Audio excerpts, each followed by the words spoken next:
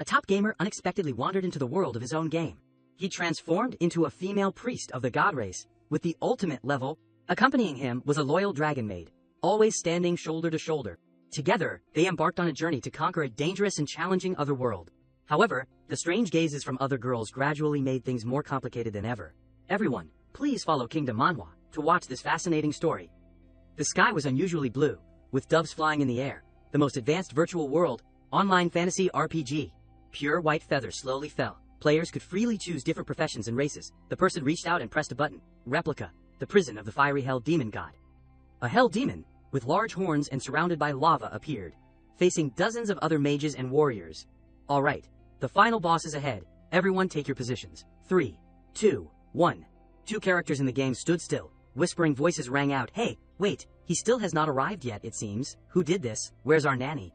The dazzling sunlight filtered through the green trees. The person reached out and pressed a button. A female character with porcelain white skin and striking black-blue hair was created. Strange in here. She stood still, turning her head to look around. Not a replica of the hell demon prison, huh? She pursed her lips. A gust of wind brushed past, causing her hair to flutter slightly. The air smelled of grass and the fragrance of flowers. She turned her head, observing the strange space she had accidentally fallen into. The previous system could not do things like this. The person reached out and grabbed a falling young leaf. The feeling of touching it was very similar to reality.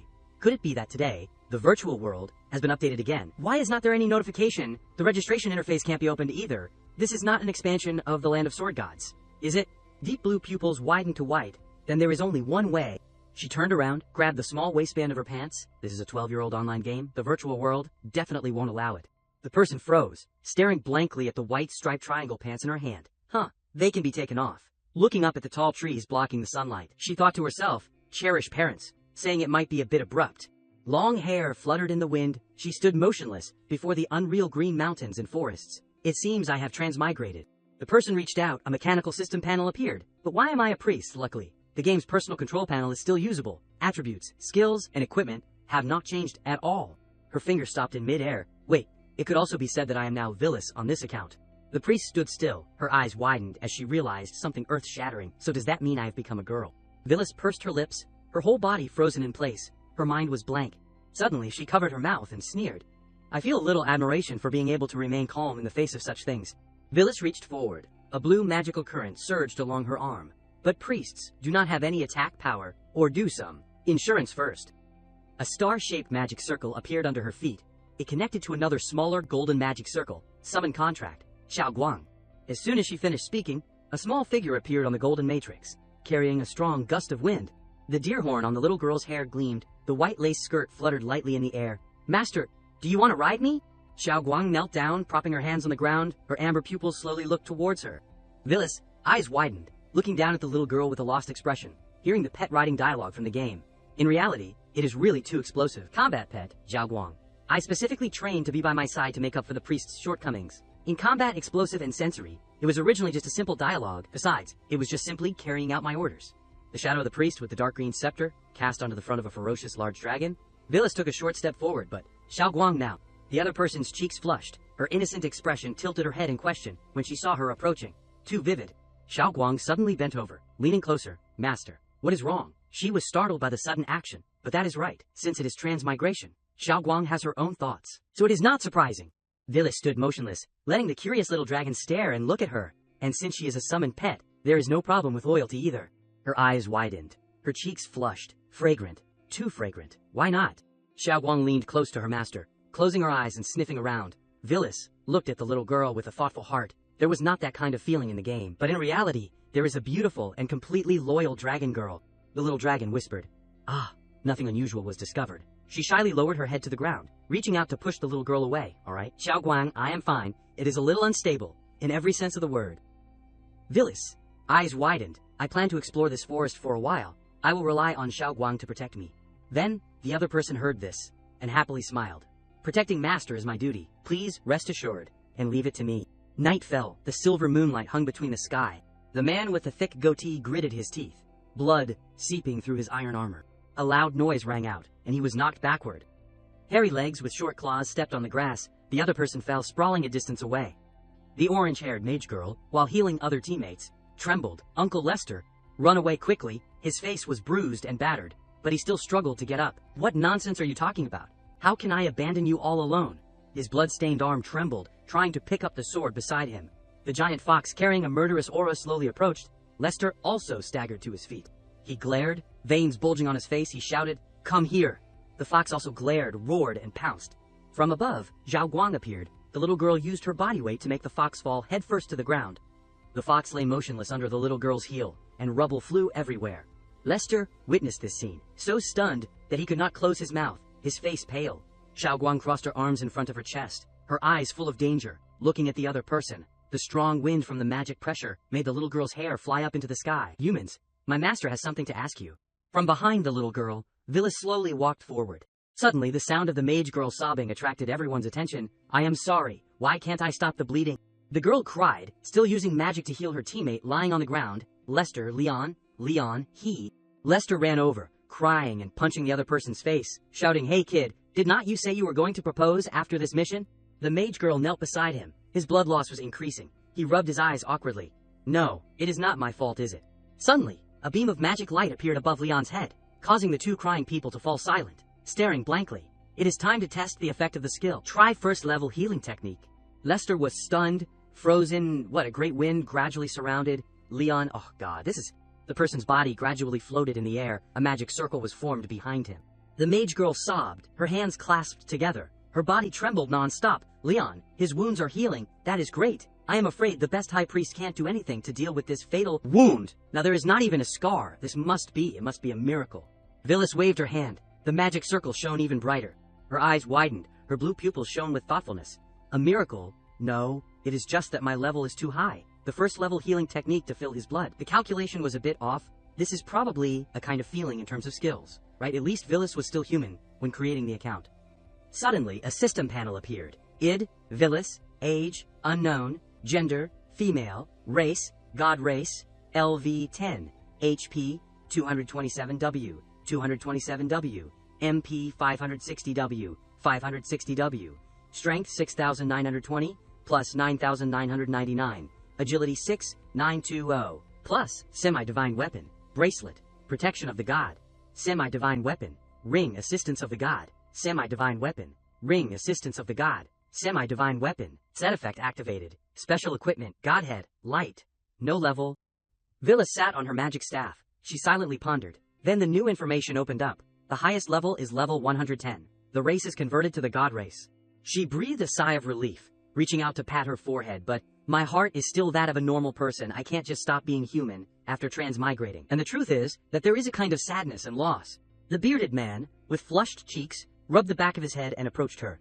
"I am so grateful to you. My name is Lester. Our team survived thanks to you." The boy Leon, not far away, just woke up and jumped, shouting, "You damn Lester, damn it, your slap almost sent me away." Villas calmly, "It was just a helping hand. No need to be so polite."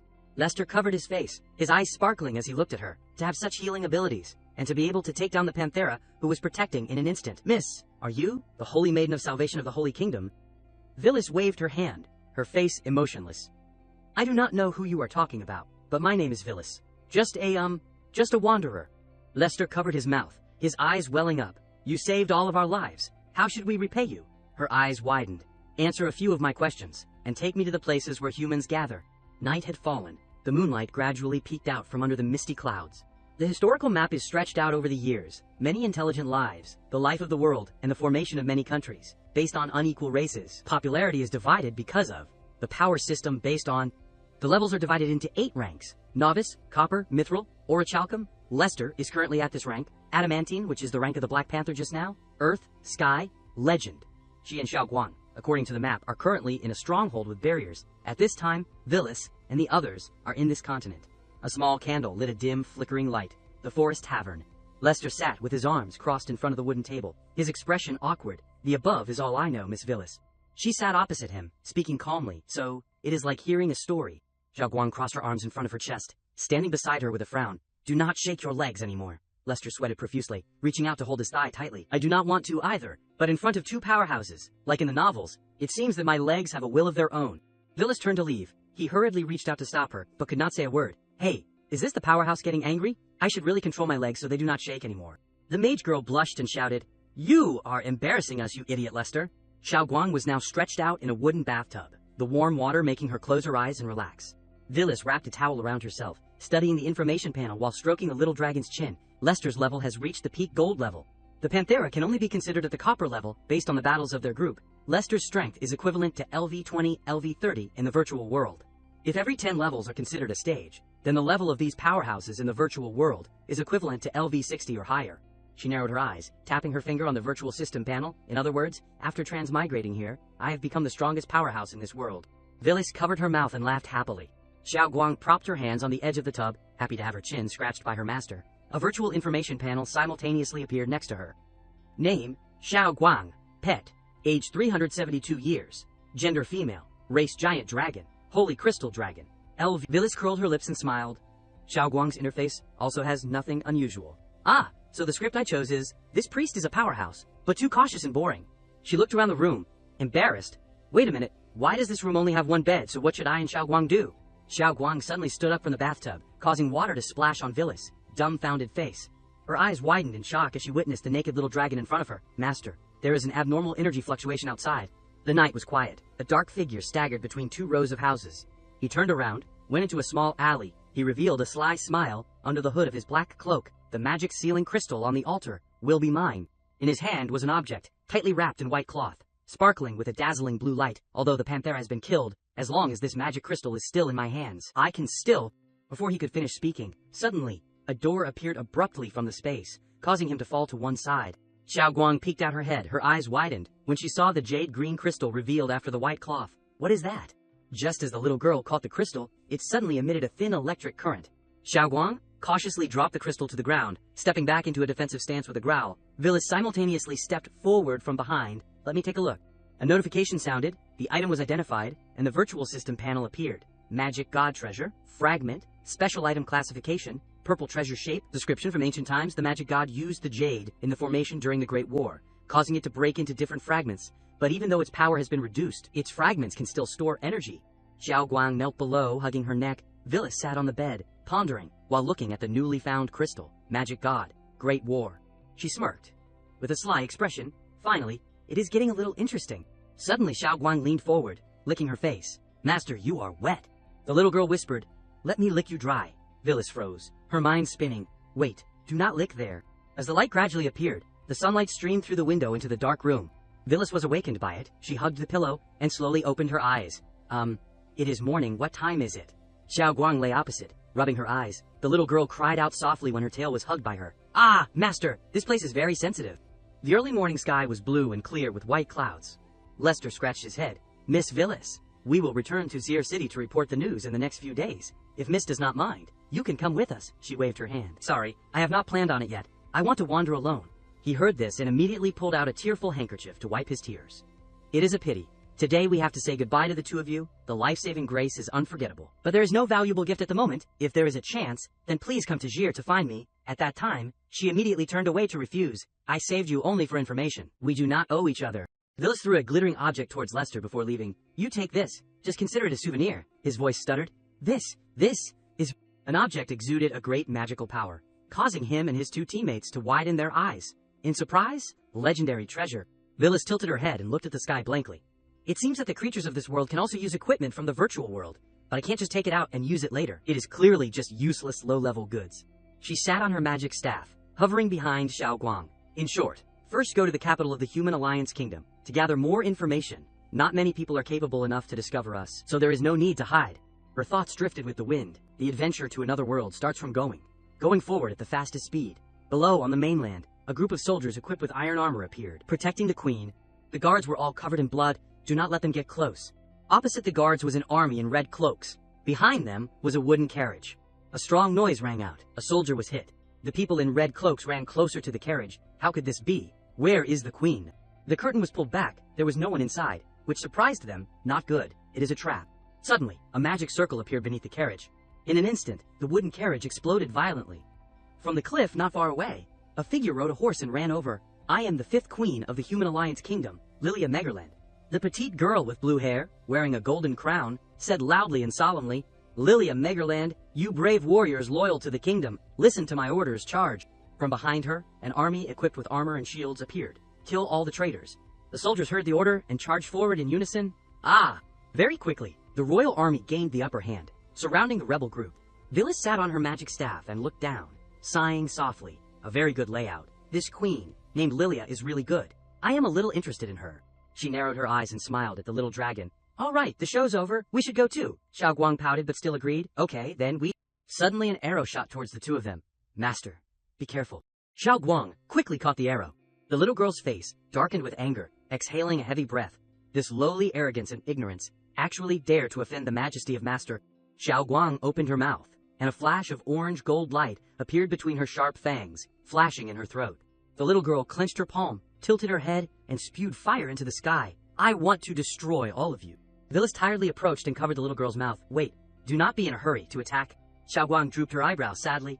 Master, I am really sorry. I acted without permission. Without your permission. She narrowed her eyes, waving her hand. It is okay, you are protecting me. Villis gently stroked the little girl's head, but the commotion just now was a bit big. Xiao Guang temporarily returned to the pet space. The other person obediently nodded. Yes. She closed her eyes and meditated, and a pair of snow-white wings slowly unfolded from behind her. Divine dance.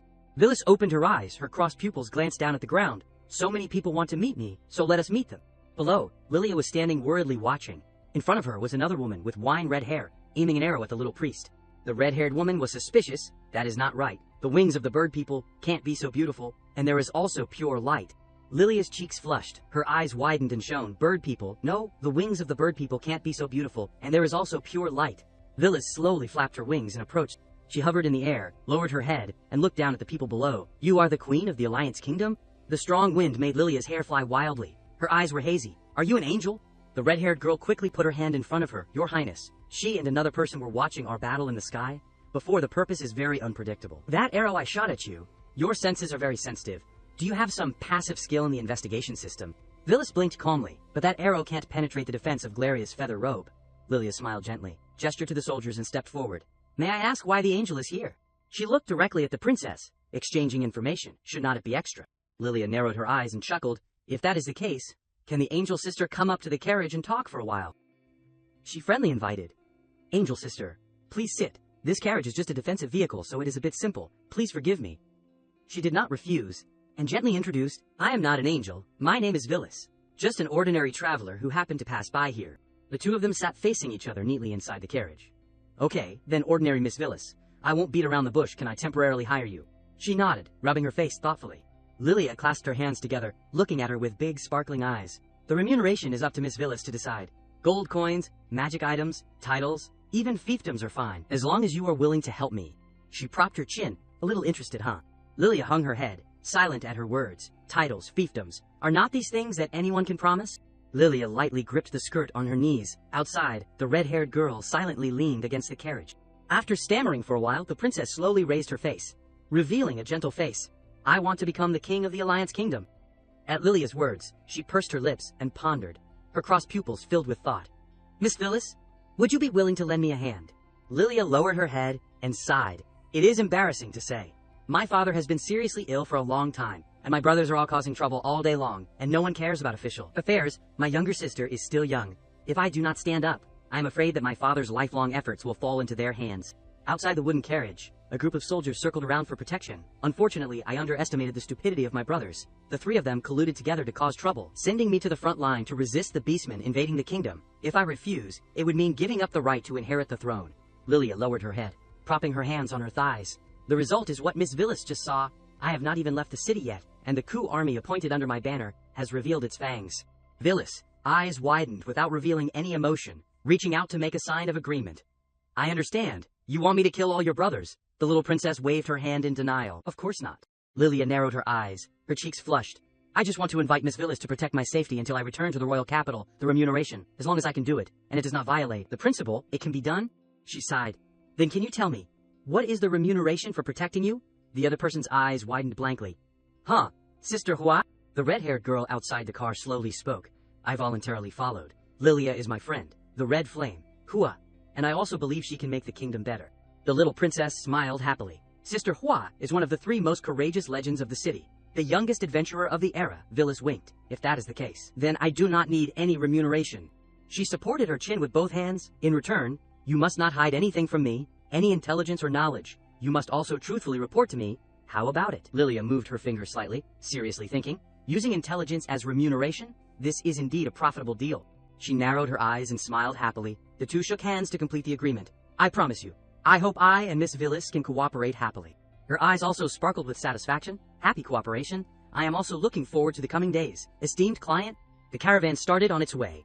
Villis stared at the book of history. The story says that this book says that most of the confessions of the race when they reach adulthood can go to the battlefield as a warrior and can even be on par with the elite soldiers of humans. Is this true? The little princess was a little embarrassed. In fact, domestic books have tried to weaken the assessment of beastmen. In fact, they are even more troublesome.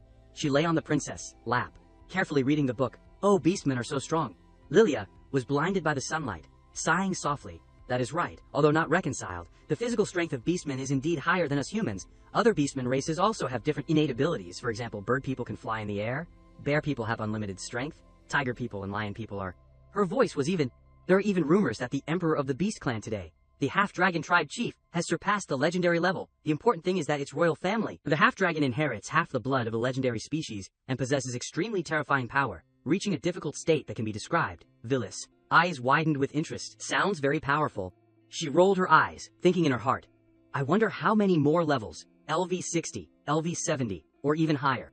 The car stopped, Lilia suddenly exclaimed. Ouch!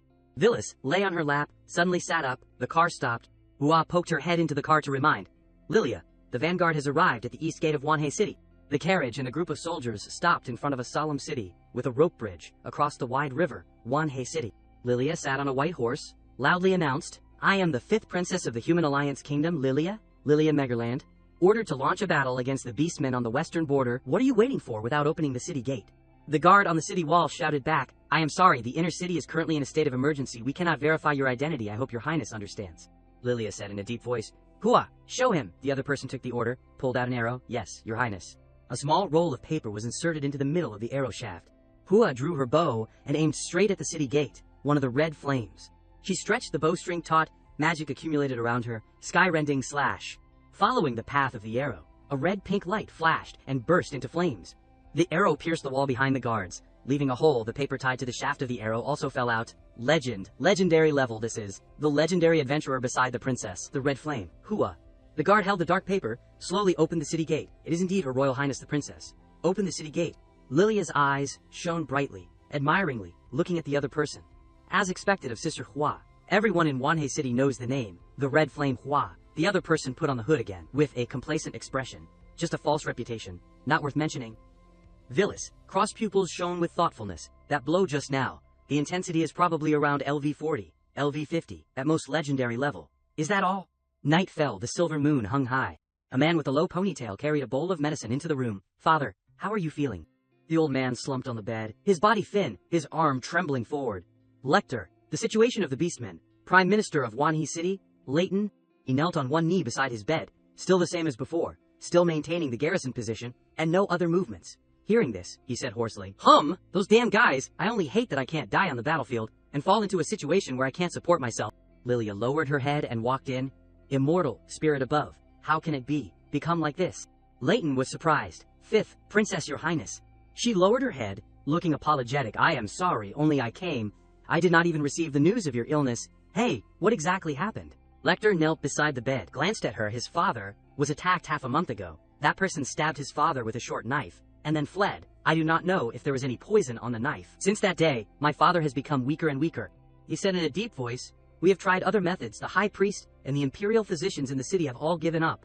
Villis peeked from behind. Intelligence discovery. The space in front of her gradually turned green. As if, covered by the system, Lecter was still kneeling beside his father's bed. Your Highness, what did you just say about not receiving the news? The fact that my father is seriously ill must not be known to the beastmen, so he secretly sent intelligence to the royal capital early. Lilia clenched her palms until they trembled. My good brothers, in order to prevent me from competing for the throne, they even disregarded the safety of the border. Villis secretly assessed. There are no debuffs in the virtual world? Is this the main product of this world? Leighton patted his son on the shoulder. If they hear that I am dead, they will definitely take advantage of the demoralized state to launch a large-scale attack. He suddenly shouted loudly, his veins bulging on his face.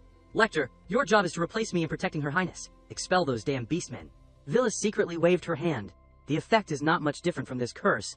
He has been sobbing since when? Yes, father, rest assured. She closed her eyes, clasped her hands in front of her chest, as if praying. Her hair flew wildly in the air. Try that. The sudden light from her body stunned Lecter. His eyes looked back in doubt. Lily and Hua were also surprised in place. A sparkling column of light carrying huge magic power shot into the sky, heavenly blessing. Magic fluctuations ran and jumped in the air, carrying soft feathers flying everywhere. Lecter fell backwards to the floor, his mouth open, shocked. Villis lowered her head, closed her eyes, and prayed. Tiny golden magic spots wrapped around her body. After the ritual was over, her hair swayed and slowly returned to normal. She also opened her eyes and raised her face. The golden magic surrounding Leighton's body made his body stronger, his muscles bulging. In the silent night sky, a surprise scream rang out, huh? The full moon shone on the ground, and along the green meadow were large camps, lit up on both sides of the road. The Beastmen camp.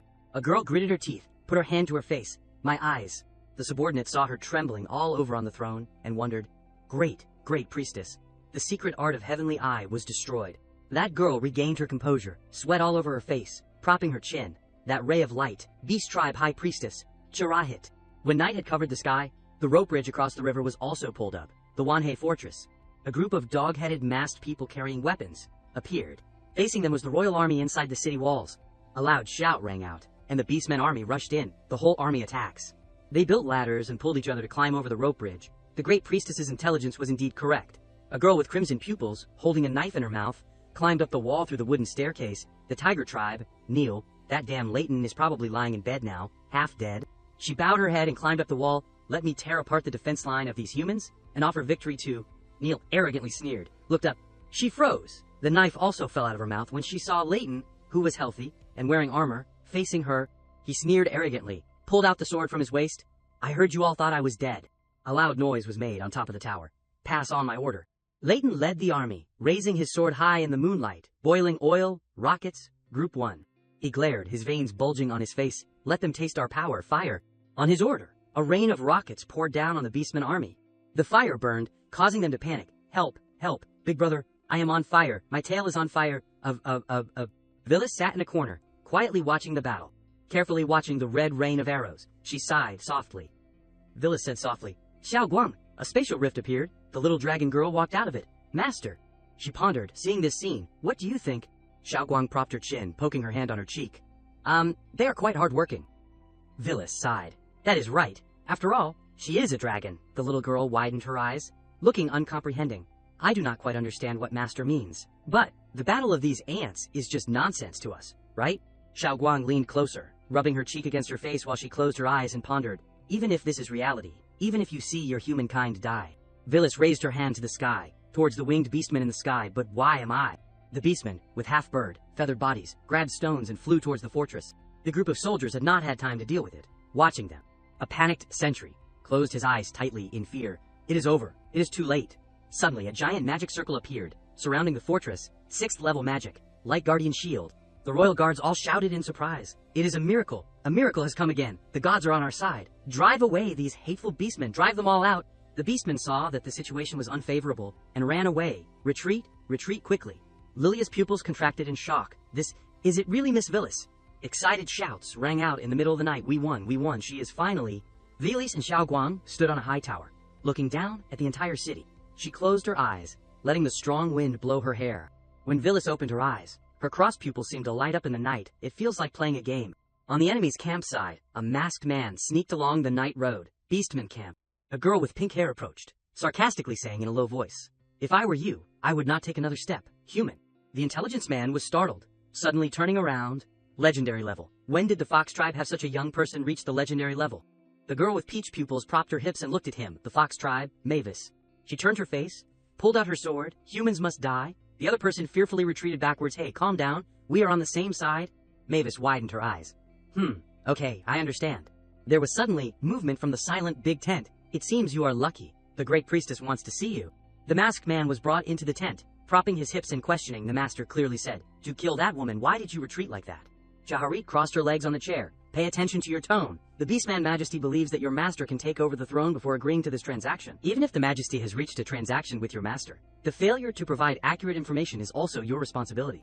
She gritted her teeth, glaring. Leighton did not die from the curse at all. He is alive and well, standing on the city wall, commanding. The masked man pointed his finger. Are you lying? Jaharit was ashamed and angry. Do you need to manage it? She pulled the hood to cover her face.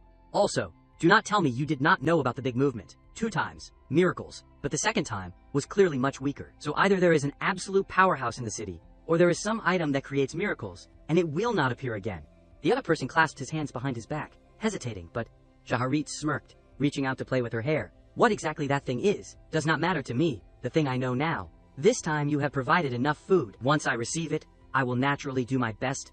She reached out and raised Mavis' chin, who was kneeling at her feet. Mavis, if you assassinate the princess, how much percentage of success can you have? The other person obediently leaned forward, looking up at her master. If there is really an existence in the city that surpasses the legendary level, 3%. Shaharit tilted her head and smirked. What if the princess leaves the city? Mavis said in a deep voice, her eyes cold and murderous. 10%. Shaharit waved her hand. If you keep holding back like this, what reason does she have to leave the city? Sudden attacks, beheading, burning food, wanting to force my beastman army to retreat. She must leave the city. The fire flickered in the dark space. If the princess is really as smart as you say. Lilia looked down from the window of the observation tower. For Miss Villas, I have decided. She smiled gently, turning towards her. I will attack the beastman's logistics. Shaharit propped her chin and smirked, her face smug. It is her death day. Seeing that she said so, Villas only calmly raised the teacup in her hand with a look that had nothing to do with me, and leisurely replied, Why are you telling me? Suddenly Lilia said in a deep voice, Miss Villas, you still do not understand that you have gone too far. What, from using magic like miracles to heal General Lighton? That moment was suddenly recreated in the memory of the time when Villas used her power to help in an emergency. And then Lilia continued, or the mysterious light cage to help us repel the beastmen. Now she covered her mouth with a smile. Can all be considered miracles? Now every move of yours is a very important matter. If it was not for the fact that only a few people knew about it, and they were strictly warned by Leighton, I am afraid that someone would have set up a statue of Miss Villas in the center of the square by now. Hearing that she was being built a statue in the center of the square, Villas immediately spat out the sip of tea she had just drunk in shock, and said, Forgive my incompetence. At this time Villas wondered, but did not the beastmen just retreat? But they did not attack. They are clearly waiting for an opportunity. Would not going out of the city fall into their trap? Hearing this, Lilia sighed and replied, That is right. To put it bluntly, the annual invasion of the beastmen is for food and wealth. Although they are strong, their way of life is still stuck in a fairly primitive society, so prolonging the war is not a good thing for them. Lilia stood leaning against the window, the wind blowing wildly, her voice raised. But I do not have much time left. If my father has something wrong, the struggle for the throne will begin. If I still have not returned at that time? Suddenly she smiled brightly, her words a little choked, changing to a more legitimate reason. You see, the residents of the city are all living in fear. I, as a royal family, must of course quickly help them resolve the threat of the beastmen. Responding to Lilia was only her strange calmness. Suddenly Xiao Guang's voice warned in her ear. Master, she is lying. Villas immediately responded through telepathy in her head. I know, she is a great queen who is not straightforward at all, clearly knowing that this behavior will be more bad than good. Her eyes looked over at Lilia standing there, and then made a decision. No matter what the goal is, but dying is completely not worth it. Thinking so, the corner of her mouth slightly raised. Then Villas' hand reached out in front of her. A blue magic appeared. She opened her mouth. Lilia, want to learn my skills? In fact, the player skill tree of the Xuanxi world is just a simple instruction manual. Players can know what skills they have learned, and what their responsibilities are. And the things needed for learning skills are of 3 types: level, skill points, and conditions to be met. For example, the conditions to be met for a certain 10th level magic is for the priest to single-handedly kill 1,000 dark element lords. At that time, I had to grind for more than half a year, almost becoming a psychological shadow. Looking at the words on the screen, she felt her head buzzing, but looking at it from another angle, the conditions to be met are not a problem. Sliding her hand over those words, she assessed. Its NPCs have a concept of level. The problem is skill points. It cannot be seen, it cannot be touched, it cannot be named. The origin of life, the Kabbalah tree of life, and the newly born seedlings on the top of the Kabbalah tree turn into a replica of the Kabbalah tree of life. When this Villas explained to Lilia more, its effect is only a copy, in addition to mimicking anything of divine weapons and living things born. A thought flashed through her mind, and after transmigrating, the effect still exists. But I do not know what the extent is. Villas signaled, Close your eyes. Lilia immediately obeyed and closed her eyes. Villas' arm then reached out to her, transferring an amount of power into her body, and then branches appeared, also known as the replica of the Kabbalah tree of life. As soon as that power was transmitted into Lilia's body, as if awakening all her senses, she could feel the change. Lufeng, carry out the movement to manipulate the air. Fengzhan, condense the air into the shape of a blade to attack. Then she seemed to realize the blessing of air currents. These are the power of Miss Villas. When this power was finished being transmitted, she subconsciously turned around. Before her was Villas sitting cross-legged on the chair, speaking slowly. At that time Lilia's whole body was limp, and she knelt down. Villas' tone was full of meaning. Being too greedy is not good. Your level is not enough yet. As soon as the words were finished, Lilia knelt down respectfully. I, Lilia Megarand, the 5th Queen of the United Kingdom, Then she knelt on one knee, saluting, raising her face and saying, "Although I cannot change my beliefs about the gods of the Holy Kingdom, I thank you for all that you have done for me, teacher." Hearing her call her that, Vilis was a little embarrassed. "Please do not call me teacher, you can call me Sai, sister is fine. What exactly is the Holy Kingdom? I told you I do not know the saint of the Holy Kingdom." At this time she stood up while helping Lilia, "But anyway, I can consider you as my disciple, then I will give you a small gift." Now she helped Lilia sit down in front of the dressing table, and then she said shyly, "Ah, I have received too much care." Vilis hand held a ribbon around her neck. Quickly, she tied it into an exquisite bow tie with a glittering gem. Smiling, it has nothing to do with gods, and does not care about teachers and disciples either. Afterwards, Hua looked at the map to strategize. Currently, the army of the Beast Kingdom is stationed in the area of 5 miles around Wanhe Fortress. Probably their logistics unit is not far away. So we must advance north, following the banks of the Black River and heading straight into the Beast Kingdom. At that time, she drew that route on the map and continued to discuss. And then disguise ourselves as merchants to cross each group, in general, after a 3-day route, meet in the northwest of the Beastman army. Seeing this, Lilia spoke. "It is very dangerous, but this is the most likely method to succeed." Vilis wondered, why not cross the river directly? Hearing this, Hua explained, "This Black River flows around the territory of the Beastmen, which happens to help the Beastmen increase their natural defense network. But the most important thing is that there used to be a large dragon living inside the Black River. Although the Black Dragon has left, it left behind a large number of magical beasts with the bloodline of the dragon. No one has ever heard of anyone being able to cross the Black River. Moreover, we are disguised to march without taking any boats." At this point, Vilis suddenly understood the problem, which also means that having a boat is okay, right? As she finished speaking, she conjured a boat with magic, which looked very dazzling. Seeing the boat, everyone exclaimed, "Oh my god, the boat is so beautiful, I have never seen it before." One like. For the immortal spirit, as expected, the queen is protected by the gods. At this time, the energy has been activated inside the boat. Ms. Vilis, the Noah boat number 01, has been waiting for a long time. The soldiers all look surprised. At this time, Hua opened her mouth. "Lilia, Ms. Vilis can actually take out such a large warship?" "What?" Lilia then continued. "I told you, there is nothing that Vilis' sister can't do." After saying that, she took Hua's hand and left. "Okay, do not think so much. Let us set off." In this way, Hua also realized that there was some change in Lilia. "Hey, it has only been one night, but why do I see Lilia's strength increase so much?" Responding to her was Lilia's bright smile, and then the command rang out, "Everyone, quickly move the horses and luggage onto the boat. We are crossing the Black River." Now Vilis contacted Xiaoguang through space. "Xiaoguang, why have not you said anything since yesterday?" The little girl seemed to be sulking. No. Anyway, Master is just happy to be with that woman." Hearing that tone, Vilis asked, "Hey, could it be, are you jealous?" The little girl immediately denied, "No way." Xiaoguang lay on the floor, her tail wagging and saying, "Whatever Master does is right, but I can't understand why you are so good to a human." Hearing those words, Vilis turned to look at Lilia thoughtfully. Being good to her? Maybe. I am just curious how far she can go. "Over here," Lilia loudly ordered. "All troops, prepare." Suddenly, a panicked voice shouted, "There is something." A strange shape emerged from the water, and it introduced itself. "I am the great king of the Black River, the magic dragon Narionair." Immediately afterwards, a huge body shouted loudly, "The guardian of the Black River, Narionair." Narionair's eyes touched the tiny Vilis standing there and said, "These weak humans are so bold as to break into this place." But before he could finish speaking, he was kicked by Vilis, stomping his head into the water. Her expression at this time felt very puzzled. On the other side, a light golden dragon, who was Xiaoguang, also yawned after a good night's sleep. "This is the pet space?" The little girl's sigh rang out. "It is really boring. Is there nothing interesting?" Suddenly, a light flashed, attracting the little girl's attention. Immediately, Xiaoguang followed the light and appeared with joy, calling her name, Vilis-sama. But then that smile immediately disappeared. Before the little girl was Narionair, his eyes lit up. "Oh, this aura, the dragon bloodline is even higher than my father's." Vilis next to her said, "Do not be impatient. I am here." Seeing Vilis, Xiaoguang could not hide her joy. "Is this dead turtle the food you brought me?" The two sat on Narionair's turtle shell, and Vilis opened her mouth. "Be good, this one can't be eaten. It is just that there are some things that are not convenient to say outside." At this time, Vilis brought up the old topic, the thing that you wanted to say to me privately before. "You can say it now." The person who finally spoke was Narionair. "Well done, magic god. This territory is indeed a god country."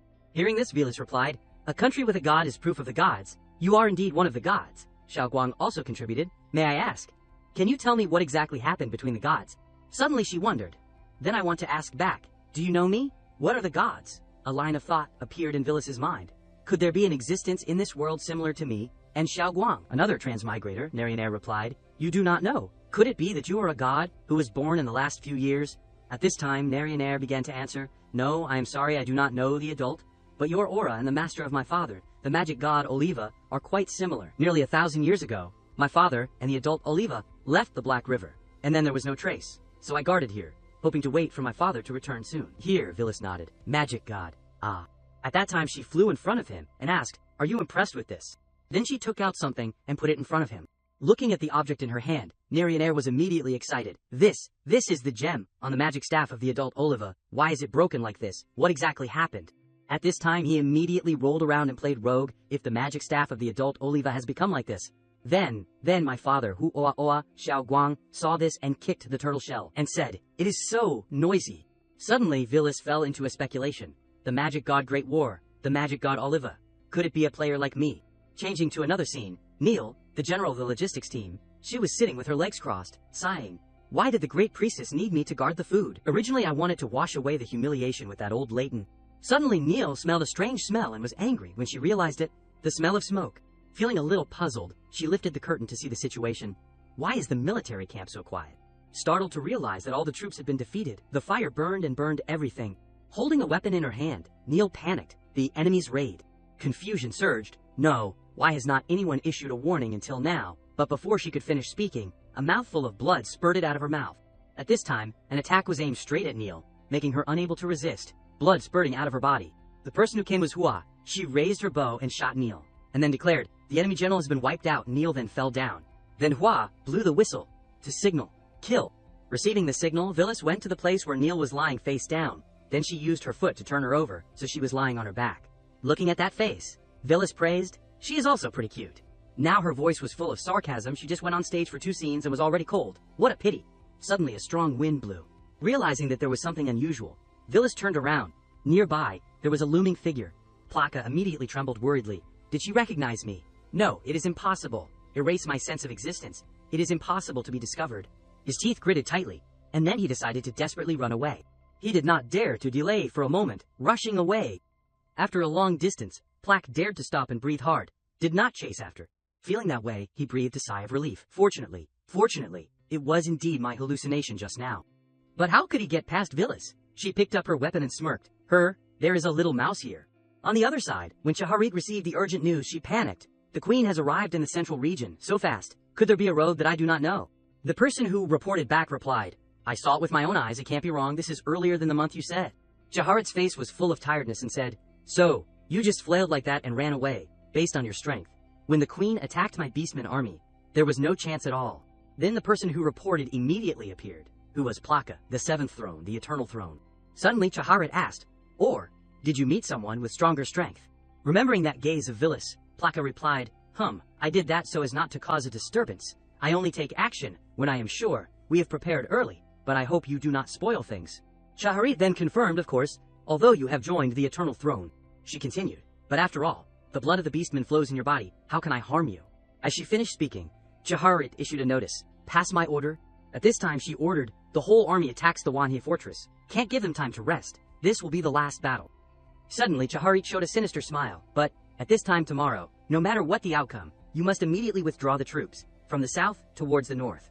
Withdraw into the country. In this way, I will not treat the salary, food, and assets provided by the allies badly, but whether the gods exist or not, leave it to you, eternal throne, to explore." On the other side, Villas used the summoning of the light element saint to explore their conversation. After listening for a while she wondered, "The eternal throne?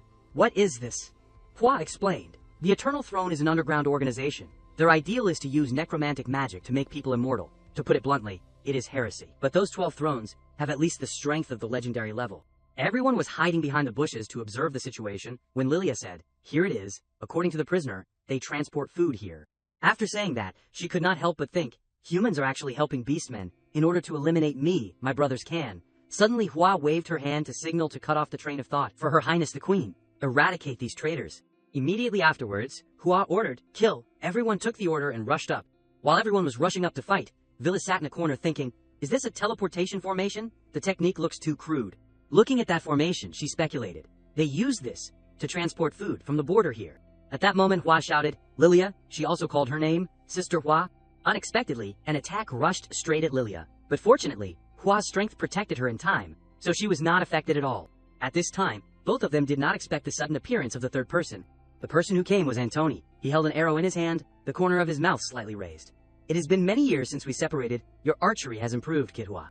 Seeing this, Hua gritted her teeth and replied, "But you have not improved at all, master." He then smiled sinisterly. When she heard Hua call him that, Lilia was surprised. Hua's master, the world's #1 archery master, did not he? The last 3 words came out, "is dead." Seeing the situation like that, Villis smiled slightly. "Oh, it is getting interesting." And Tony said, "It does not matter. This old man has been dead for a long time." Then he told about that resurrection. But this old man met the eternal throne, was given endless power, necromantic magic, from a severed head. At that moment, it was attached to the body. Antony's whole body was murderous and said, "I am the 6th throne of the eternal throne. Antony Stevenson, Princess Lilia Megerland, today is your death day." Realizing that something was wrong, Lilia advised Hua, "Sister Hua, retreat quickly, this is a trap. Sister Hua." But responding to her was a resolute word. "I am sorry, Lilia, I have never told you the whole truth of the story before." Hearing those words, Lilia's expression was full of confusion. Then Hua said, "Part of the reason I followed you to the front line was to find the whereabouts of the eternal throne. Later, no matter how you scold me, I must sever ties with him." Lilia could not accept it and shouted, "You idiot," causing Hua to stop. Now she still replied, "I do not care why you are doing it. You are all my friends. I do not care what you want to do. You must live." Hua looked up and adjusted her hat slightly, answering, "Ah, that is for sure." On the other side, Antony was full of sarcasm. You still have the mood to act out that boring dialogue. Have you forgotten how disheveled you were when you escaped from my hands that year?" His voice suddenly sank. 2 thrones. It is time to harvest." Those dead people suddenly stood up, following a white ribbon with the chant, "Eternal throne, 4th throne." In the blink of an eye, they turned into the undead garment, wrapped in white cloth, holding weapons, and continued the chant, "Leave your lives." At that time, Lilia worried, are those 3 people legendary level? But Hua just sneered. Seeing her attitude like that, Antony wondered, in such a wonderful state, "What are you laughing at?" Hua replied, "Nothing. I just want to tell you." Immediately she rushed up. Her hateful eyes shouted, "Who is your opponent?" Those words seemed to stimulate Antony. Very good, then let me see. Then the 2 rushed into battle. He did not forget to satirize. 6 legendary moves that I taught you. How many moves can you shoot now? The 2 undead garment also started to act. You are the legendary powerhouse, the transcendence level. Villis reached out to stop Lilia's actions and then said, "It is too early for you now." Looking at that action, Lilia felt strange, But Villis just narrowed her eyes and replied, "Leave it to the dead and alive. You still have to take responsibility for your soldiers, right?" Suddenly, she said mysteriously, "I will take care of these 3 monsters." At this time, it was as if she had been transported to another space, with darkness covering it, along with iron chains everywhere. "That is the Iron Blood Arena?" Seeing the surrounding scenery change, the 2 were surprised. "What?" Her eyes were cold and blurred, just like its name, Dual Arena. The designated unit within the scope will be forced to enter that space, regardless of life or death, or after 24 hours. They cannot escape from that area. It is just that the effect is a bit abstract. You can't use any offensive skills. When playing PvP, it usually becomes a brawl between 2 muscular men. Here Villis sighed and patted her forehead. The person who designed this skill must be a philosopher. Suddenly she glanced at them. But at this rate, including the little mouse over there, I can't bother my apprentice anymore. As soon as she mentioned it, Plaka immediately appeared. The 3 of them are on the same side, in this battle, to fight Villis. Their eyes were red, and they said, "You think, this is all of our combat power?" Outside, Lilia was solving the remnants there when a voice shouted, "Your Highness, be careful." A pink figure suddenly appeared on the branch. Her eyes were puzzled, strange. What came into her sight was Lilia, who was fighting hard. Immediately, she moved in the blink of an eye, destroying a number of troops. In Mavis's hand were 2 knives with a corner cut out of the blade, and she somersaulted down, saying, "Why can't I see your weak point?" Suddenly, Mavis appeared right in front of Lilia, at a very close distance. Suddenly she said, "Forget it, go die." Finishing speaking, she launched a slash. After somersaulting once and landing, Mavis looked back in surprise. Lilia was still unharmed. After the slash just now, only breathing a little fast, Mavis felt interested. Interesting. At that key moment, Lilia used Box Ascending, a one-time automatic block of a fatal attack, exceeding 99,999 damage points, cooldown time, 24 hours. At this time, the light on the necklace that Villis put on her shone, turning out to be the key point to block the attack for her. Now talking about Plaka's past, Plaka was also like the ordinary people of the beast race. He was not happy when he was young, but he was also lucky. He was born an assassin. He had the privilege. His talent was to erase the feeling of existence. As long as he was not seen, he was invincible. That is right, even if he did not win against them. But if the opponent did not pay attention to himself, they would eventually become souls under my blade. So Plaka thought so. Until, at that time, his eyes became panicked and disoriented.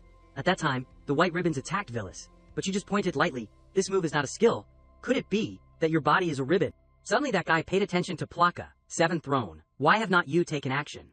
When the shadows of Villis came into their sight, he then felt, if the only strong point is discovered by others, thinking so, Plaka immediately knelt at Villis' feet. This humble one has eyes but did not see Mount High. Please spare my life. This scene stunned the undead garment, this little ghost. Forget it, keep an eye on him. They then rushed to attack. This is the power of the undead garment. You simply cannot break through our encirclement. But Phyllis did not bother to say much, swinging her weapon and slashing them into pieces. She came to Plaka's side, who was trembling. Now that you mention it, I have no way to actively undo this space. To get out, either kill everyone and leave only one person, or wait all day. Hearing those words, Plaka panicked. What? Why is this happening? Do not tell me you plan to. Phyllis replied. Rest assured, I will resurrect you later. He was immediately terrified and desperate. Please, do not. Now Hua was still fighting with Antoni. Seeing her at a disadvantage, he contemptuously said, It is really too disappointing. You are the disciple I am most proud of. You clearly understand the second move of the Honglen Luktuk better than me, but why have not you been able to learn the last move until now but still only using the first move? Could it be that the days in the kingdom have made you forget how to draw your bow? Angered by his words, Hua shouted, Shut up, you have no right to say me. My master is dead. Now you are just a walking corpse, no more, no less. You have no right to say me. Antoni then smiled coldly. That is the end of it. The two then made a move. Hua used Strange Move 1, while Antoni performed Strange Move 2. Two arrows rushed into each other. Hua shouted. Flying Flame, Antoni shouted. Dividing Sky. Suddenly, with an unpredictable expression, he raised his bow. Foolish disciple, if you want to blame, you must blame yourself for standing opposite the Eternal Throne. Strange Move 3, Karma Fire. But suddenly, Hua's arrow brushed past Antoni's face, causing him to freeze. What? Her finger pointed angrily at him. Before you die, you always mumbled why you did not learn the last 3 moves of the Honglian archery. Her steps approached, saying what the last 3 moves are the territory of the gods. Originally relying only on the limited life of humans, will not be able to do it. The image of Hua at this time was like Hua Mulan dancing in a sea of fire, she asked. Do you still remember? Antoni replied, Of course I remember. People always thought that the Honglian archery was created by me. But I am just an ordinary person who spent a lifetime learning the first 3 moves. If it was not for the Eternal Throne. Suddenly Hua's voice cut off the words he was saying. Enough. At that time her grievances broke out. Besides his name, how many things of his own do you remember? He likes to drink alcohol, but he only likes the alcohol of the familiar shop in the West City. He likes to sleep on trees. He once said that he could not forget the widow who married early at the head of the village.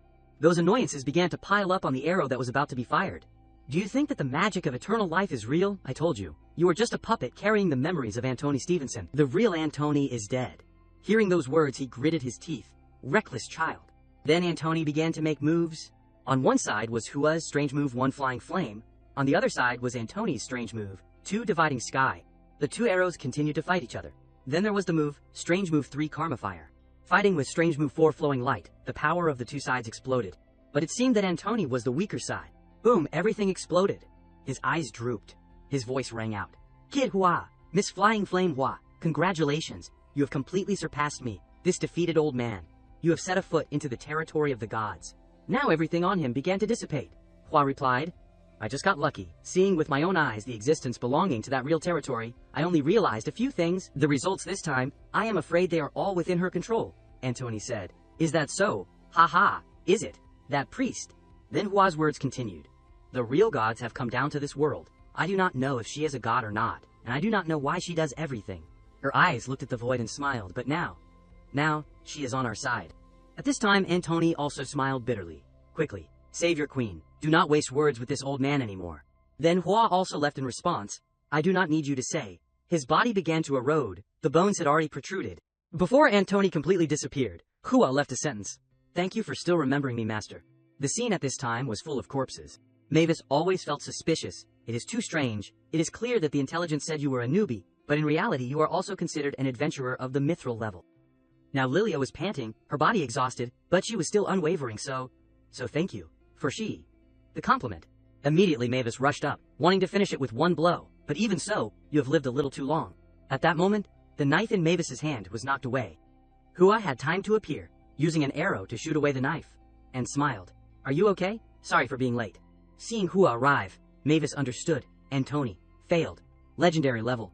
Then she remembered when Shaharit had instructed, remember, if something unexpected happens, even if you can't complete the mission, you must retreat immediately. Currently, emotions have clouded Mavis's rationality. Her eyes became hateful. I am sorry. High Priestess, I do not want to lose. Suddenly, Mavis held a knife and stabbed herself. Blood spurted out from the wound, and her mouth she smiled. Secret technique, cough cough, fox spirit. At this time, her powers suddenly erupted. Seeing this, everyone could not believe it. She is crazy. That is not right. She is borrowing death to summon something. Without thinking much, Hua raised her bow. Strange move for flowing light. She was now immersed in the spell of summoning the death spirit Star Death Summon. A red scene rolled up. Suddenly Mavis's eyes widened and she roared. For God! What is in front of her now is no longer simply Mavis. She has used herself to summon the spirit of death, Star Death Summon. It only has one giant eye, looking sideways. Then, looking down at Hua and Lilia, she could not understand. Why? Why can't I see your death? Suddenly, she held the scythe of death and flew over, saying, Your fate has been changed. At this time, Villis had also escaped from the arena, and Lilia quickly realized, Sister Villis. Her hand held the scepter tightly. From there, she cast and opened a formation, gradually forming multiple magic circles. Suddenly, Villis's whole body shone. She was clasping her hands together as if praying, or chanting something. That is Villis's angel. The scepter at that time had turned gold and changed its shape, and then she raised her hand high and said, I say, there must be light. In her eyes at this time, a bright cross appeared. The formation is called 10-level magic, my body is light. It turned out that in order to deal with evil, she used good to fight against it. On one side was an angel, on the other side was the god of death. Mavis started to panic. Who exactly are you? At this time Villis requested, Lilia, please lead some people away from here first. Lilia immediately took the order. I understand. Still with that characteristic calmness, Villis sighed. It is really tiring. You insist on me introducing myself. Can't you introduce yourself first? Hearing this, Mavis began to introduce. I am manifested here by Muis's summoning. I am the death spirit Star Death. Then she added, I am the manipulator of death. I am a god. Seeing those two words, Villis muttered, Gods. Suddenly she winked and replied, Is that so? My name is Villis. I am the one who is going to beat you up. Her words made it feel ridiculous. Foolish woman. I will open your eyes a little. Immediately afterwards, she cast the power of the rules of death, closing and return direction, but Villis still stood still without moving. Suddenly she realized, sorry, my equipment is a bit passive. If a single attack is too low in damage, it will be directly immune, so you better not use AoE. Changing the damage to Momer will be better, Feather Robe Galleria. But there is no way it would believe Villis's advice. Impossible. Even a god can't block this blow with flesh. Finishing speaking, it released the attack Extinction Deathlight. That blow looked quite strong, denting a long line of the ground. Of course Villis was unharmed. She was protected by the wings of her angel, and her voice rang out. How impolite. Did not listen. Then Villis shrugged, teasingly. Oh, it seems I understand. The so-called rule of death is just an attack that causes death in an instant, right? It could not have imagined that its move had not even touched a strand of her hair. And you can't see death, Villis replied, and did not forget to tease. As long as there is a certain level difference, it will be difficult to have an effect, in my opinion. The attribute of killing in an instant is the most useless skill in all games. Hearing this, it angrily shouted, Shut up! And began to use another move to avenge Forbidden 7 Cycles Extinction World. Villis just closed her eyes and boredly assessed, this skill does not even have the power of level 100. Suddenly, whatever Villis did, the angel also acted the same. Her face was gentle and radiant, holding the scepter and reaching out. Then she waved her hand, her voice calmly sarcastic, You are worthy to be a god. According to the position that Villis pointed, a huge and powerful force was immediately released. Its power was so terrible that it could swallow the enemy. It shouted incredulously, That woman, monster! At this time the form of the god of death had disappeared, leaving only a round shadow containing Mavis. Suddenly she fell like a free-falling object, when the net to catch her had been torn. Mavis's body fell to the ground. Villis slowly approached. It is too much. Who said girls are monsters? People are just ordinary people. Looking at Mavis's body without a single piece of cloth, she guessed that this little fox must be the one who summoned the star from dew. From somewhere she took out the equipment conjured from Bucky, sighing, Fortunately, I do not want this undead garment either. In a flash, Villis wrapped those ribbons around Mavis. At Wanhei Fortress, Lecter suddenly realized, the beastmen, they are retreating. Outside the city, the beastmen began to flee. Everyone in the city hearing this cheered happily. Lecter happily said, We won, father, we won. Leighton gently stroked his beard. Good performance. Hearing this, Lecter scratched his head shyly. All thanks to the good teachings of the father. Leighton then hit him. Idiot, of course it is. Thanks to the merits of the queen. Immediately afterwards, his voice rang out, Pass my order. Pursue the enemy. The task is to ensure the safe withdrawal of Her Highness the Queen from the Beastman border. After defeating Muis, Lilia successfully destroyed the food teleportation formation. It seems that the beastmen chasing after also received some kind of instruction. They only stopped in a perfunctory manner. Everyone seemed to easily leave the territory of the Beast Kingdom. Now back in the city, Xiao Guang appeared and complained. It is true. Why did not I have any chance to go into battle this time? Suddenly the little girl came closer and asked, Master, are we just leaving like this? Villis stroked Xiao Guang's head and replied, That is right, anyway. The matter is almost done. Being stroked on the head, Xiao Guang happily nodded repeatedly. Suddenly the little girl said, But someone has discovered us. From inside the city gate, Lilia ran out in a panic, calling, "Wait, wait, wait, I knew sooner or later everyone would leave." As she ran, she said, "But, without saying goodbye, it is too far apart." Then Lilia held out something in both hands. "This is something that symbolizes my identity. As long as you give this in the United Kingdoms, it means equivalent to Lilia Megerlin's family. After thinking about it, only this can help Sister Villis a little. Please accept it." Hearing this, Villis reached out to receive it. "Is that so?" Suddenly Lilia slowly said, "Please do not forget me." Finishing, she went and kissed Villis on the cheek. In the middle of the forest, a clear lake appeared, the lake's surface sparkling under the sunlight filtering through the leaves, creating a truly peaceful scene. A drop of water fell on the surface of the lake, creating gentle ripples spreading around. Villis comfortably surfaced, gently pushing her hair back with one hand. Droplets of water rolled down on her fair skin, revealing a hot body. Villis looked up at a nearby branch and called, "Xiaoguang, are not you taking a bath?" Xiaoguang sat with her back turned, hugging her knees, her tail wrapped around the tree trunk, sulkily replied, "HMPH, I took a bath a few days ago." She teased in the water, "If you do not take a bath, you will smell," making the little girl blush with embarrassment and defend, "No, I won't." Villis raised her hair lightly with both hands, pretending not to care. "Then that is it." Sigh. "This hair is too hard to wash." The little girl was so embarrassed that her face turned red. Her hands circled in front of her chest in a coquettish way, showing that she did not like it, but she could not help but curl up, like a bat, hanging upside down on a branch, admiring the perfect body of her master. After looking, the little girl remembered that she was sulking with her master, and felt sorry for herself, bursting into tears with determination. "Even if I have to jump down here, I won't help my master wash her hair." But that fragile determination quickly collapsed, because only after that, the little girl soaked herself in the lake, happily smiling, washing Villis's hair. Even letting Villis hug her soft tail and enjoy herself, Villis wondered, "Why were you so unhappy just now?" Xiaoguang looked in another direction, pretending nothing had happened. "There is nothing." Villis's eyes lit up, as if she understood the thoughts in the little girl's heart, because of Lilia. Xiaoguang, being hit on the spot, said resentfully with a bit of anger, bursting into tears, "Ah, that kind of person dares to kiss my master secretly. Really envious, so annoying." Villis recalled when she had just received the gift. Lilia suddenly rushed over and kissed her on the cheek, helplessly sighing and explaining, "All right, that is just a misunderstanding." When Xiaoguang saw her master being kissed by someone else, she was petrified on the spot. The little girl's sky at this time seemed to collapse, so she felt wronged and shed tears. Xiaoguang ran over crying, making a fuss, but was stopped by Villis's hand, and then gently explained, "Ah, it seems you have misunderstood something. We are still planning to go to the City of Courage, so we will meet again at that time." Lilia heard her say that, and was also stunned. "Ah!" Lilia was both happy and blushing shyly, not daring to believe her ears. "Ah!"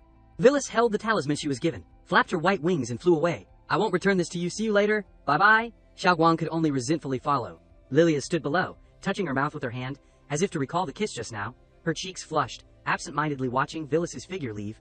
Goodbye. In the gentle sunset, Villis's figure faded away, mingling with the flock of birds flying around the sky, leaving behind an extremely poetic scene. Xiaoguang happily wiped Villis's hair. After a moment of relaxation, she spoke up and asked, "Do you still remember what Narinair told us?" The little girl thought for a while. Then she remembered, the moment she sat on the back of that long turtle, it was really comfortable. Oh, that food storage name. While in the pet space, Villis and Xiaoguang sat together on the back of the long turtle and chatted. Villis once again instructed Xiaoguang, "Don't eat it." The magic god Olivia, and the father that you just mentioned, said magic god Nisada trick. Villis comfortably let herself down on the lawn, with only a towel casually placed on her lap, leaning against Xiaoguang so that the little girl could wipe her hair. Hearing what he said, hundreds of years ago there were dragons in this world. Villis looked up at the little girl, but was blocked by her chest. "It is just that we have not seen them anymore. That is the only information related to dragons that we know."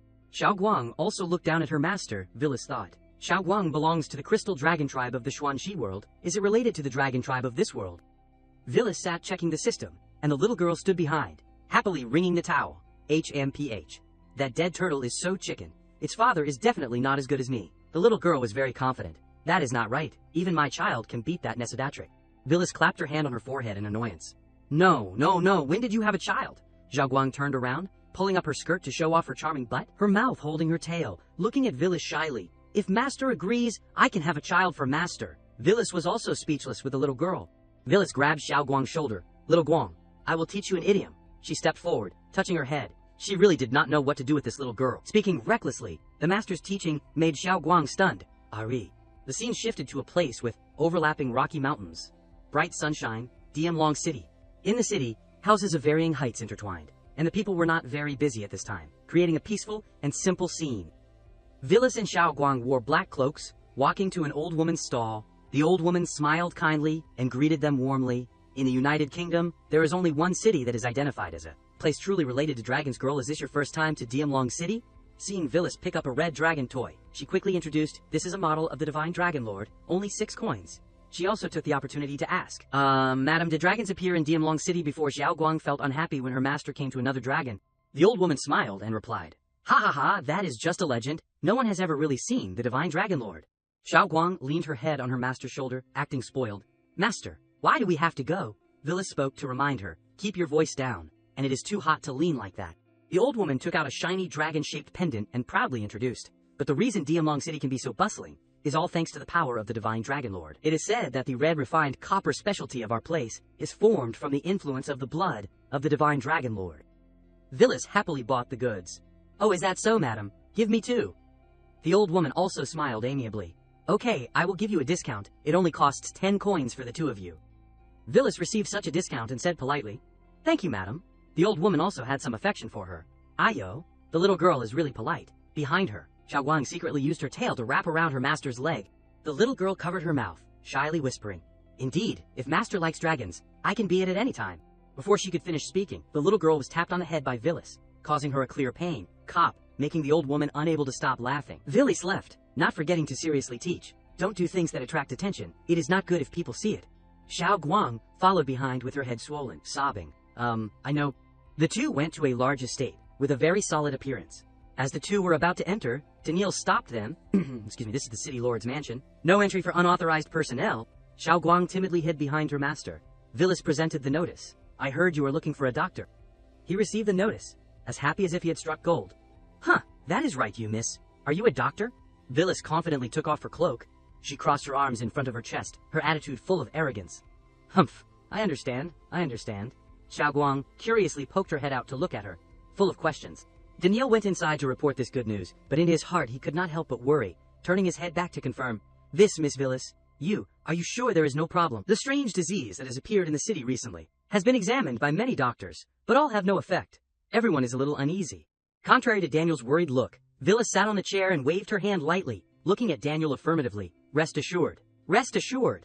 Daniel closed his eyes and sighed, then stepped forward to open the door, not forgetting to reassure the 2 of them.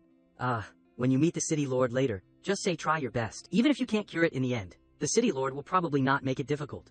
But without knowing it, the city lord was already standing there. Nasta only said gently, "All right, Daniil, you can go down." Those words scared him so much that he trembled and replied, "City lord." Nasta stepped out with a short skirt and a long coat casually over her shoulders, showing off her charming figure, holding a scepter, prominent purple hair and mesmerizing eyes. "Remember, do not judge by appearances." She bowed to Villis, her voice full of passion. "This, miss, I can see that you are a pure doctor. I ask you, you must save the people in my city." Villis narrowed her eyes and asked again, "Can see?" At this time Nasta suddenly realized that she had not introduced herself, and quickly corrected herself. "My apologies, I am the city lord of Diamlong City, 2nd Countess of the United Kingdom, Nasta Senior." She introduced herself and sent Villis a kiss, with an extremely lovely expression. "In addition, I also have a name, the god's favorite. My talent is air observation. I can see the invisible atmosphere around the person next to me." Xiao Guang behind her became jealous again. Villis rested her hand on her chin, thinking, "A divine favorite. It seems Plaka also mentioned he had this talent. Is he also a divine favorite?" Villis recalled the moment Plaka knelt and kowtowed at her feet, begging for his life, and speculated, "It seems he was not highly regarded." Nasta knelt down and took Villis's hand, continuing to explain in detail. "If it is a bad sister, her whole body will be covered in an ominous red color. If it is a good person..." Nasta placed a sweet kiss on Villis's hand, blushing as she looked at her with captivating eyes. "Then, it will have an aura, like Miss Villis. Perhaps you have many years of experience in exorcising evil and curing diseases." Nasta still held Villis's hand. In her eyes, Villis was surrounded by sparkling halos. This warm halo can only be possessed by a saint who has healed thousands of people. Villis immediately remembered the fierce battle last time. While her teammates were fighting with all their might, she was the one standing behind them, constantly healing them. Could it be the effect of healing my teammates during team battles in Xuanxi? If you count the number of times, it would not just be thousands, but tens of thousands. Nasta then noticed Xiao Guang standing next to Villis, and shyly asked, "But who is this?" Villis replied, "My dragon, a servant, a maid." Villis reached out to introduce Xiao Guang further. "She is my maid, my golden bodyguard." Xiao Guang revealed her tail and angrily put her hands on her hips, displaying her dragon might as a huge dragon to scare Nasta. The deathly gaze from Xiao Guang made Nasta break out in a cold sweat. A monster, definitely a veteran, who has fought on the battlefield for many years. Just like being stared at by a dragon, Villis did not know what to say. Well, she is indeed a real dragon. Villas suddenly remembered the main reason for coming here and asked, "That is right, Lord City. Lord, you still have not told me what exactly happened in the city." Reminded by Villas of the urgent matter in the city, Nasta seemed flustered. "Ahem, that is right. I was rude. Miss Villas, I do not know if you have heard of dragon blood disease." At this time, in the treatment room, Isaac was trying to use his magic to treat the patient, but the results were not very good. The nurses hurriedly brought a new patient for treatment and anxiously announced, "Lord Bishop, there is another new patient." Isaac observed the patient, somewhat hesitant, an old person, put them in the inner bed. At present, old people who contract dragon blood disease can hardly last more than a day. Could it be that there is only... On the stretcher was the old woman, who sold goods at the city gate, her eyes closed, lying weakly, her face covered with red spots of various sizes. Nasta happily led the two to the treatment area and announced to Isaac, "Lord Bishop Isaac, I have found a healer." She stepped forward and timidly said to Isaac, "Next." "Let them..." Isaac reached out and took off his mask, questioning, "City Lord Nasta, what exactly are you thinking?" He angrily turned around and shouted, "Even I can't cure this dragon blood disease. How can you randomly choose a healer? Don't you know how many people have died these past few days?" Isaac rubbed his head angrily. "If you refuse to seek help from the king, I will report it to the upper echelons of the temple and invite a more powerful divine light to provide support." Nasta pleaded, "You are right, but please let me try one last time. If it does not work, then we will seek help from the temple." While the two were arguing, Xiao Guang said to Villas, "Master, look." Villas and Xiao Guang approached the newly arrived patient. Villas called out softly, "Grandma." Isaac did not want to waste time saving people, and quickly put on his mask again, wanting to continue his work. "I only hope to save the lives of more people in the city." He turned to advise Villas and Xiao Guang, "Please, ladies, do not mess around with the city lord anymore." Then he saw Villas using magic to treat the patient. Isaac hurriedly stopped her. "Stop! Old people who are sick can't withstand treatment with magic." A green power flowed from Villas's hand into the old woman's body. Immediately, the old woman's skin became rosy and full of life, and the red spots on her face disappeared. Isaac held his head in shock as he looked at the old woman. How is that possible? Even my holy magic was not effective." But Villas also looked at her hand in confusion. "I did not use any healing magic, but it is a bit strange." Nasta reached out towards Villas. "Miss Villas." She took Villas's hand and pleaded earnestly, "There are still many patients tormented by illness. Please save them." Villas looked around. Indeed, there were many patients here who needed treatment. "Yes, you are right." Seeing Nasta being so intimate with her master, Xiao Guang rushed forward angrily. Isaac stood frozen behind. "I am the creation bishop of the holy light of magic, yet I am not as good as a young girl." He began to doubt himself. Could it be that my faith in the goddess is not firm enough? But Isaac could not accept it. He shook his head vigorously. No, it is impossible." Night fell over Yanlong City, with a few stars twinkling in the sky. Xiao Guang sighed. "Ha, I am exhausted after working all night." Villas stated the truth calmly. "But you did not do anything." Villas left, not forgetting to instruct, "Nasta invited me to a nighttime banquet." Xiao Guang wandered around her room. The girl sat on the bed, swinging her legs carelessly and replying, "Okay." But the next second, Xiao Guang realized something was wrong, ran to the door, and asked loudly, Wait. Why are not you taking me with you, master?" Villas could only coax her. "Be good. I will bring you food back." Xiao Guang's eyes welled up with tears as she bit her handkerchief in grievance. Woo, master has never abandoned me before, but now, could it be that Nas something is why?" The girl imagined Nasta getting close to her master, and did not dare to think further. She must have seen how cute I am and wants to do something bad. Alone in the room, the girl did not know what to do but scream, quadruple A, "Master, do not fall into her trap." On the other side, Villas and Nasta were enjoying wine and talking together. Nasta spoke on behalf of the patients who had been cured. "Miss Villas, once again, I thank you for everything. It is a bit late, but I still want to express my gratitude." She tilted her head happily and rested it on her hand, asking, "Isn't your attendant with you?" Villas replied casually, "That is right." Nasta immediately seized the opportunity and moved closer to Villas, so she boldly knelt on the table, facing Villas and showing off her full breasts. Her face flushed red. "It is just the two of us here." Faced with Nasta's charm, Villas was unmoved. "Yes, if it is just the two of us here, Lord City Lord, can you tell me more about dragon blood disease?" Nasta paused, her face showing tension. "Miss Villas, I do not quite understand what you mean." Villas sat on the chair, tilting her head and resting it on her hand, her eyes casually looking at the red wine swirling in her hand. Her deep blue eyes shone with calmness, and her voice was slow. "Before the treatment, I communicated with the Lord Bishop. I have never heard of dragon blood disease before. It is just that red spots like dragon scales appear on the patient's bodies. Plus, there is a legend in the city about the death of the red dragon." Nasta could not refute Villas's words and could only remain silent. Villas shifted her sharp gaze to Nasta, so Lord City Lord took the initiative to call it dragon blood disease. By placing the suspicious point in the most conspicuous place, it will instead be overlooked. At its core, this is not a disease, so the Lord Bishop's healing magic is ineffective. Seeing Nasta standing there in a daze without answering, Villas became even more certain of her guess. Then let me rephrase the question. Lord City Lord, do you know how this disease called Red Dragon is related to the Red Dragon that died here? Why do dragon scales appear on the patient's bodies? Nasta was confused and surprised that Villas had seen the core of the problem after only one meeting. Villas swirled the wine in her hand and continued to express her thoughts. Rather than saying this is a disease, it is better to say it is a kind of evolution. The night sky in Yanlong City is so beautiful tonight, with stars twinkling in the sky. Miss Villas, I am truly grateful for everything you have done for us. Nasta bowed her head as if to avoid Villas's questioning gaze. But please remember, dragon blood is a disease and nothing else. Just treat it.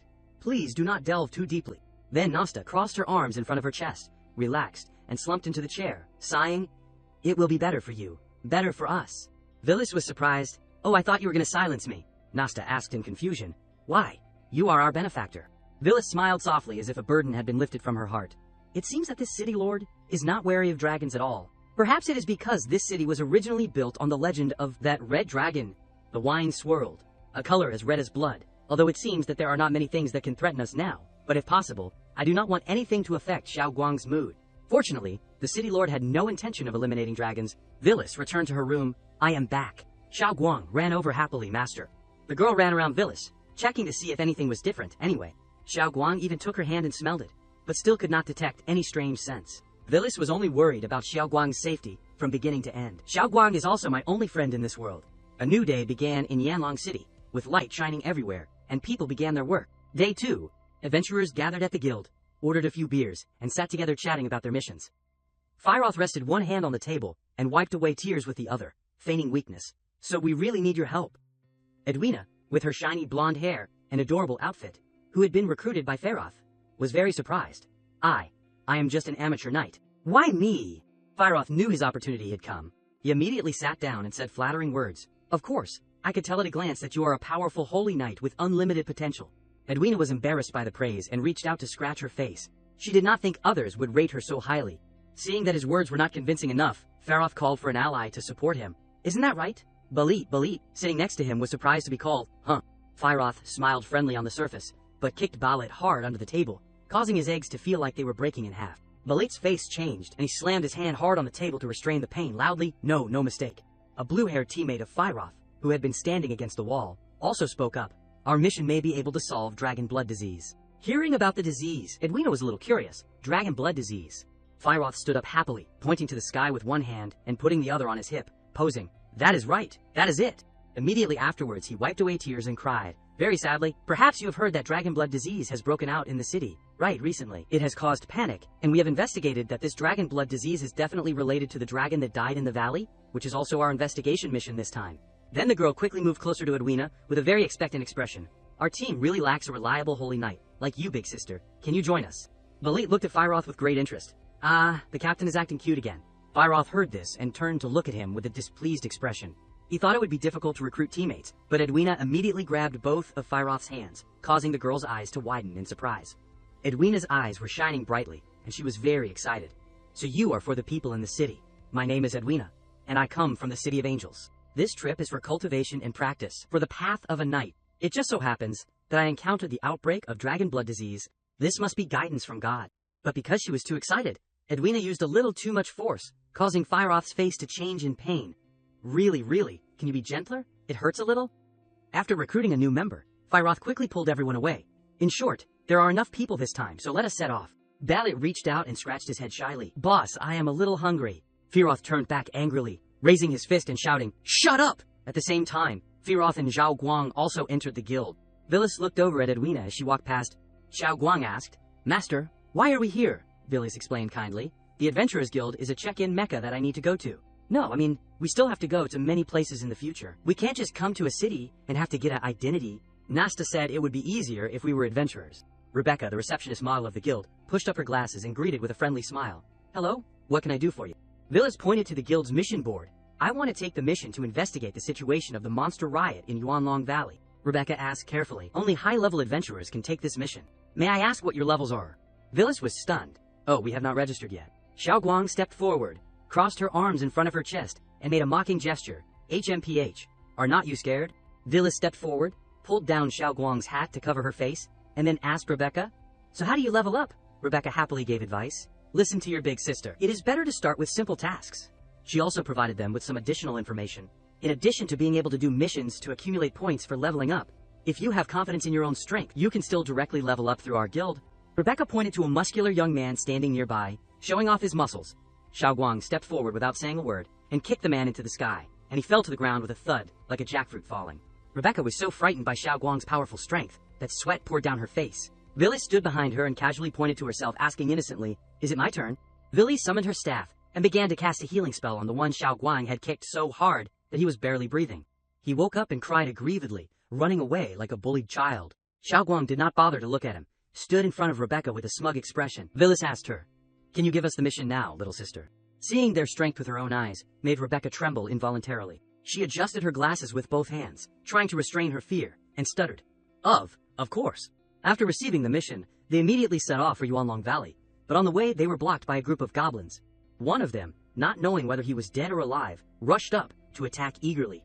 In a flash, the whole group was blown away by Xiaoguang's tail. The girl did not forget to pose. "Master, why do not we just fly straight into the valley? And you told me to take back my dragon might, but these shrimp dares to block our way." At this time, Villis was carefully observing the stones on the side of the road. "I just want to see what is different about the monsters here. This is not a volcanic area. Why are all the goblins fire type?" Seeing that her master was not looking at her, Xiaoguang also followed behind. The girl suddenly felt something was wrong and glanced behind her. "Master, there are living creatures approaching us." In the distance, dust was flying, and only vaguely could be seen that 4 people were moving towards them, and behind them was something huge moving. It turned out to be Firoth's group, who were running for their lives to escape from the monster chasing them. Firoth ran ahead and shouted loudly, "Ha ha! What the hell is this thing?" Firoth ran to Villis and Xiaoguang and shouted, "Hey, you two in front, what are you doing? Spacing out there, run." Villis calmly ordered Xiaoguang, "Little Guang." The girl received the order and happily put 2 fingers on her forehead, indicating obedience. Yes. The girl quickly went in front of the monster, which was rolling towards them at a terrifying speed, without any fear. Xiaoguang stretched her slender legs wearing high heels forward. One kick from the girl stopped the rolling monster, and the monster itself widened its eyes in surprise at this terrifying power. Firoth's group widened their eyes and screamed, "Ah!" The monster was also worried and sweating, not knowing what this girl wanted to do with it next. In the next second, a loud explosion rang out, and a beam of light shot straight into the sky, causing the monster to disintegrate into hundreds of pieces. Edwina touched her lips in astonishment, while Firoth lamented loudly, oops, what bad luck." Then she forced a smile at Villis. "If it were not for you, we would have been doomed here." Firoth approached, trying to be friendly. "You two are also here to investigate Yuanlong Valley. We are locals and very familiar with this place. How about I guide you, and we split the reward in half when we turn in the mission?" At this time, Xiaoguang had also returned. Edwina naively exposed Firoth on the spot, causing the girl to freeze. Firoth, did not you say before that you came from somewhere else?" Villis turned back coldly. "Based on the strength of your group, although it is a bit difficult, it would not be a problem to deal with this monster." Villis directly exposed Firoth's intention. "You deliberately lured this monster here." Being quickly exposed caused Firoth and Ballet to be startled. But not wanting to admit it, the girl continued to cover her mouth and feign surprise. Firoth bowed and acted cute in front of Villis. "What are you saying, beautiful big sister? We were chased and ran away in panic and just happened to meet you two." Balit also stood behind him, holding his shield and chiming in. Coincidence. Seeing that Firoth stubbornly refused to admit it, Villis pointed to the girl and revealed the flaw. "You should know that the magical traces you gathered are very heavy, and I am too lazy to expose you." Xiaoguang vigilantly stood in front of her master, blocking her. HMPH. In front, Firoth smiled so brightly, but behind her back, she secretly summoned her wand and focused her power. Tusk. Firoth put her hand to her forehead and gave a sinister smile. "Just listen to me obediently." Edwina, standing behind, was horrified to witness everything. Firoth tore off her wig and threw it on the ground, sticking out her tongue and sneering, "Thinking you are great just because you have a little talent." Edwina asked in surprise, Firoth, you are a boy." Firoth turned back, her smile no longer as cute as before, but instead filled with scheming. "That does not matter. They are thieves who specialize in ambushing adventurers. If I do not take action, you will die too." Firoth ordered, "Attack." The other 2 companions immediately rushed up with Firoth, surrounding Villis and Xiaoguang. But they had underestimated Xiaoguang and Villis. Xiaoguang's face darkened in anger, and she growled, "How dare you!" Xiaoguang's anger unleashed a large flame, blowing the Firoth group away. Insult.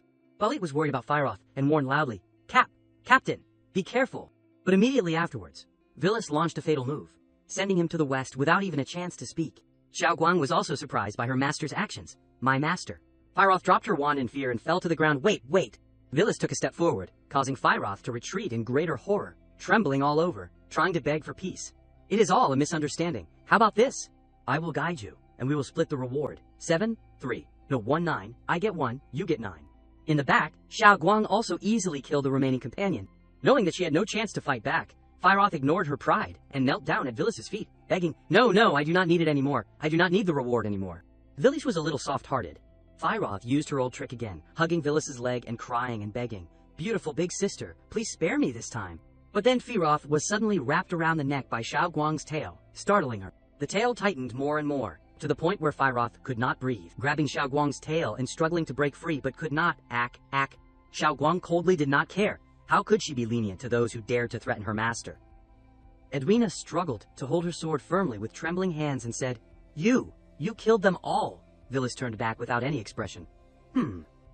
After dealing with Firoth, Xiao Guang threw her away without any pity. Vilis was not scared at all and questioned back, She attacked me, and I fought back, so what? Edwina's legs were shaking so much that it was hard to stand. But she still resolutely believed in her faith, even though she was so scared that her face was pale, and her whole body trembled in waves. But God, the law. Vilis looked at her with cold eyes. We can be considered to have saved you just now. Why do you keep mentioning God and the law? Edwina lowered her face to avoid Vilis's scary eyes, but her heart was still stubbornly clinging to her faith. Even so, it must go through judgment. She mustered all her courage, looked up, and pointed her sword at Vilis. Vilis still stood there proudly, without any fear. Vilis did not bother to pay attention to Edwina, turned her back, and led Xiao Guang to continue the journey. Let us go, little Guang. I do not want to talk about the world with the pure and sweet saintess. This directly caused Edwina to completely collapse. Xiao Guang discovered something and called out, Master? Vilis asked from behind, Did you find something? The two stood in front of the monster's corpse. Xiao Guang said, her feelings. Just as you guessed, Master, I felt the aura of my kind on this monster. Vilis pondered for a long time. Xiao Guang said that her kind could only be dragons of the same level as her. The dragon blood disease has been going on for half a month, and it just so happened that the monster riot occurred in this valley half a month ago. These two things must be related. Today is another beautiful sunny day, and birds are constantly flying in the sky. They continue to set out to find out the truth. The little sister from the guild said that the back of the valley has never been stepped on by humans, which means there is only one possibility. Vilis sat leisurely on her staff, while Xiao Guang flew behind her. This time, the old woman will be very happy. The sun is getting brighter and brighter. Under their feet is a large skeleton of a dragon. The legend of Yanlong City is true. Vilis remembered Xiao Guang's race, and the image of a large and majestic dragon appeared in her mind, surrounded by strong flames. Xiao Guang's race is the Holy Crystal Dragon. In Xuanxi, they belong to one of the 3 major dragon races. With the most noble bloodline, the two slowly landed. Vilis was still thinking. Unexpectedly, her kinsman died deep in this valley. The two approached the dragon skeleton.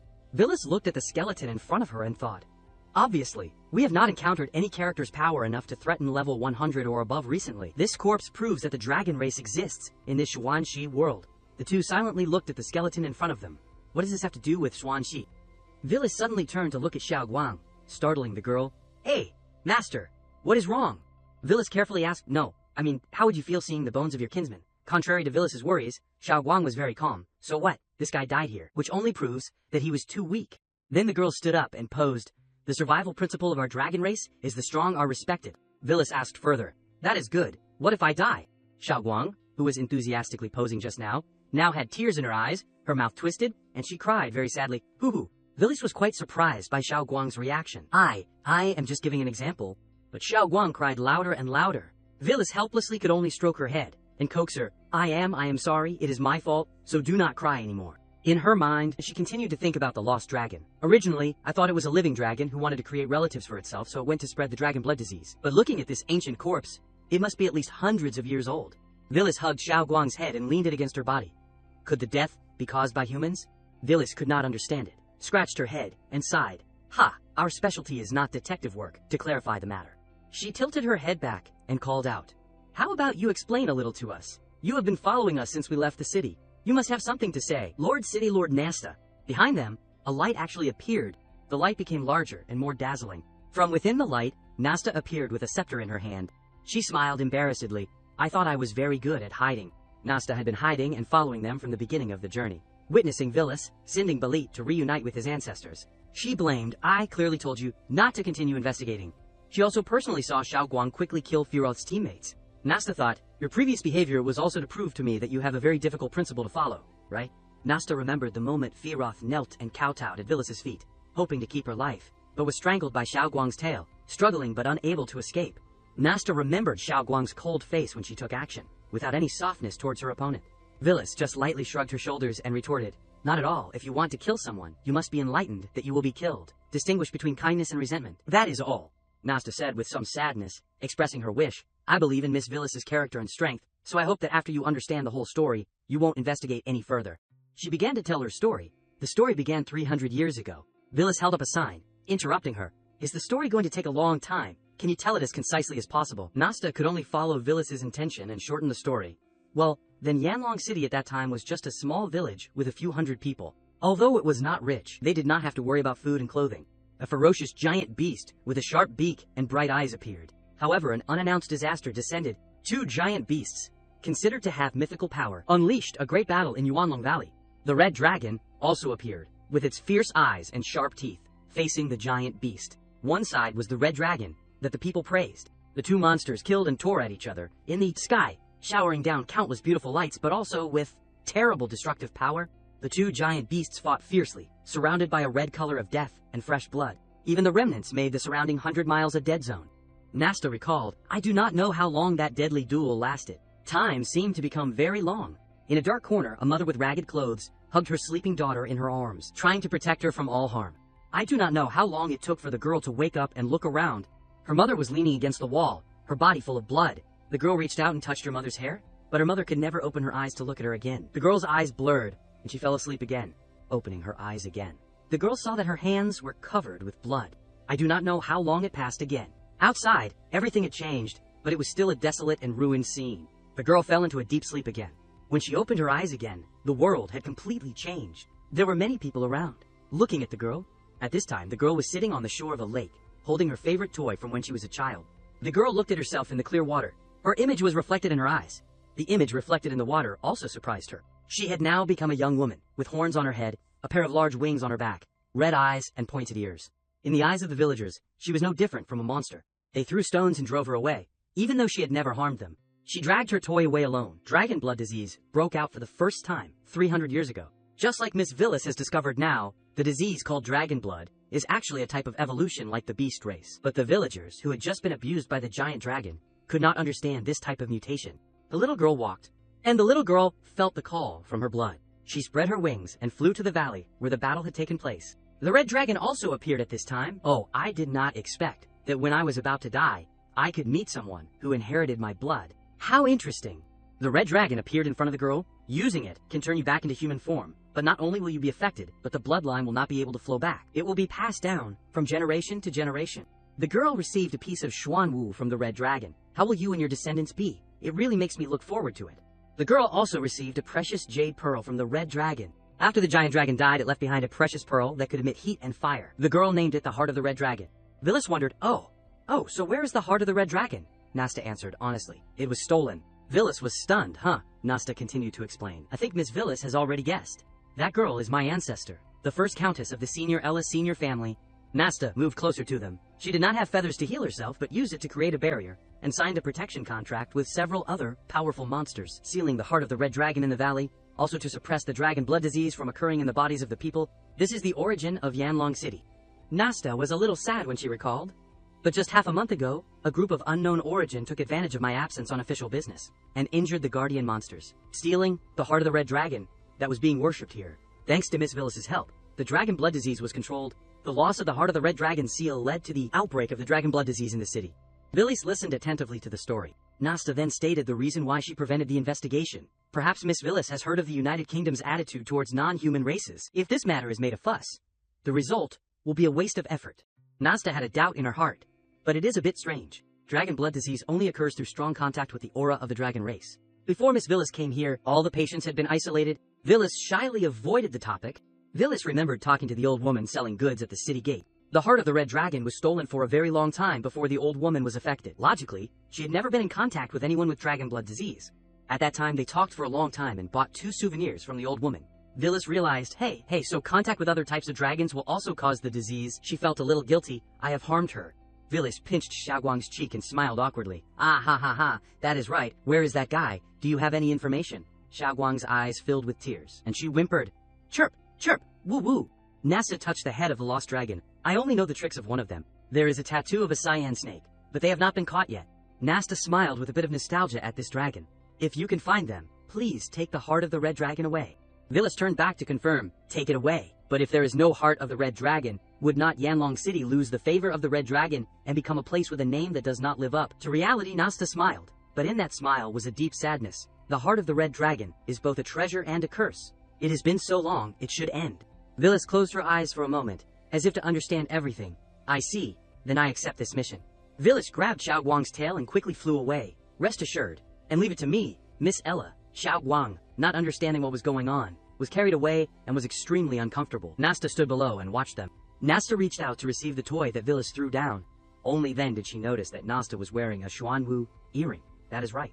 In this moment, Nasta seemed to be herself again. She spread her black wings that had not been opened for a long time. Revealing her horns and tail, she held the gift from Villas in her arms, looking happily in the direction Villas left.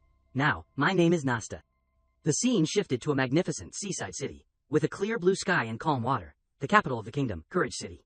Lilia entered with the welcome of thousands of people. Welcome, Princess Your Highness, back to the court. The royal palace of the United Kingdom at night. A voice was raised with a serious demeanor. You mean behind the attack of the Beastmen, another force is providing them with supplies and is spying? Could it be that you suspect someone is here? This is Second Prince Ban Megar. The girl replied, I did not say that. Fifth Princess Lilia Megar.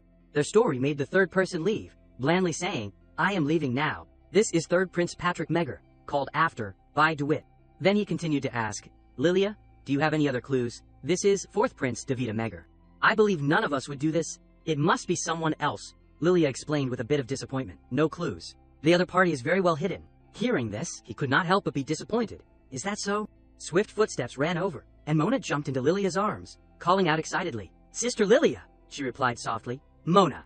Mona excitedly spoke again. Welcome back, sister. The girl continued to ask excitedly. I heard that sister single-handedly made those nasty beastmen run away. Right? Is that right, sister? Lilia explained while stroking her sister's head. How could that be? They are exaggerating too much.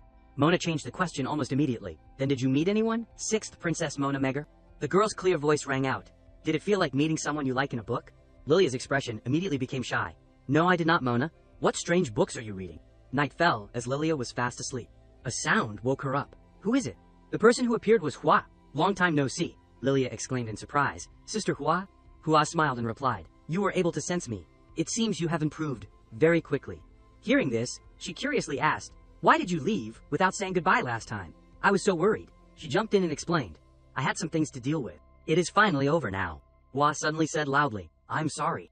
Lilia asked in confusion when she saw her kneeling in front of her. Sister Hua, what are you doing?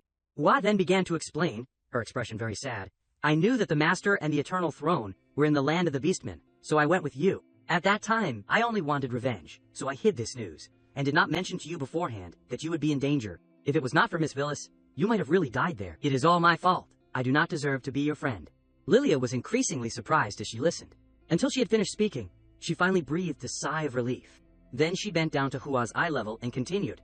It is okay, Sister Hua. You also know that I also hope I can borrow your strength so we are reconciled. Are not we? Unexpectedly, she vehemently denied it. That is not right. Lilia continued to explain. You clearly told me your thoughts. She explained, You see me as a friend, and you treat me sincerely. Hua retorted, This is just your personality. She blushed and admitted, It is also what I like about you. If you do not punish me, I will never be able to forget it in this lifetime. Lilia was satisfied with the answer. Okay, Sister Hua, look up. Then she affectionately flicked Hua's forehead. After finishing, she slumped down on the bed before speaking. Okay, this is the punishment for you not telling me the truth. But there won't be a next time. You have to serve me well in the future. Lilia's tolerant attitude touched Hua. Lilia.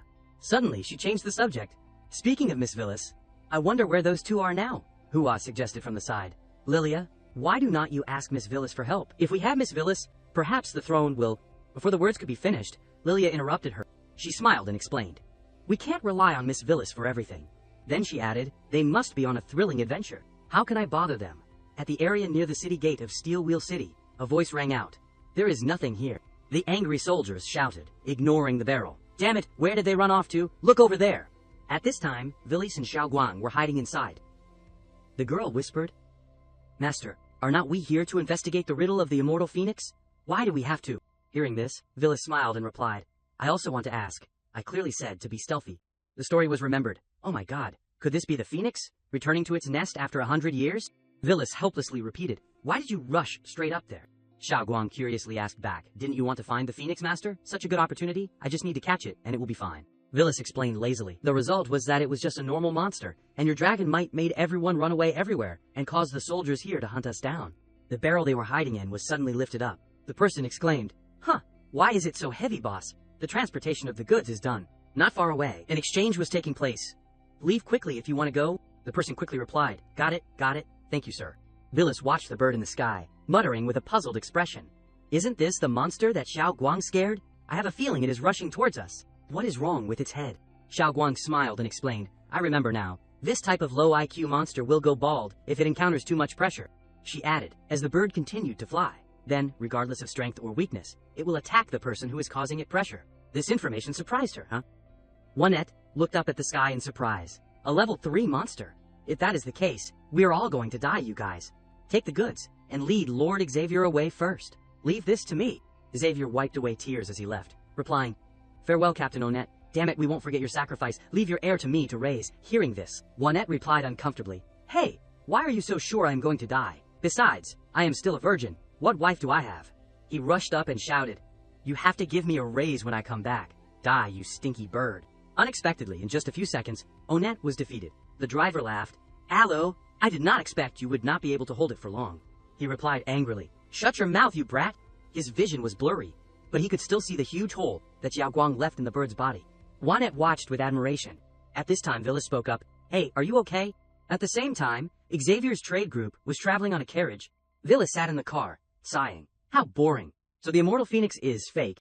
Xavier excitedly explained from the opposite side. That is right. Outside of Steelwheel City, there are rumors about the legendary phoenix, which is to attract tourists like you. In fact, it is a monster bird with fiery red feathers from the Far East. He continued to explain. Every once in a while, they release them on purpose for others to see. It is said that there are people who specialize in this. She asked, curiously, does the other world also have a tourism industry? No wonder the soldiers were so anxious. Xavier paused at this question, what? But Villis dismissed it. Nothing. Juanette had been eavesdropping for a long time, before finally deciding to lean in. The thing is, Miss Villis, Unexpectedly, he met Xiao Guang's bullet-like gaze. He turned away dejectedly, while listening to the laughter of his teammates. Xavier continued to chat with the two girls. But where are you two young ladies planning to go? Our trade association wants to return to Courage City. It would be great if it is on the way. After all, you are our lifesavers. Seizing the opportunity, Villis immediately asked him, have you ever heard of the Land of the Forgotten? The title hurt Xavier a little. Uncle, I'm not even 30 yet. But he quickly regained his composure. Wait, what did you just say? The Land of the Forgotten. The Land of the Forgotten. Hundreds of years ago, it had another name, Glorious City. It used to be a prosperous and flourishing city. Although it was not as good as the current royal capital, Courage City, the population reached hundreds of thousands. However, in one night, all the living beings in the city evaporated, becoming a dead city.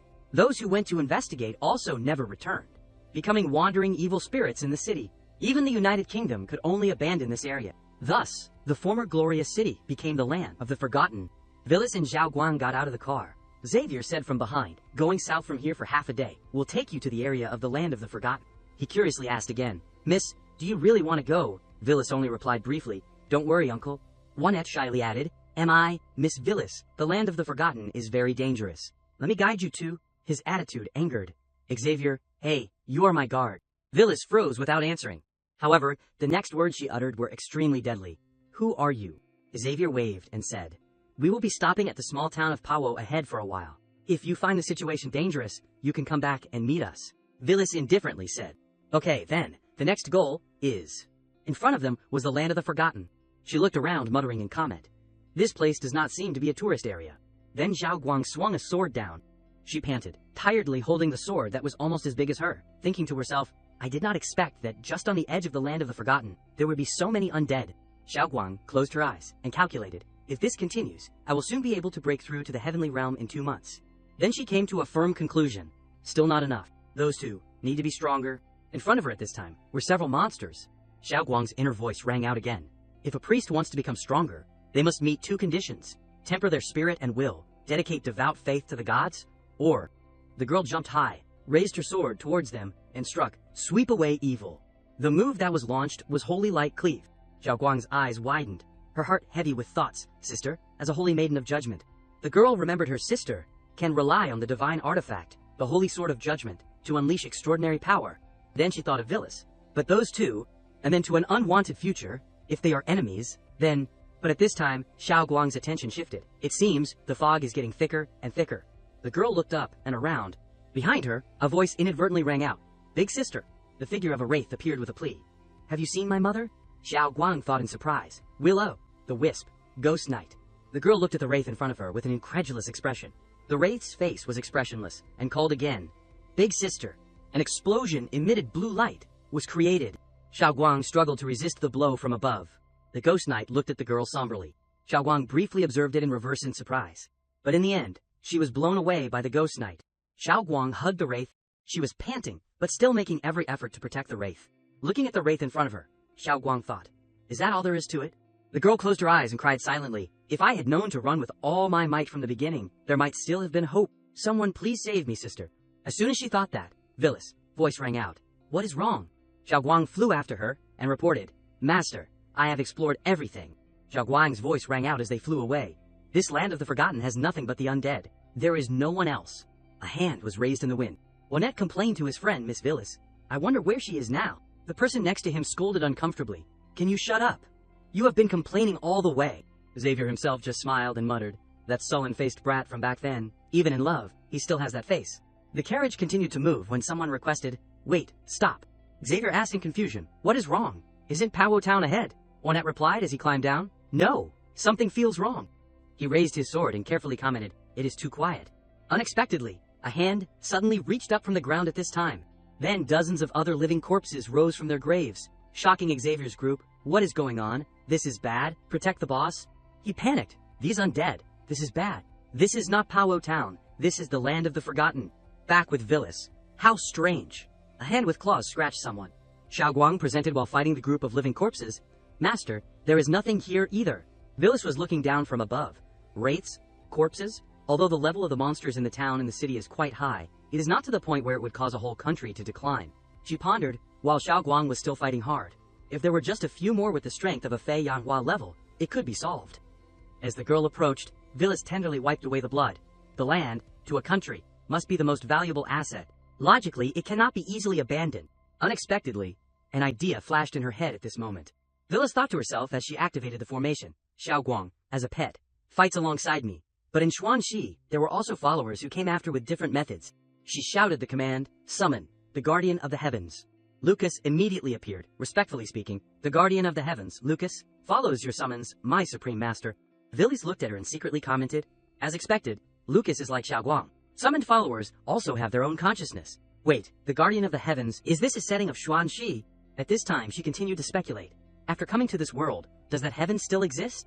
Then Villas looked up and asked, "So Lucas, what position do you hold in heaven?" She explained softly, "Thanks to my master for taking notice of me before signing the contract. I served as the captain of the Guardian of the Heavens of the Army of the Divine Guard."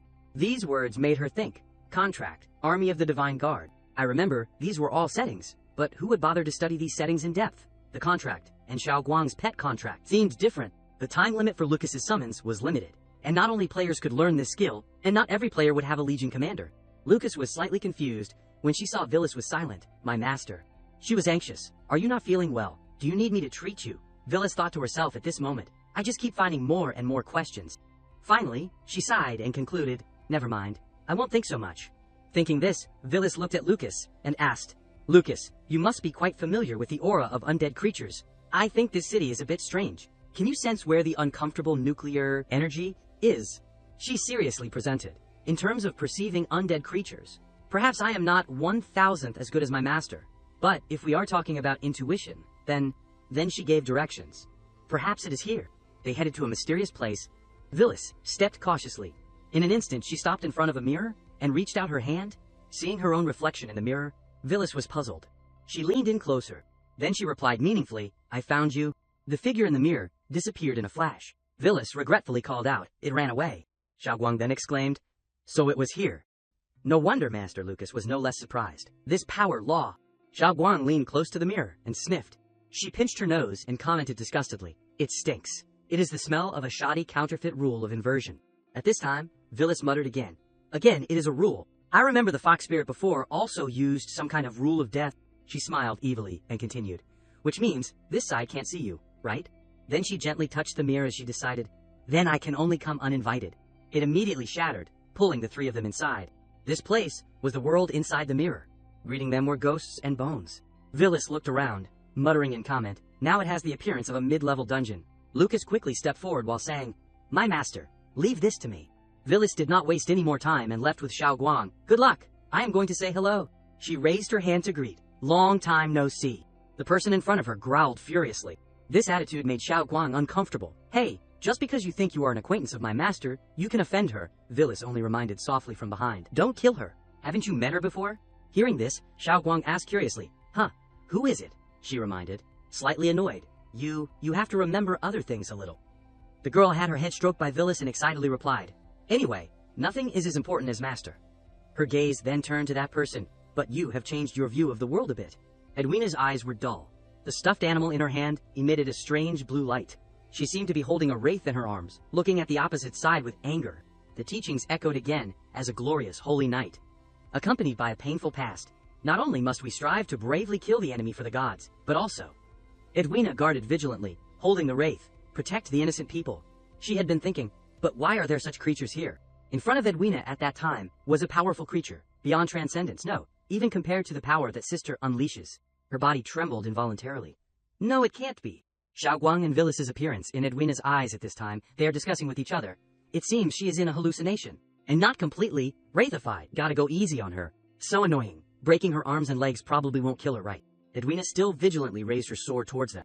The image of Edwina shined in the hollowed eyes of the wraith. The little girl ran off while she called out, "Hey, it is dangerous here. Do not run around." Villis laughed dryly as she commented, "Interesting. Originally, I thought the thing attached to her body was the reason she was wraithified." She looked at that scene and lazily concluded, "It seems that is not quite the case." Then she curiously asked Xiaoguang, "But what do we look like in her eyes? Why is she so scared?" The girl crossed her arms and sulked. "It is definitely because she does not have taste." Edwina ran hard after the wraith. "Wait, it is dangerous here. Do not run around." Her hand reached out towards the light. Unexpectedly, what awaited on the other side was a cliff. A piercing scream rang out immediately. Edwina scratched her head, muttering as she landed, "Ouch, ouch, ouch. I am still not dead." She frowned and looked around. That girl! At this time, a flash of red invaded Edwina's eyes. Her eyes became terrified, and stammering voices followed. "My head, it hurts so much." In an instant, it felt like everything around was shattering. Edwina exclaimed in a start, I am where she constantly asked herself. Before, I had patched up pieces of memory appeared. No, I am, leading to a conclusion, a holy night. She seemed lost amidst several strange streams of black, I am not, a wraith. Edwina's hand, holding her weapon, tightened. "I have to stop this, otherwise." Her eyes widened in terror. As Villis's gentle voice rang out, "You did very well. As for the rest, leave it to me." Following that, the black things were continuously cut in half. The cuts that were launched were very decisive. Bright red liquid splattered. The black tentacles kept coming back to life. Xiaoguang said uncomfortably, "That troublesome rule of inversion." Villis herself was thinking. Rule of inversion, reversing damage into healing, turning heaviness into ascension, turning the soon-to-be-born into a wraith. It seems the cause of everything is this. She continued to ponder as she reached out her hand. Plus the fact that it can control the core of the world in the mirror, it has almost become an invincible person. An order was given. Lucas, Little Jiang, retreat. They quickly obeyed, clearing the way for Villis's attack. She unleashed the skill, Cry of the Holy Flame. The light made Edwina's eyes widen. Those black things gradually disappeared. They were burned to ashes by the golden flames. Edwina then stuttered. It is still alive. However, Villis only replied briefly, "No, it is over." The finishing move was named Cry of the Holy Flame Ents 5. Villis explained. As she attacked, "Everyone knows that when facing a strong enemy, I just need to die once." Then, several strong winds blew up. Villis curiously looked over when she saw something. The figure of someone sleeping in a glass cage made her confused. "Why are you always not wearing clothes after defeating a boss?" Edwina looked at herself excitedly. "That is great. I am back to normal." Meanwhile, Xiaoguang was trying to stop her. "Master, do not look. It will dirty your eyes." Edwina's eyes widened. At this time, Villis was waving to the wraith. "Thank you for guiding us." The girl smiled lightly with relief, and then disappeared like that. At this time, Villis reached out to touch the cocoon while saying, "Well then, Sleeping Beauty should wake up now," she said as it gradually shattered. "Even now, I still do not know what happened." Xiaoguang's puzzled voice rang out. "Master, why did you blast her into ashes?" Villis replied lazily. "How silly, she was just an illusion." "That is not right." The doll was picked up from the ground. The girl's footsteps were light, full of excitement. A voice rang out.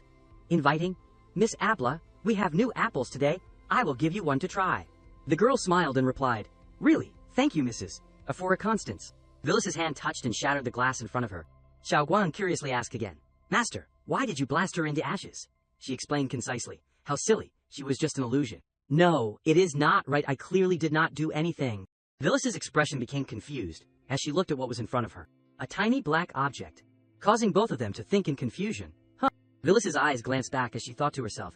This is. In front of her was a street at night, the past of Glorious City. Villas continued to ponder, Xavier said. The past of Glorious City is like its name. It seems he was not lying. This girl is the illusion in the cocoon. On Aphora's chest, Villas somberly pondered. Everything is memories stored in the brooch. She wanted to know in confusion what earth-shattering story is hidden inside. On this side, Aphora excitedly bit into an apple. She followed the girl, thinking to herself, as expected, this is the land of the forgotten in the future. They headed to a place. Villas wondered in confusion, isn't that where the mirror was? Unexpectedly, Aphora went straight through it. Villas curiously touched it. It can also be passed through, she exclaimed with wide eyes in surprise. Huh. In front of Villas at this time were several strange scenes. Why is there so much modern technology and machinery here? Aphora's footsteps stopped at a place. The girl loudly demanded, Ulysses, Fred, stop. He smiled kindly and replied, Aphora, do not make a fuss. Then she continued to demand, listen to me first. However, not letting Ulysses finish speaking, Aphora stuffed an apple into his mouth. The girl frowned and replied, let me see your answer first, and then I will consider whether to rethink it. Even this holy ceiling that the god left, and even the blasphemous species. At this time, Ulysses replied, perhaps I have emphasized it, not to activate the level of life to 50%. Are you crazy? Villas was curiously looking around, thinking to herself, the blasphemous species. It seems this damn thing is the group of tentacles I met before. He continued to try to coax her. Aphora, listen to me. Ulysses' voice rang out with urgency. We no longer have the time and energy to dissect the power of the seeds little by little. They have found you. Taking it to support Glorious City is still not enough. We must quickly grasp the blasphemous power. Accompanied by a guarantee, rest assured, I am still in control of everything now. Unexpectedly, the girl shouted angrily, shut up, you are playing with fire. Aphora presented her logic. If the blasphemous power goes out of control, it will create a disaster far beyond your imagination. This is not territory that humans can completely control. Even we vampires are not allowed to have it. Do you understand? He stuttered, wanting to add, but unexpectedly, Aphora gritted her teeth and directly blocked him. That is enough. The little girl continued loudly. I understand. I should not have cooperated with you humans. I will take the imaged peach mirror away. Ulysses frantically tried to stop her. Wait, you can't do that. Without Glorious City and the power of blasphemy, how can you resist the vampire's pursuit? He warned Aphora, you will die. But at this moment, both of them suddenly froze. Aphora's eyes widened as she murmured, how is that possible? How did they find us so quickly? Ulysses slowly explained. I told you, they have already found you. We have no way out. He proposed, but received a painful slap in return. We have to borrow the power of blasphemy to fight against the 6 princes. Aphora angrily warned, her eyes already brimming with tears. Ulysses, remember this, never fantasize about defiling the power of the gods with artifacts. It will only bring disaster to everyone. At this moment, Ulysses only covered his face and replied gloomily, I will let you know, I am the one who is right. Only I can protect you. After saying that, he pressed a button, an action that surprised Aphora. At this moment, Villas silently commented, this is because the power is too vast, causing the memories of the clasp to malfunction. Ulysses' trembling voice rang out. Why are you so stupid? Clearly, I should be the one to bear it. I was the one who activated the power of blasphemy. I should suffer the consequences. He held Aphora's syrup-dripping body in his arms. Without you, everything I do is meaningless. And then he muttered despairingly, I won't let you die. Ulysses said to himself, even if I betray the responsibilities of my family, betray Glorious City, betray humanity, even if I am condemned by thousands, sacrifice countless lives, I will, definitely, make you live again. Several streams of red power began to appear, gradually encroaching on his face, finally completely taking over Ulysses. Villas' hand clenched into a fist in anger. Outside the illusion, Edwina asked curiously, Miss Lucas, you are a holy knight, right?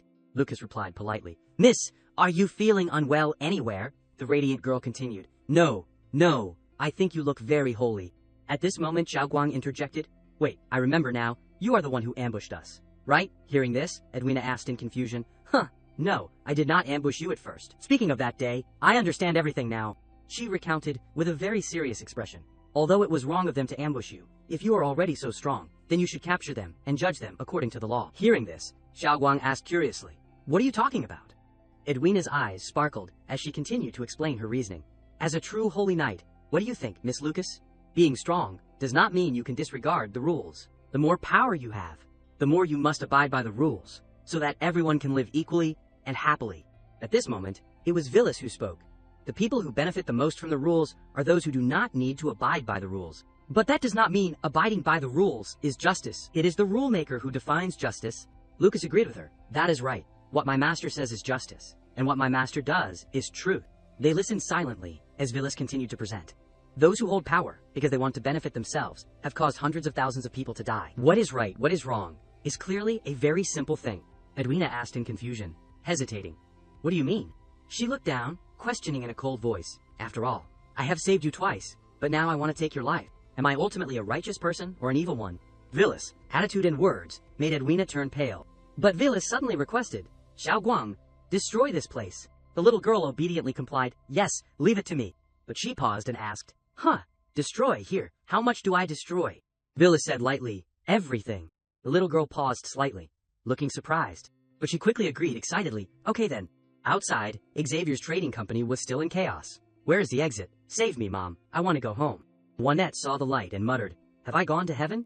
Before him now was the appearance of Lucas. Are you an angel? She smiled and said, please rest assured, you are not dead. But now, it is best to close your eyes. Then came the appearance of Xiao Guang. A red line was drawn across the sky. In an instant, the entire sky was dyed red. When it disappeared, it left behind white smoke and a clear blue sky. Juanette cheerfully said, Miss Villas, this is spring water flowing from the mountains. It is very sweet. Would you like to try it? Villas replied, thank you, Ultraman. Hearing this, he became even more excited. How did you know? My nickname is Ultraman, haha, Miss Villas. I will go ahead to scout. Leave it to me. Hearing those flowery words, the guy next to him thought, I bet in a few days, Big Brother Onett will lose all shame. The boy beside him continued, my family has a special word for this kind of person, a bootlicker. At this moment, Xavier spoke. Ahead is the Oquenda Valley, and after crossing it is Knox, which means entering Courage City. Villas in the carriage immediately hummed in agreement. Then she suddenly asked curiously, Xiao Guang, why are you so quiet today? Xiao Guang replied coquettishly, Xiao Guang is quite stupid, but Xiao Guang knows that Master is not happy, so Xiao Guang does not want to bother Master.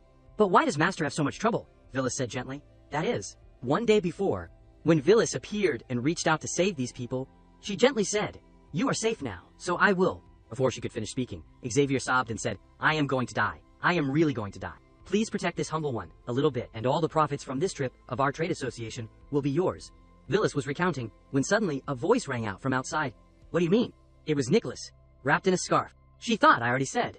The terrain here is very complicated. If you wander around, you will definitely get lost. Juanette replied, so we have to give you money to lead the way.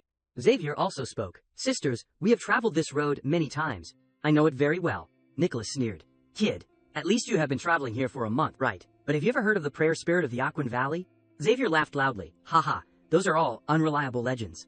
Then suddenly he doubted himself. Legends. Are legends really legends?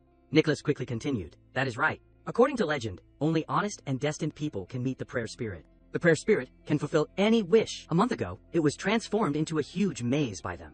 I also spent a lot of effort to be able to figure out the path along the exit. Xavier suddenly asked, you mean someone has seen the prayer spirit? She nodded. Huh? He continued. No need for money, no need for power. Just choose the wish to transform the valley into a maze. Nicholas immediately replied, that is right. Having obtained the information, Xavier continued to drive forward. Thank you for your honest words. I will be careful. Seeing him so stubborn, she was very angry. Hey, under the clear sky, an hour had passed. Xavier had gotten lost. He panicked. How? How is that possible? The road. I always go straight. There are no turns. Now Nicholas, voice suddenly rang out. I told you a long time ago. You did not listen when I kindly advised you. Sorry, but now the toll has increased. The previous price tripled, and I will lead you. Now her teammates also appeared. But in reality, Xavier and Onett were discussing things with each other, paying little attention to Nicholas, which made her angry, ignoring me again. At this moment, Onett said confidently, I thought they were robbers, but I did not expect it to be a den of scammers. Miss Villas, leave it to me. I, Onett, Ultraman, will offer victory to you. Villas did not seem very interested in his heroism. She only made a few oh sounds. Onett shouted again. Be careful, you mountain bandits. State your name. I am an Iron Rank adventurer. I do not kill the unknown. Before he could finish his bluster, he was kicked away by Nicholas until he spat blood. Idiot, did you think I was a vegetarian? At this moment, Onett had flown straight to Xavier. Done, she said sternly. Remember my name, Fierce Wolf. Nicholas is your father. The blonde girl saw this and smiled smugly. Hey, as expected of the boss. The bald-headed man looked like a thug. I want to chop them into 8 pieces. And those 2 girls. Their skin looks so smooth and tender. Afterwards, the boss can. Hearing these words, Villas was still very calm, but Xiao Guang was quite annoyed. Suddenly, Nicholas angrily taught the 3 of them a lesson. I told you to scare them, not to scare them like this. Don't forget, we rob money, not beauty, and even less kill people. But these 2 girls are really pretty. Obediently listen to what I say, and I won't charge you any money. In an instant, all 4 of them had been given a thorough beating, with their hands tied. Xiao Guang was satisfied, and even huffed to intimidate them. Villas said gently, Hey, is the story of the prayer spirit real? Anyway, I do not realize that I am lost. Nicholas immediately replied politely, Yes, it is definitely real. A month ago, I accidentally met him. That merchant also said it. He knows this terrain very well, but did not he also get lost? Hearing this, Villas suggested, Then okay, take me to see it. Nicholas recounted, That is right, I also struggled to get into that cave, and then I met the prayer spirit. He told me that I was destined for him, so he rewarded me with a wish. The spirit gently tested her. Young bandit, did you drop this golden knife? Or this silver knife? She continued. But afterwards, I went back to look for it, and I did not see the cave anymore, and I could not find any lake. Hearing this, Villas thought to herself, This is a combination of Peach Blossom Spring, plus River God, and Aladdin's lamp. Could it be that other transmigrators left behind props? These bandits do not seem like bad people to me. That prayer spirit also seems interesting to me. But anyway, I have already agreed to take Xavier and them back to Courage City. Suddenly she smiled. Speaking of which, I wonder how my royal daughter apprentice is doing.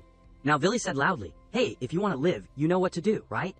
Nicholas replied readily, You can do whatever you want. Kill me, or chop me. Suddenly, Villas' eyes lit up. She said, Take it off. Nicholas was immediately stunned and said loudly. A moment later, cat ears had been attached to Nicholas' head. She was a little shy. Damn it, The dress that Nicholas was wearing was also very bold.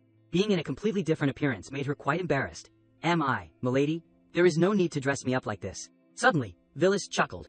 Then she said, Don't forget that your lives are in my hands. Lead the way quickly. As dusk approached, they had arrived at Nox, Courage City. Heart-wrenching bells suddenly echoed, and crows spread their wings and flew. Xavier exclaimed in astonishment, Funeral bells. At this moment, the bells continued to ring without stopping. An announcement was made. Angela Megger, the 21st Queen of the United Human Kingdom, has returned to her ancestors, enjoying a life of 67 years. Xiao Guang asked. The Queen is dead, Xavier continued. Her daughters have been fighting each other for a long time. Now, a big event must have happened. Nicholas also said, Miss Villas, look. Villas' eyes lit up. She muttered to herself, Lilia. Remembering everything, she worried and asked herself, Is she okay? Now, Lilia's lonely figure appeared in Villas' mind. At this moment, the gloomy sunset and the bad news made this city eerily silent. The clouds continued to drift in the sky. Xavier was saying, Now everyone in the city is worried. If it were not for Miss Villas, we would not be sure if we could enter the city smoothly. Remembering the scene of Villas showing off her power in front of the guard, Onette exclaimed excitedly, Miss Villas. Over here, Xiao Guang suddenly noticed Villas' dark face. Villas was like that, because she was remembering Lilia, who had hurriedly chased after her when she was about to leave. To give Villas a final gift, she muttered. It is also because Lilia gave me this badge. Suddenly, she realized, It seems like there are mice staring at us. She said, Stop the carriage.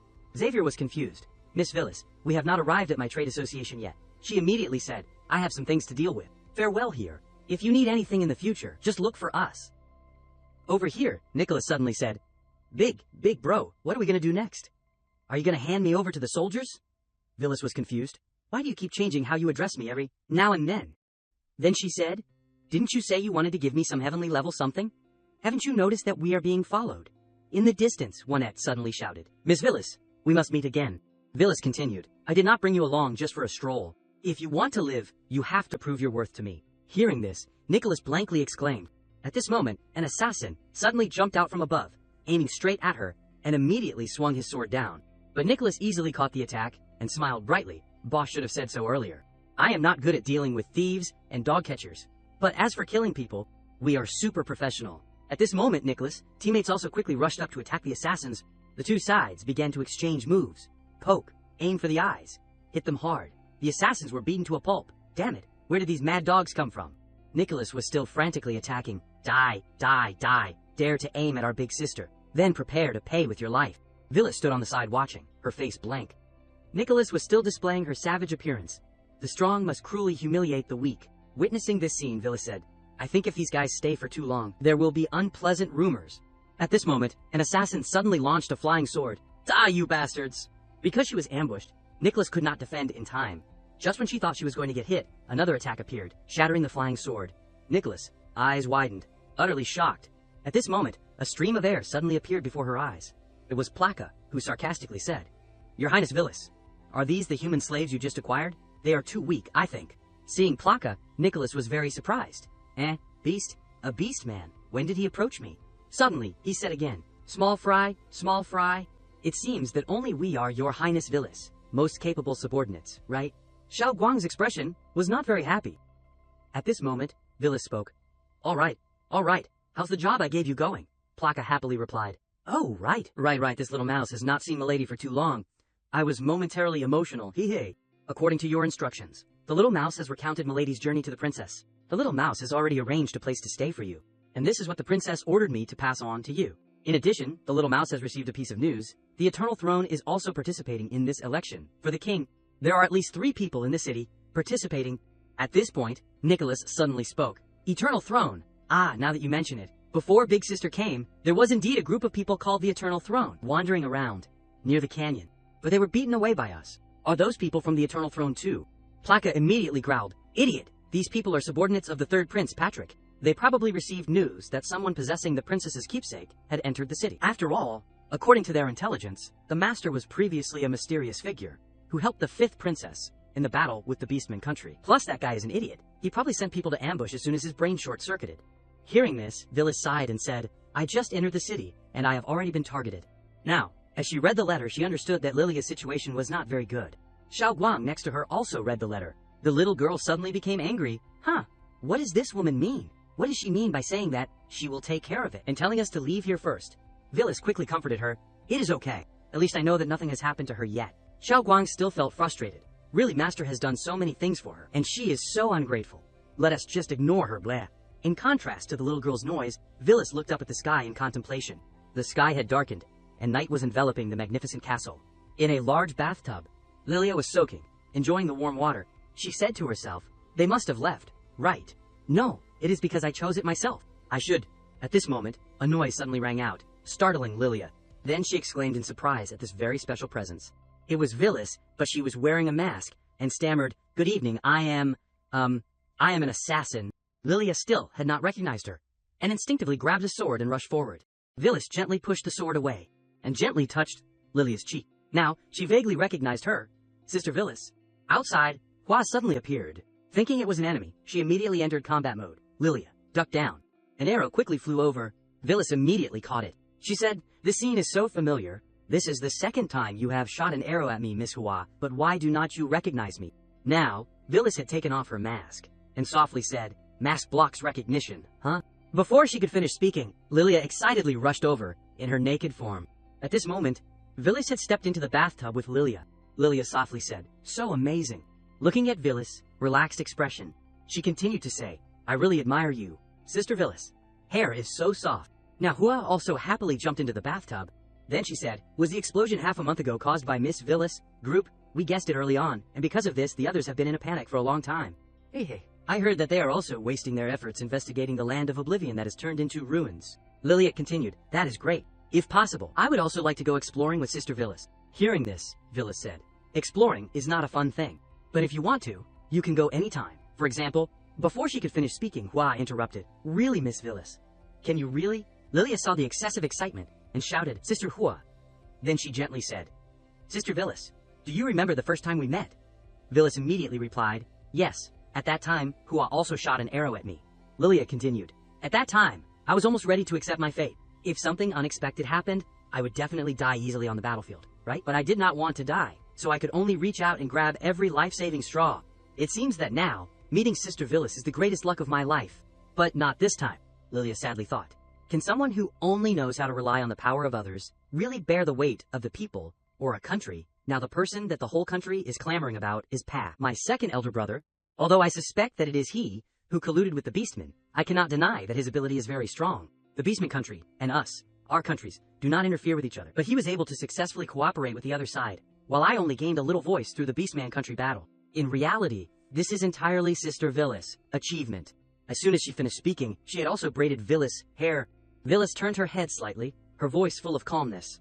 "Then what is wrong with that? It is not like I am tooting my own horn. This matter is still quite simple for me. Lilia smiled again and continued. But in the future, there will still need to be someone to lead the country.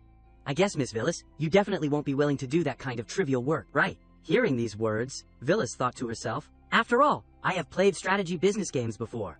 At this moment, Lilia said again, although I am confident that my ability is not inferior to my elder brothers, sometimes I can't help but think, do I really have the qualifications to be the king? Can I really help the United Kingdom become more and more prosperous? I heard that in the beginning, my father also experienced many types of wars before becoming the king. So, at this time, Hua on the side spoke, Lilia, I always believe in you. Suddenly Lilia smiled and said, Sister Villas, please let me rely on your strength. Villas said sternly, hey, being so serious makes it seem like I am a bad person. But if you tell me to deal with your brothers now, I might actually send them away. Hearing this, Lilia laughed again and said, really, Sister Villas is bullying me. We have not announced it yet. But in fact, Father, he died from poison. In fact, we all know that it must have been done by someone among us. When we find the culprit, that will be the time to decide the victory or defeat. Suddenly, a few drops of water fell into the bathtub. Villas was stunned. It was because Lilia was crying unconsciously. She herself could not control it. Lilia quickly wiped it away, but the tears still flowed non-stop. She choked. Probably, it is because I am too tired these days. What? It is strange. Actually, my father and I do not have much of a father-daughter relationship. Normally, my father does not care about us much anyway. But, why can't I stop? Just like that, Lilia burst into tears. Suddenly, she moved violently, causing the water to splash. Lilia hugged Villas in emotion, Sister Villas. She sobbed like a child in Villas' arms. Villas gently comforted her. It is okay. It is okay. At the same time, Xiao Guang outside had been watching everything. The little girl was a little annoyed. HMPH, that sly fox woman, actually hugging Master Hick Hick. Today this dragon is in a good mood, so I won't bother with you. Suddenly Xiao Guang realized something. The little girl softly said, this scent is... An hour ago, at the Adventurers Guild of Courage City, Rebecca was radiant as she announced, congratulations, Miss Edwina. In the past few months, you have passed the Heavenly Rank certification. Edwina looked exhausted and replied dispiritedly, thank you, Miss Rebecca. At this moment, Edwina was thinking, what is the point of Heavenly Rank? Even if it is legendary rank, it is just... Suddenly, Rebecca spoke. Speaking of which, Miss Edwina, are you planning to return to the Holy City? She immediately replied, yes, I want to. No, I just have some urgent matters to confirm. With that, Edwina turned to leave. Rebecca sighed and thought, indeed, she should leave soon. At this moment, she was the only one left in this empty tavern. Rebecca smiled again and said, anyway, a big event is about to happen. The sun gradually revealed itself, and dawn slowly shone throughout the city. Edwina walked and thought, transcendent rank or higher. Can humans really reach that level? Or God, but is it true that gods do not follow the law? If the goddess also? In the blink of an eye, Edwina snapped out of it. Edwina, what nonsense are you thinking? That is disrespectful to the goddess. While fumbling around, a mysterious person accidentally bumped into her. Edwina turned around and saw that the person was carrying someone else on their shoulder, and exclaimed in panic, kidnapping. Then she quickly chased after the person. Stop, do not run. Suddenly a tentacle shot out. It brushed past Edwina and made a small cut on her neck. Seeing these tentacles, Edwina realized in shock, Long Yan. At this moment, the mysterious person appeared behind her and said, Hound of Aurora, so fond of meddling in other people's business. Suddenly, Edwina exclaimed, I won't allow it. The mysterious person said, oh. Now Edwina released her inner strength and said sternly, I will not allow you to call the goddess by her taboo name. In this place, Lilia was sound asleep on this soft mattress. Villas said softly, Xiaoguang, you said you sensed a breath, is it still here? The little girl immediately replied, I do not feel it anymore. Although it was only for a moment, it is definitely the scent of its own kind, there is no mistake. Hearing this, Villas thought, it seems that there are many interesting things in the city. Suddenly, she took out her item, which was a mask that blocks recognition. When equipped, it would hide the player's ID and change the appearance to a certain extent.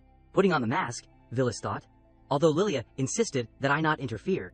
But what does that have to do with Villas? The adventurer version.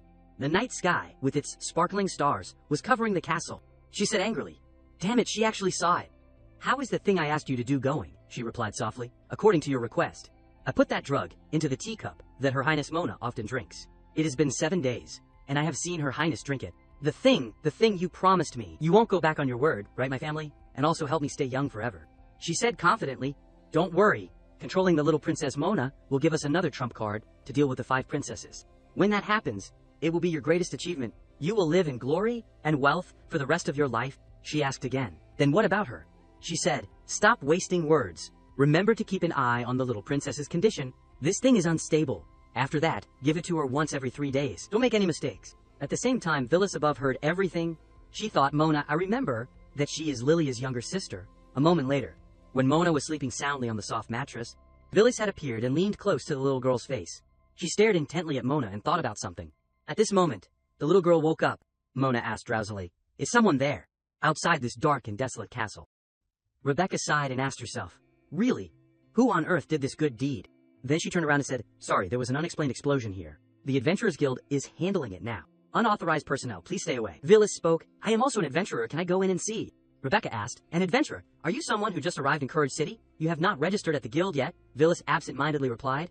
Really? How do you know? She quickly continued. I am not bragging. As long as you have registered at the guild, I will remember you. We are the Adventurers Guild headquarters. News from all over pours in here. I know all the adventurers in this place. Villas replied. That is right. My name is Villas. If I remember correctly, I am a mithril rank adventurer. Hearing this, Rebecca's face suddenly darkened. Villas. Then she exclaimed. Could it be that you are Miss Villas who registered in Yanlong City? By the way, you are now a dark steel rank adventurer. Hearing this, Xiao Guang did not react at all. Only Villas asked blankly. Dark steel rank.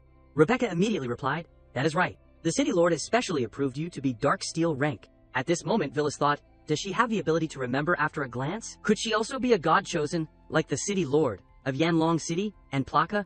Rebecca was still smiling as she recounted. I heard that he is usually cold and ruthless. I wonder what kind of relationship he and the two of you have. Hee hee. Suddenly a voice rang out. Rebecca, still working during work hours. It was Pan. He questioned. Don't you see that this lady is very troubled? Seeing him come, Rebecca immediately obeyed. Prince Pat. At this moment, Pan suddenly suggested. Would the two of you like to go in and take a look? It is embarrassing to say. This house is my property. I do not know why it turned out like this. If the two of you have any clues in the future, please tell me. That is right, my name is Pat, just a normal businessman. At this moment, Villas refused. No need. We are just strolling around because we are bored. Xiao Guang whispered from behind. Master, this guy gives me a very stinky feeling. That is right, I want to go to sleep now. Pan became even more enthusiastic. It is because this subordinate was negligent. That is right, it is not early anymore. Do the two of you have a place to stay? If it is convenient, I can arrange a luxurious place for the two of you. In response to this hospitality, Villas bluntly refused. Along with a killing intent and Zhao Guang's breasts in the back, she said, no need. We are used to sleeping in small rooms. Thank you for your kindness. No need to see us off. Then the two of them immediately turned around and walked away. Villas also said, Miss Rebecca, we will come back to register later. Good night. Now Pan looked like a domineering CEO again. He said, I want all the information about these two people immediately. Investigate them thoroughly for me. Rebecca was shocked. Ha! Your Highness, they are just dark steel rank adventurers. There is no need for that. Pan emphasized again. I said, give me all the information about these two people. Rebecca had no choice but to comply. Yes, I understand. Now, her expression looked quite gloomy. At the Iris Orphanage. From inside this cold room, the sound of iron chains rang out. A dazed gaze was slowly opening. It was Edwina, who had been captured and imprisoned. She asked blankly, where is this? At this moment, a mysterious person chuckled and said, hey, you have woken up. Don't worry, it is almost your turn. With that, the person slowly approached someone. Seeing this, she became panicked. It was another girl. She begged painfully, kill me. At this moment, the injection had been injected into her body. She immediately lost consciousness. Edwina shouted, what did you do to her? Stop it. The mysterious person said sinisterly, hee, do not be impatient. The next person is you. Suddenly a subordinate came and shouted, boss, the boss's boss is calling you. The mysterious person became angry. Bastard, can't you see that I am busy? Damn it, just reading a few books and they are already ordering me around. Behind the subordinate, another girl was also crying and begging, no, do not take me away again. Don't hit me, I do not want to turn into that form again. It was Natalie. She cried miserably, spare me, please spare me. Someone come and save me, someone. Edwina was struggling to listen to these painful words. At this moment, the subordinate turned around, kicked Natalie, and cursed violently, shut up. Having to witness this scene, Edwina felt very sympathetic, and tears streamed down her face. A moment later, Natalie trembled as she sat on the cold stone floor. Edwina peeked inside and asked, hey, are you awake? Are you okay? Do you feel uncomfortable anywhere? Natalie replied unhappily, it is too noisy. Don't you have any upbringing? Hearing this, Edwina felt a little downcast. Sorry. Then she introduced herself. I am Edwina, from the City of Angels, a holy knight. At this point, Natalie suddenly burst out laughing. Then she said, I am telling you, do not you know the situation yet? Seriously introducing yourself. Edwina asked again, sorry, where is this after all? Natalie replied, the Iris Orphanage. Or you could say it is the secret base that the Eternal Throne has taken root in Courage City. Edwina quickly spoke. The Eternal Throne. Why is this kind of cult hiding in Courage City? We have to tell someone outside about this. Natalie became desperate. How? Escape outside, rely on you, or will someone come and save you? Are you expecting a god? Edwina replied, although I do not know anyone in Courage City, we can go to the church to seek help. I heard that Archbishop Verdi Haywood here is a devout believer who has served the goddess for over 30 years. He will definitely be able to help us. Natalie said sadly, Verde. Although it looks like this now, I was also a famous holy knight. I had already investigated here. Before infiltrating, I sent a letter to that guy to explain the situation. It has been 2 months now. Hearing this, Edwina was very surprised. Why, you mean the Archbishop and them are in the same group? Natalie sighed in disappointment. I thought you ladies from the City of Angels were all conservatives, always hanging the goddess injustice on your mouths. If it were someone else, they would definitely say something like, the goddess will definitely save me. How can the Archbishop betray the goddess? It seems you are not like that. Hearing this, Edwina chuckled softly. Natalie continued, you have probably seen that person before. The eyes and ears of the Eternal Throne. A transcendent-level powerhouse. Standing before her, mortals like us do not even have a chance to resist. Edwina unexpectedly thought, no, that person is indeed very strong, but I have seen many people who are even more powerful than her. The person she was referring to was Villis. And Xiao Guang, the double-kill duo. In Edwina's memory, before leaving the Land of Oblivion, she had asked the two of them, please wait a moment, may I ask? Who are you two? Xiao Guang said grumpily, what is it to you, human? Edwina was frightened. I want to know. Can humans become as strong as you? Villis replied. What do you mean? I am human after all. As for how to become stronger, at that time, Edwina's expression was full of reminiscence at Villis. Words, just try to level up. Those memories were deeply imprinted in Edwina's mind. Now, she said dejectedly, if I could also have that kind of strength, maybe? Hearing the story, Natalie was very surprised. Someone even stronger than the transcendent rank. Then she laughed. What? You do not think you can become a god, do you? Haha, that is too interesting. Haha. At this moment, another mysterious person entered and said loudly, Hey, who allowed you to gossip? Shut up for me. Natalie replied, Hey, you have locked me up for 2 months. I have not seen you go out once. As a man, you must be holding back until you are crazy, right? Faced with this sweet temptation, he was moved, but still firm. You, what do you mean? I do not want you. Obediently die. Natalie pointed to Edwina. Oh dear, I am like a withered flower that no one wants anymore. But that girl opposite is very beautiful. Edwina's face went blank and she exclaimed. Now she realized in panic, the exclamation even louder. Looking at the bunch of keys in the mysterious person's hand, she realized. Could it be? That is probably not going to work. Then Edwina said, Woo-woo, you, I do not want to die yet. I have not loved anyone yet. If before I die I could have a sweet date with a handsome guy that I like, how wonderful would that be? This mysterious person said smugly, Want to trap me, huh? Don't even dream about it. If my boss comes back here, he will beat me to death. Edwina pretended to be shy. I am saying this for the first time. Natalie quickly chimed in. If you do not tell, I won't tell. It will be fine.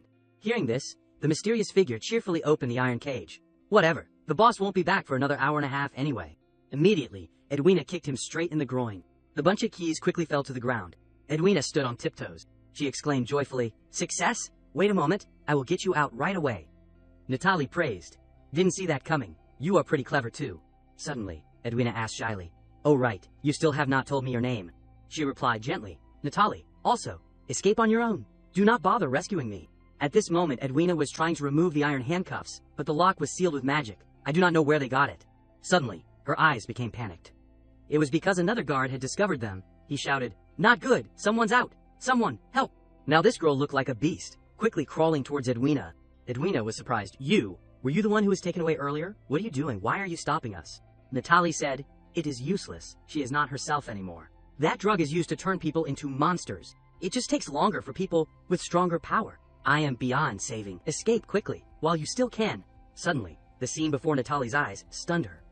It was because Edwina was using her strength to resist the enemy. She also guaranteed, No, I will definitely get you out.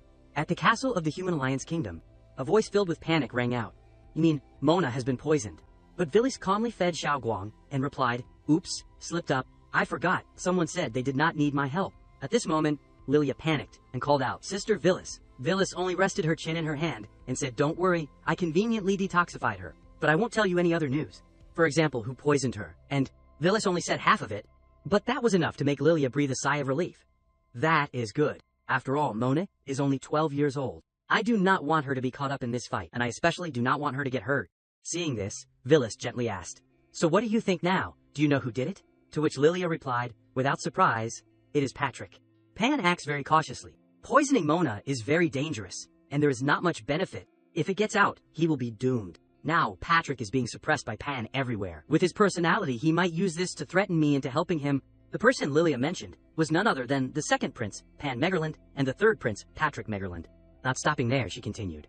As for DeWitt, I do not know what he is thinking, but he probably would not do it either. DeWitt Megerland, the fourth prince, and Mona Megerland, the sixth princess, are all Lilia's siblings. She spoke of her younger brother with a sad tone. He has never shown any desire for the throne, and he often maintains the relationship between us siblings. Perhaps he really does not need the throne? Even if he had some plot, he would not harbor such an easily exposed plan.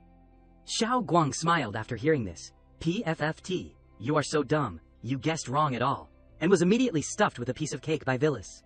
Lilia pondered, but the forces behind Patrick are mostly people from the military, a faction that blindly worships violence. He does not have the means to carry out this plan. Her face darkened, which means someone else provided this special poison. There must have been some kind of benefit exchange between them. That is right, only Pan has the resources to make this special, unknown poison. Villis, with a satisfied expression, exclaimed, The Eternal Throne? Xiao Guang proudly smiled, as if understanding life, and praised Lilia. That is right, it was Yongxi something who poisoned her. It has nothing to do with Patrick something. Unexpectedly, Villis only reminded lightly, Did you mistake the Eternal Throne for a human's name? Also, Patrick is the one who instructed the poisoning. Lilia slammed her hand on the table angrily, so Pan let the Eternal Throne freely enter and exit the royal palace. Is he crazy? Villis interrupted. Just a reminder, that new drug definitely needs to go through many experiments, and the human body is the best source of materials for experimentation. Lilia's face was very sad. Now that you mention it, a long time ago the Adventurers Guild had a request to search for missing personnel, and I did not pay attention to it. Faced with such a chaotic situation, Villis lazily sprawled on the chair. Oh dear, what to do? If this continues, maybe little sister Mona will be threatened by other means. Then she put on an extremely trustworthy face and winked at Lilia. This lady, you probably do not want your younger sister to get hurt, do you? Lilia clenched her fists and called out, Someone! A maid appeared carrying a teapot. Your Highness, would you like some more tea? But Lilia looked extremely dazed. Ah, no, Emily. You may step back for now, Hua. As soon as she finished speaking, Hua appeared. Your Highness, what are your orders? Lilia pushed up her glasses and resolutely ordered, gather all the troops, and at the same time, announce a request at the Adventurers Guild. I have discovered the stronghold of the Eternal Throne cult. Set off immediately. The mission is to wipe them all out. Hua was extremely excited. Really? That is amazing, Lilia. We have been investigating for a long time, but still have not caught their tail. Then she turned to the mushroom Villis and smiled ignorantly and blankly. Huh? At the Iris Orphanage.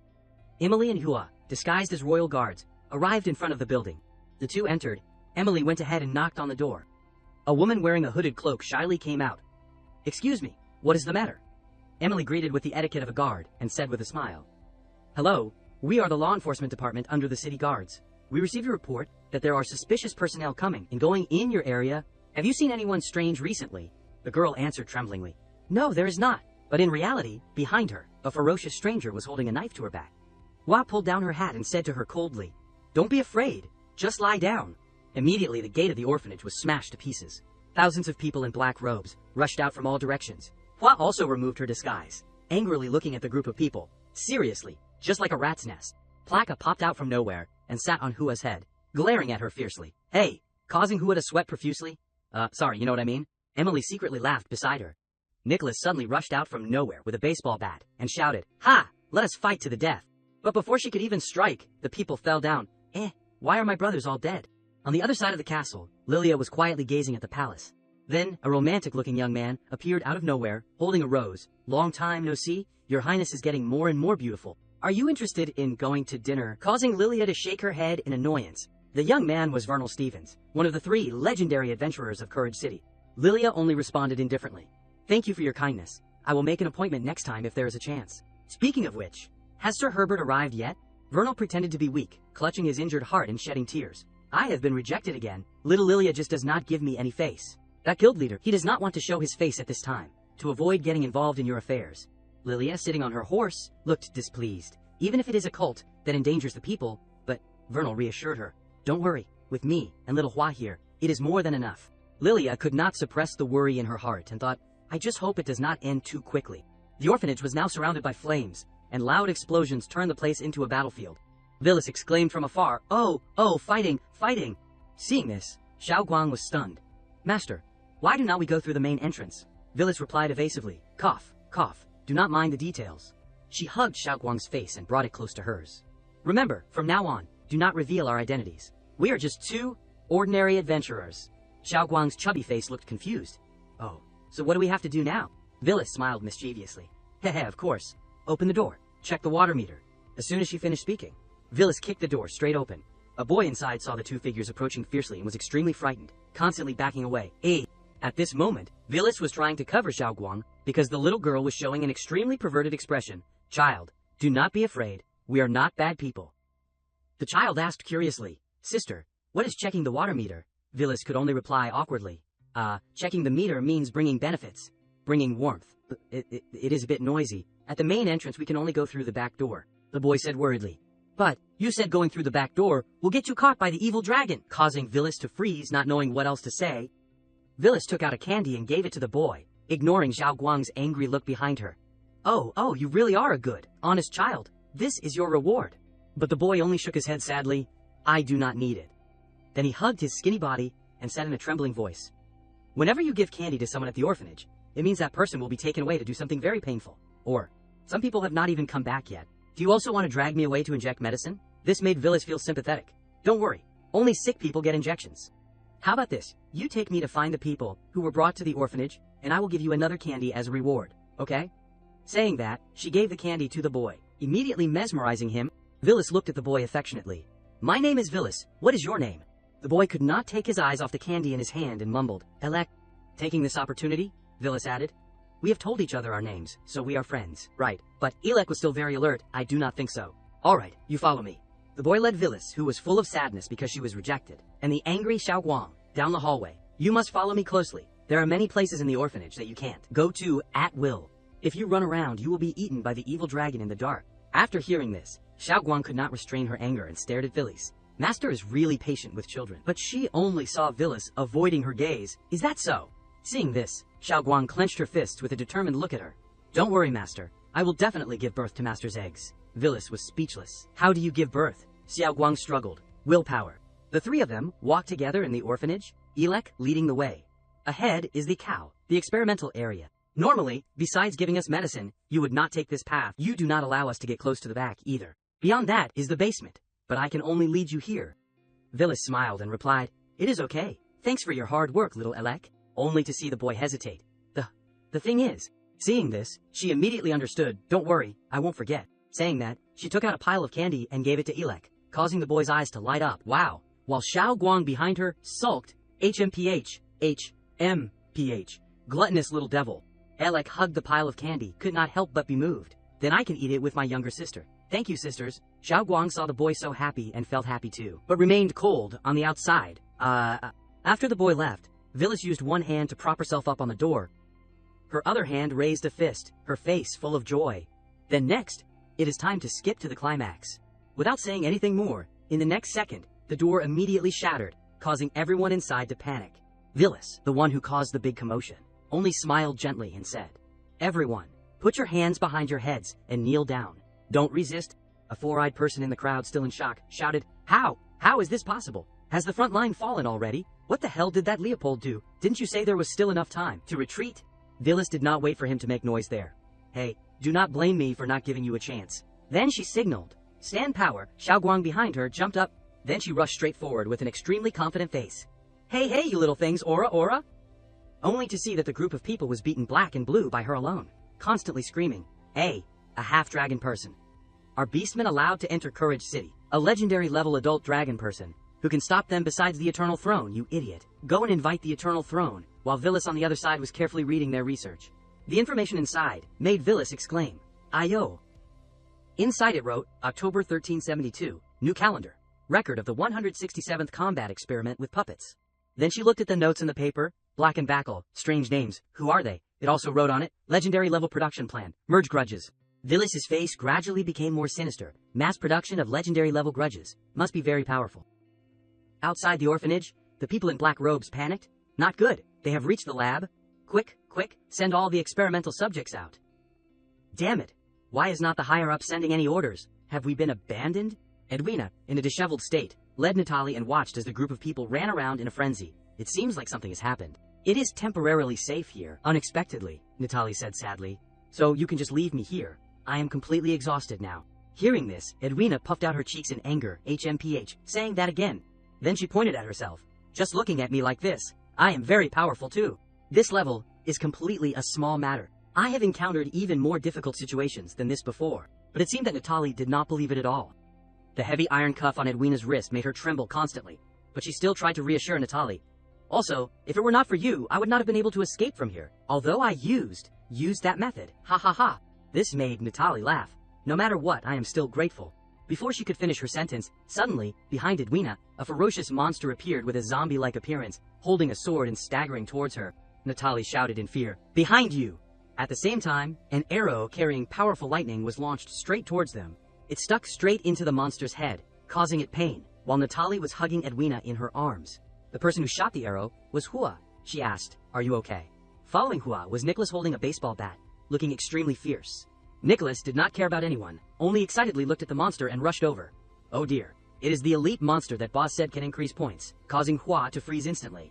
Hua glanced over, surprised, and asked, Why are you here? White Lion, Natalie, only to see Natalie still in shock, shedding tears, while Edwina was in a daze. Nicholas excitedly walked around hitting things with her bat, not even landing a hit, making the group of people give up and exclaim, "Ah!" Then, she raised her eyebrows at Vernal, who was holding a rose in his mouth and clicking his tongue. Io discovered a handsome guy. Bro has taste, causing Vernal to not mind praising her. Beautiful. Saying that, Vernal put on a romantic pose. Don't misunderstand. I was talking about the cute little kitten. But this provoked, Nicholas, who are you calling a kitten? I will kill you right now. Hey, looking closer, you are both cheesy and disgusting. Although Nicholas criticized him, Vernal did not seem sad. Haha. I am often told that. Then he was kicked by Hoa, and could only call out, ouch. Hua, who was supporting Natalie, looked at Vernal angrily. Do your work. Do not just focus on flirting. Vernal was still the same as before, pretending to be weak. Boo-hoo. The little kitten is too fierce. Clearly, she used to be so clingy to me. Could it be? She is jealous. Hua was too used to his coquettish appearance. There seems to be something wrong with your head.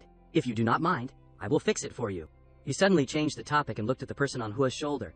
Oh my, is not this Natalie? Why are you so injured? Let me heal you. Hua was so angry that she could not hold back and punched Vernal in the head. He still continued to whine. Hiki, it hurts so much. Little Hua. While Natalie was secretly shedding tears. What am I doing? Lilia, at the castle, after having everything explained to her clearly, frowned. So that is how it is. The missing people recently were all captured and imprisoned here by the Eternal Throne. Edwina pointed to the other side. Miss Natalie and I were both imprisoned in the prison in front. Vernal looked at the shattered area in surprise. This metal, it seems to be an unknown alloy, and it is very strong, but it was destroyed like this. Did the Eternal Throne do it? Nicholas walked over calmly. This destructive power must be from Boss. Immediately her face changed. Only that monster. Suddenly, Lilia's voice rang out, making Nicholas jump. Who is there? A small head popped up. Ilik's voice was very innocent. Your Highness the Princess. It is really Your Highness the Princess. She is just like in the paintings. So beautiful. This could not help but surprise Lilia, little one. Ilik walked over cautiously, holding a notebook in his hand. Your Highness the Princess, a beautiful sister told me to give you this. Lilia looked at the notebook and smiled. As expected, it is Sister Villas. But then Lilia's eyes widened. This is... On Villas and Xiaoguang's side, the two of them seemed to be walking into a dark hallway. While walking, suddenly a glimmer of light was emitted, causing the two of them to squeeze and run over. Villas was curious. That is strange. Why is there a light ahead? Saying that, she held up a sparkling pearl. A fairly large room appeared before their eyes, surrounded by people lying on hard tables.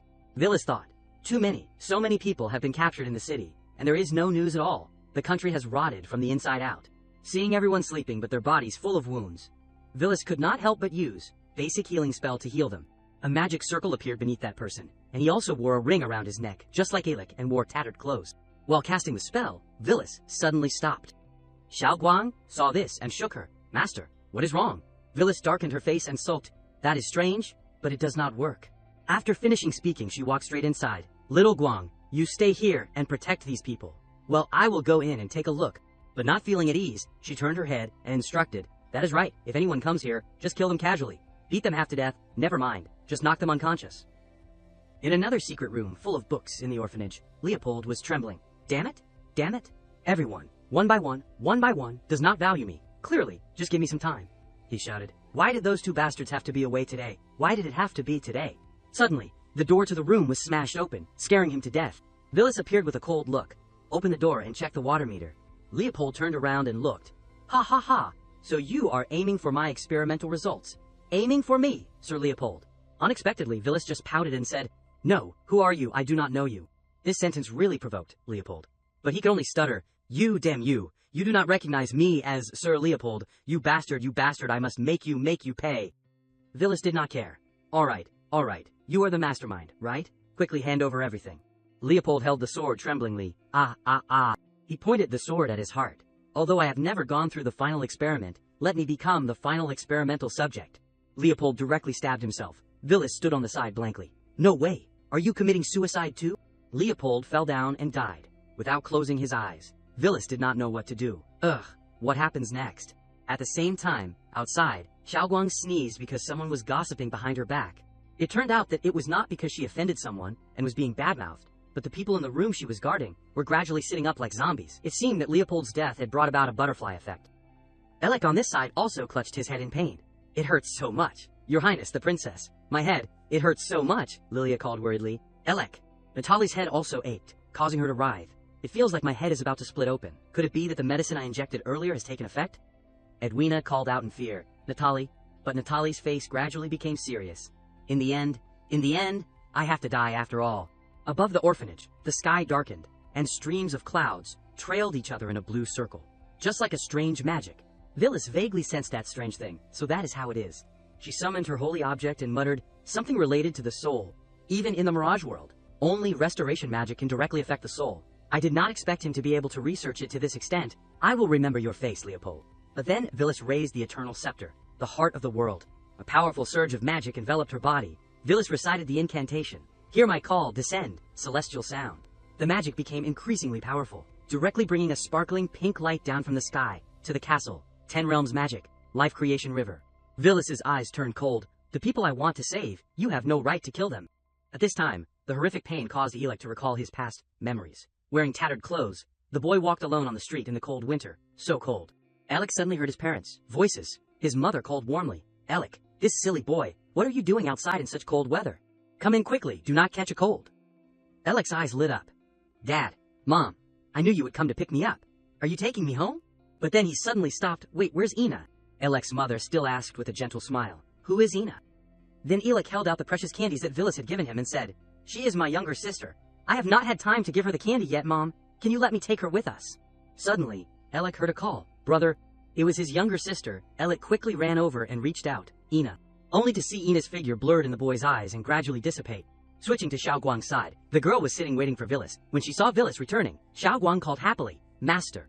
The girl wagged her tail and ran over. Master is back. But Villis just coldly brushed past her. She was immersed in tangled thoughts. Skill range, not enough.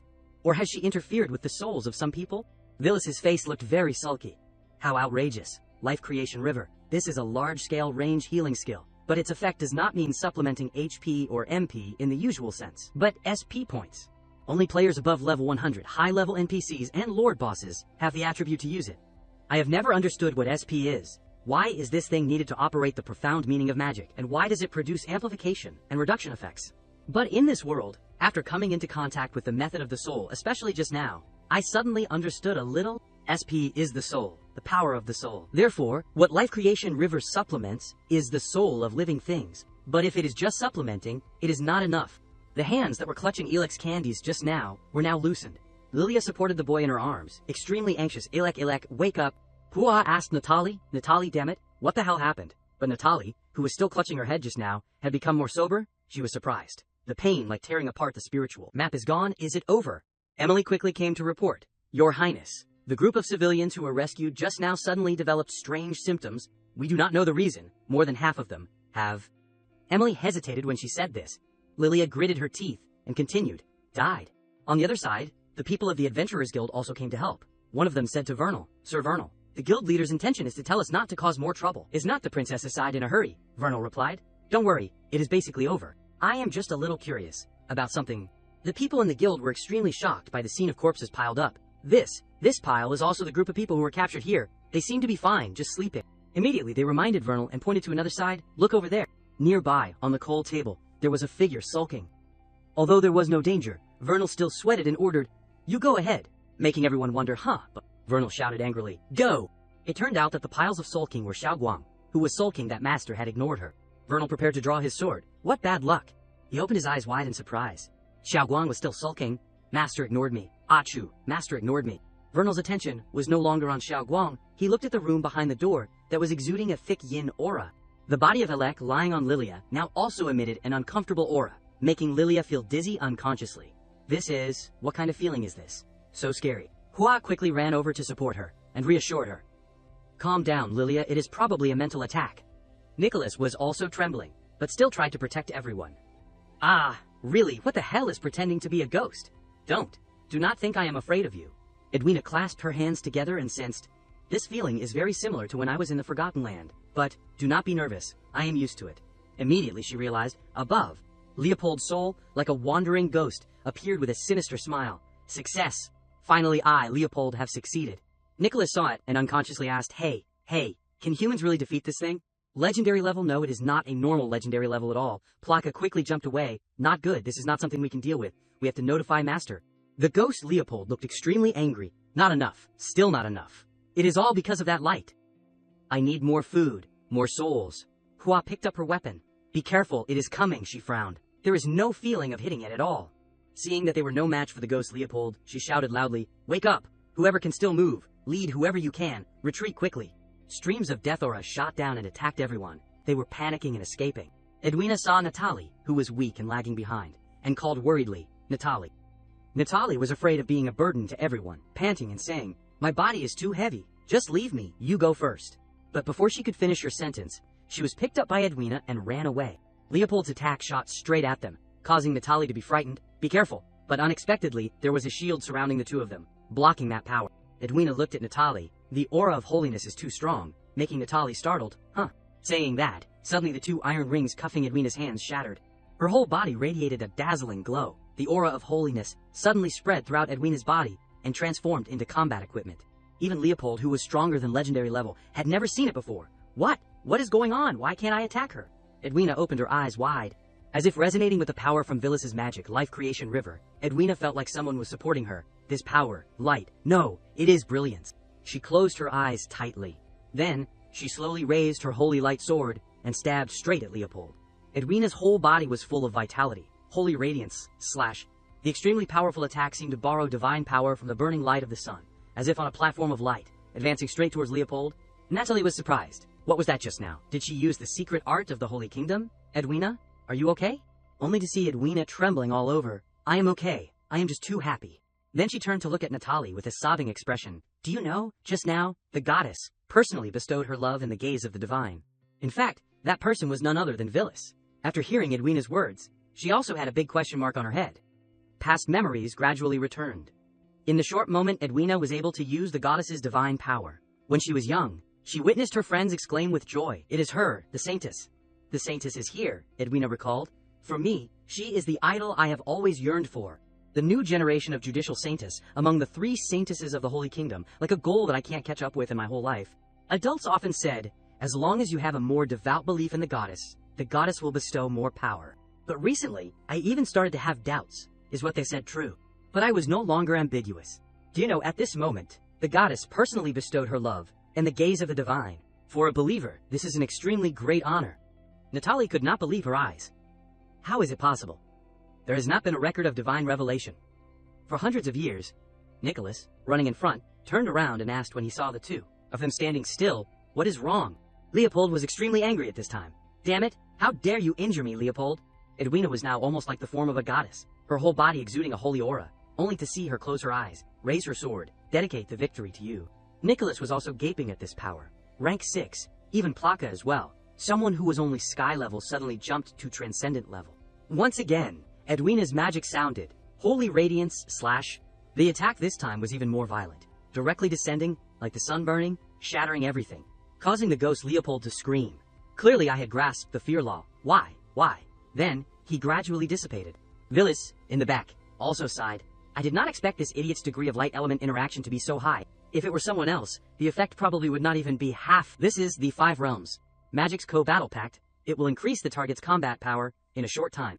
9 Realms Magic's Stillness of Light permanently strengthens the target's attributes based on the target's degree of light element interaction. Villas whispered in Edwina's ear, you are very interesting, in every sense. This is a small gift for you. Do not forget your original intention. Use it well. See you later.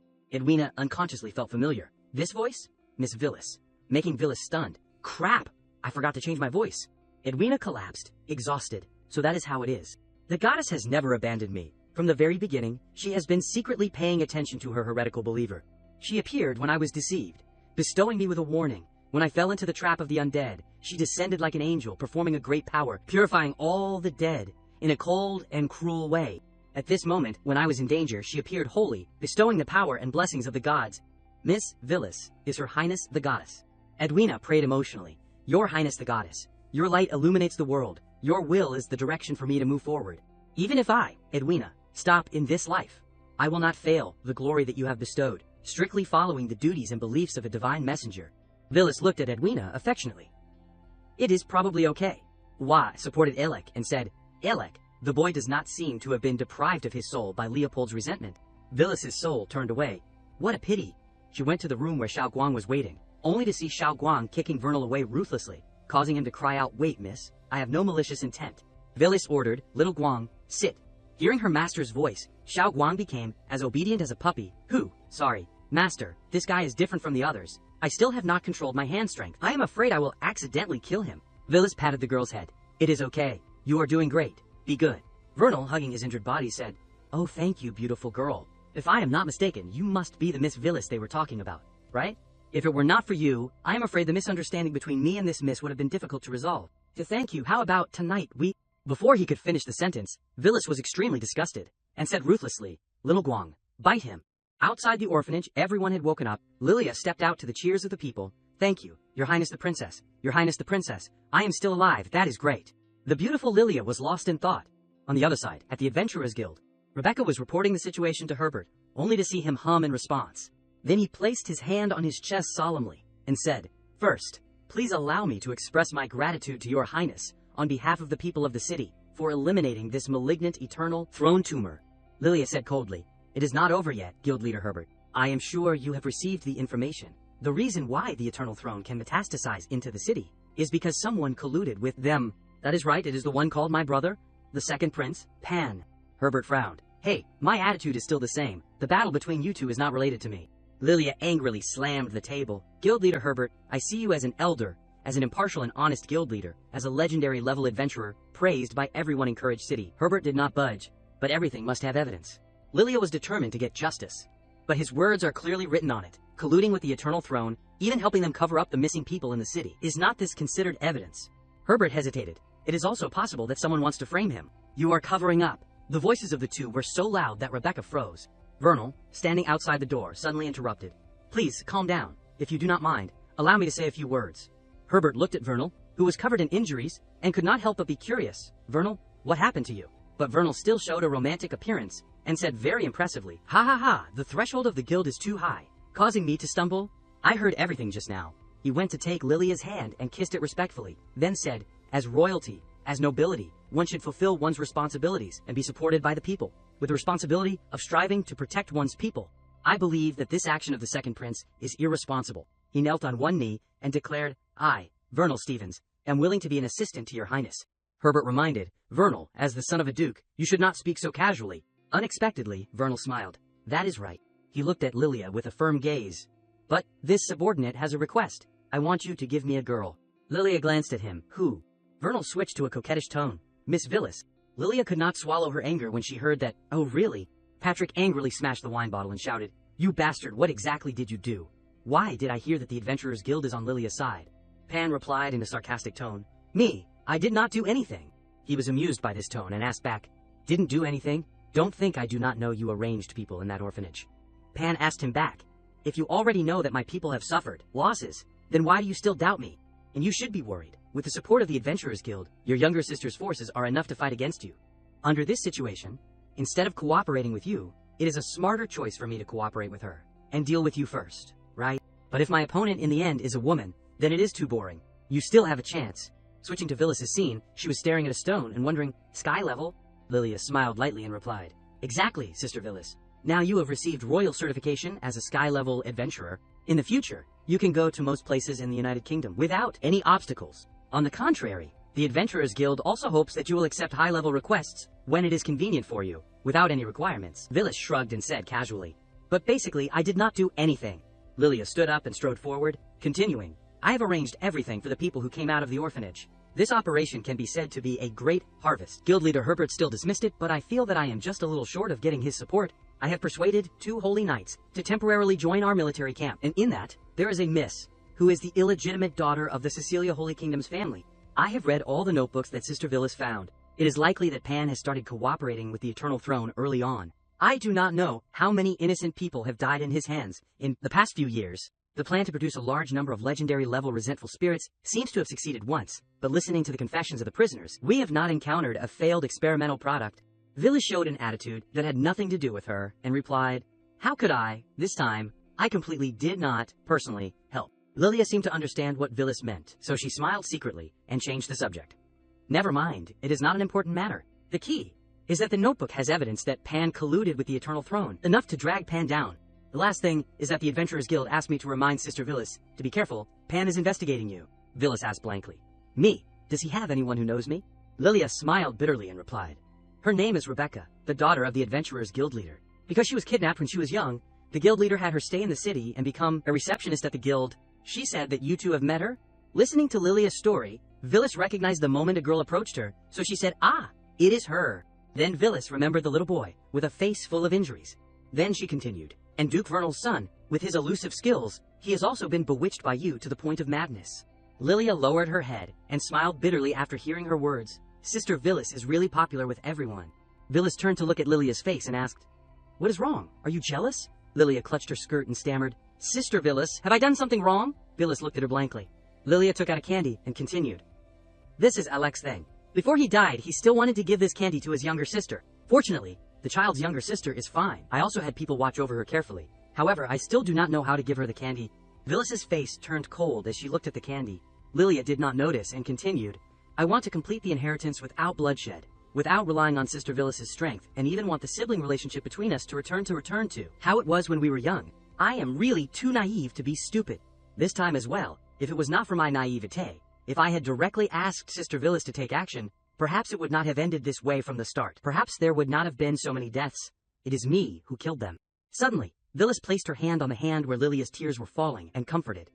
"Perhaps changing the way to solve a problem will have different results. But this thing originally has no right or wrong. Although it is a bit naive, I do not hate your thoughts at all." After a while, Villas sat outside and fiddled with the candy in her hand. She said, "Little Guang." Xiao Guang, who was lying hugging her waist, asked, "What is wrong, master?" Villas was silent, remembering when she was sitting on a skyscraper and observing something. Thinking together, at first it was Van Hatch City, with mass deaths, but I did not find anything strange. She remembered standing in front of the person who was lying slumped on the ground, frantically getting up. But Xiao Guang squeezed his neck with her tail. The girl did not flinch and threw that person away. Villas continued to think, "The first time I killed someone, I did not have any psychological burden, just like in a game. If that Edwina girl showed even a little bit of inferiority, I might have killed her without hesitation.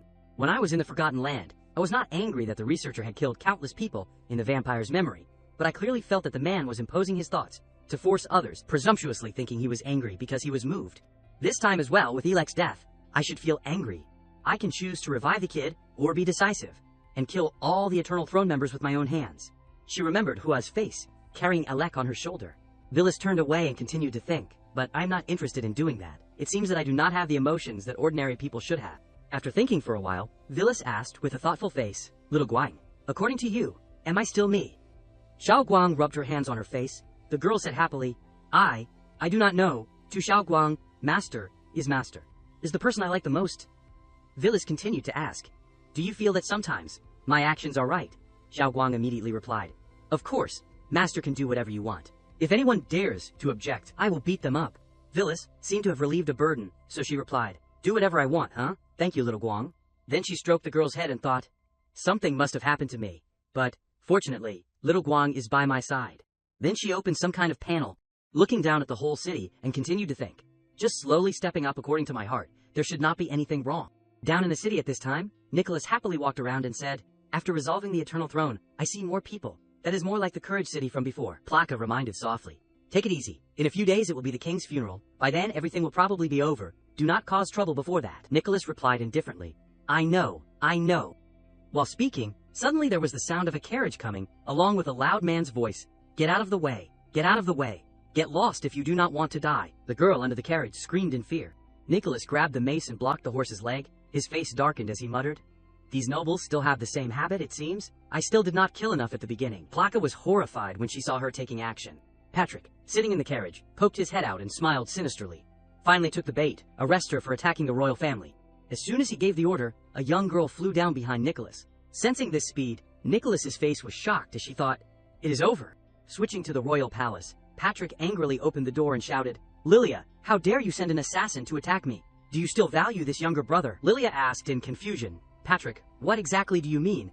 He immediately blamed her. "Don't play dumb. Your subordinates can't keep their mouths shut. She has already admitted it. Since you poisoned our father to death, I have spread the news. Soon, everyone will know that you are a vicious woman."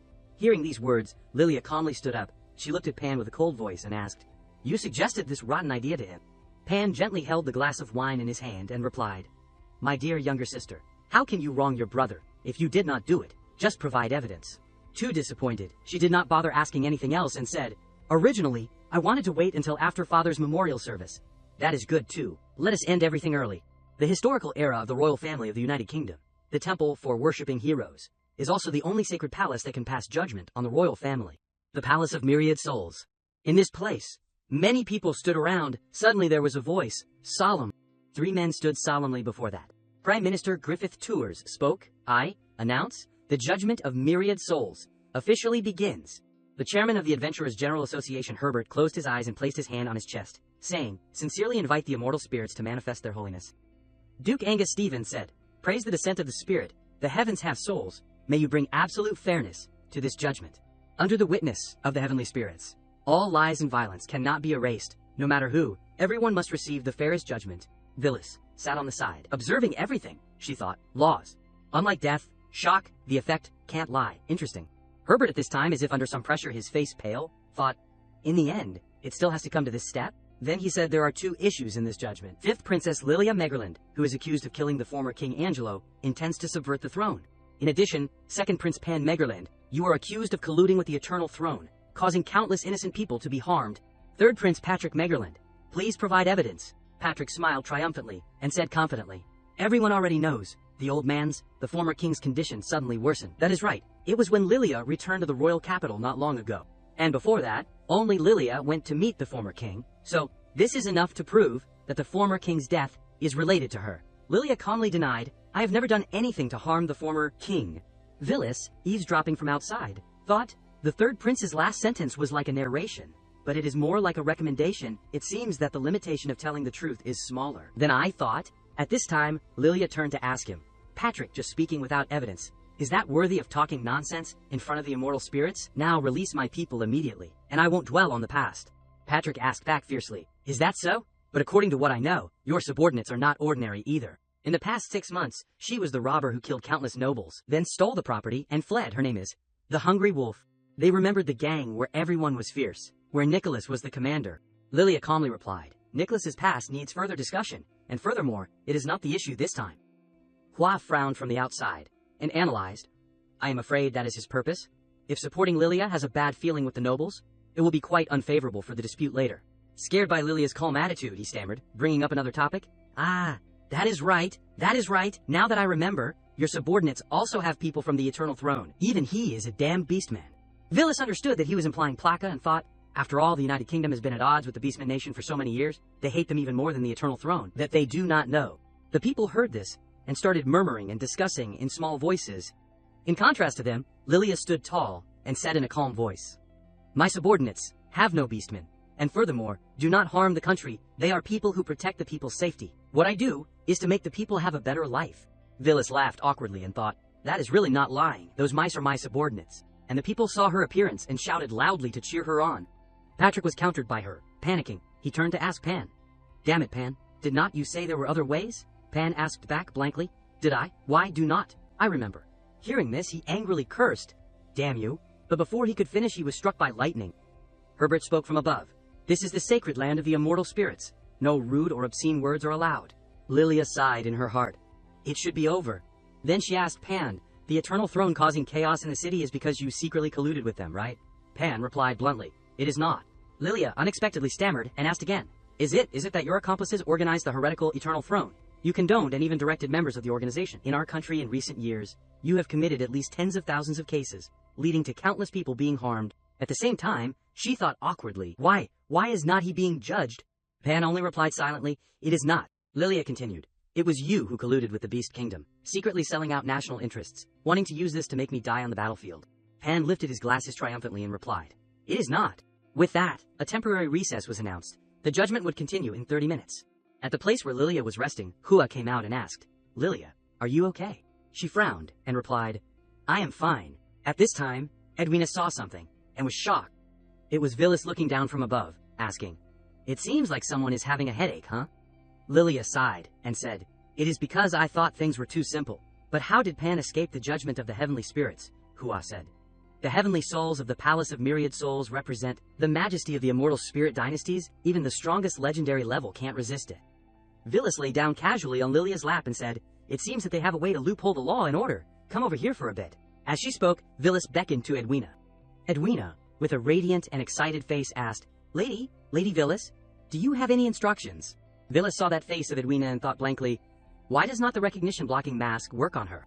Then she winked and said, Edwina, now say loudly here, I hate that goddess. HMPH. Edwina heard that request and was stunned. Then, blushing, she covered her face with her hands and stammered, I hate that goddess the most. HMPH. HMPH. Lilia heard this and wondered. This is, clearly the power of the immortal spirits is still here, but it does not work on Miss Edwina Cecilia. Vilis smiled lightly and explained, very simple, as long as the level is equal to the heavenly souls, they won't be affected by the rules. Hearing this, Edwina smiled happily and muttered, why, clearly I am saying disrespectful words. I, Goddess-sama? Vilis heard it and denied it. It has nothing to do with me. At this time, Hua frowned and thought, so the second prince also has the help of some kind of power. Vilis was still relaxing there and said, but someone won't let me interfere. What should I do? Lilia heard this and smiled lightly. Her face flushed. She stroked her hair, leaned down, and acted coquettishly. Sister Vilis, I was arrogant before, please help me. 2 watermelons were pressed against Vilis's face, which she enjoyed. Then she smiled happily and replied, if the other party is cheating, then do not blame me, Plaka. As soon as she finished speaking, he appeared from nowhere. He gave a cold smile and replied, as you command, my master. On the other side, Pan said triumphantly, it seems that my lovely younger sister has no movement at all. So the Adventurers Guild did not find any information from the adventurer Vilis. What about the Eternal Throne's intelligence agency? The girl beside Pan asked back. Our bases have all been flattened. How can we have time to investigate an adventurer? Pan rubbed the ring on his hand and said, oh well, no matter how strong that woman is, she is useless now. Lilia naively thought that the Palace of Myriad Souls could make things difficult for me. But little did she know that this is the trap I prepared for her. After a while, they gathered again. Herbert announced, the judgment begins again. Lilia took out a notebook and held it in front of Pan. She said, this is what was discovered at the base of the Eternal Throne. Your name is clearly written on it. Pan, are you still going to quibble? Pan replied bluntly, of course. But as soon as he raised his hand, he saw that his ring had disappeared. So his face turned pale and he thought, since when, my ring? At this time, Plaka had given the ring to Vilis. She looked at it and thought, as expected, this thing helped Pan loophole the rules. Lilia asked again, Pan, why do not you answer? Pan hesitated and stammered, Lilia, I do not know if you have ever observed if my name has signs of being modified or not. That is right, maybe someone wants to frame me. The more someone wants to borrow this as evidence, the more likely that person is. Vilis listened to this arrogant defense and wondered, so he was turned back. How many backup layers did he arrange? Herbert saw that it seemed difficult to clarify, so he spoke. It seems that both sides of this judgment are innocent. For now, we can only announce. Before he could finish speaking, a person entered to stop him. Wait. It was the 4th prince, DeWitt Megerland, who walked in dignifiedly and said, enough. Do not be like this anymore, clearly. We are family. Before he could finish speaking, Pan coldly insulted DeWitt. Trash. Hearing this, DeWitt panicked and asked, Pan, brother, please answer me. Was it you who killed the first prince of the United Kingdom, Crown Prince Torun Megerland? As DeWitt spoke, his face showed fatigue. Being accused directly, Pan's body trembled. He gritted his teeth and could not say a word. But then he laughed lightly, not denying anything. That is right. The death of Torun Megerland was indeed done by me. At this time, chains from the sky came down with the judgment. Fratricide, a crime that cannot be forgiven, sentenced to life imprisonment. Pan quietly accepted the restraints. He said, you won, Lilia. But instead of being happy, she asked incomprehensibly, why? Why did you have to do it to this extent? Be it older brother or me? or the innocent people who were in trouble for the crown, to give up relatives, the people, and even give up the boundary of being human. Pan sneered and asked back, benevolence, morality. What supports a country is not the people, but strength. Isn't it because of strength that you, my dear younger sister, won against me? Don't think this is the final act. And then he stepped forward, walking with a satisfied smile. Lilia turned down and asked, DeWitt, why did you help me? DeWitt bowed and replied, because I believe you are the most suitable person. I, 4th Prince DeWitt Megerland, voluntarily give up the right of inheritance. Prime Minister Griffith Tours spoke, delivering the judgment. Then, 2nd Prince Pan Megerland committed the crime of killing his older brother, a crime that cannot be forgiven. Escort him to the heavenly prison. Duke Angus Stevens said sternly, 3rd Prince Patrick Megerland framed the princess, blasphemed the immortal spirits. From now on, he is stripped of all political rights. Sentence, after the former king's memorial service. Juanette asked excitedly, does that mean, Your Highness the princess has won? Your Highness the princess has obtained the throne. On the other side, Villas exclaimed in surprise, so this is a storage ring. And Xiao Guang rolled around in the pile of gold coins, laughing happily. Villas looked at the ring and said, although money is useless to me, I can use it to line little Guang's nest. At this time, the system panel appeared with the words, Guardian Magic Ring, Item Level, Pseudo-Holy Relic. Villas read all the words and thought blankly. In short, it seems to be a defective piece of equipment, Demon God jewelry. Compared to this, there are only a few items left. The green snake, Nasta mentioned it at that time as well. Then she remembered Nasta's words. I only know that one of them has a jade-colored snake tattooed on their hand, but they have not been caught yet. At this time, Villas and Xiao Guang were standing silently beside her, listening to her words. Switching to reality, Villas continued to look at the object. The system panel continued to display the explanation. One of the 3 vows of silver to open the gate. You need to collect enough keys to activate the power. Reading this, Villas pouted and thought, it seems useless for now. Finally, this is the secret letter colluding with the beastmen. The letter contained the following words. 2nd Prince Pan Megerland, of the United Kingdom of Humans. According to what you said in the letter, the matter of cooperation with our country must be approved by His Majesty the Beast Emperor. Our side has agreed to proceed. According to what you said, a large army of millions of soldiers, spending food and grass is not trivial. Reading these lines, Villas wondered, why did he hide this disadvantageous thing in the storage ring? Shouldn't he destroy it? Suddenly something flew towards her. Xiao Guang quickly ran over to catch it. The girl frowned and asked, who? Villas calmly looked at the piece of paper attached to the arrow. She said, it is another letter. It said, if you do not want your important person to lose their life, meet here at 12 of the clock tonight. Switching to a magnificent palace, Patrick shouted irritably, nonsense! Do you know who I am? I am the 3rd Prince.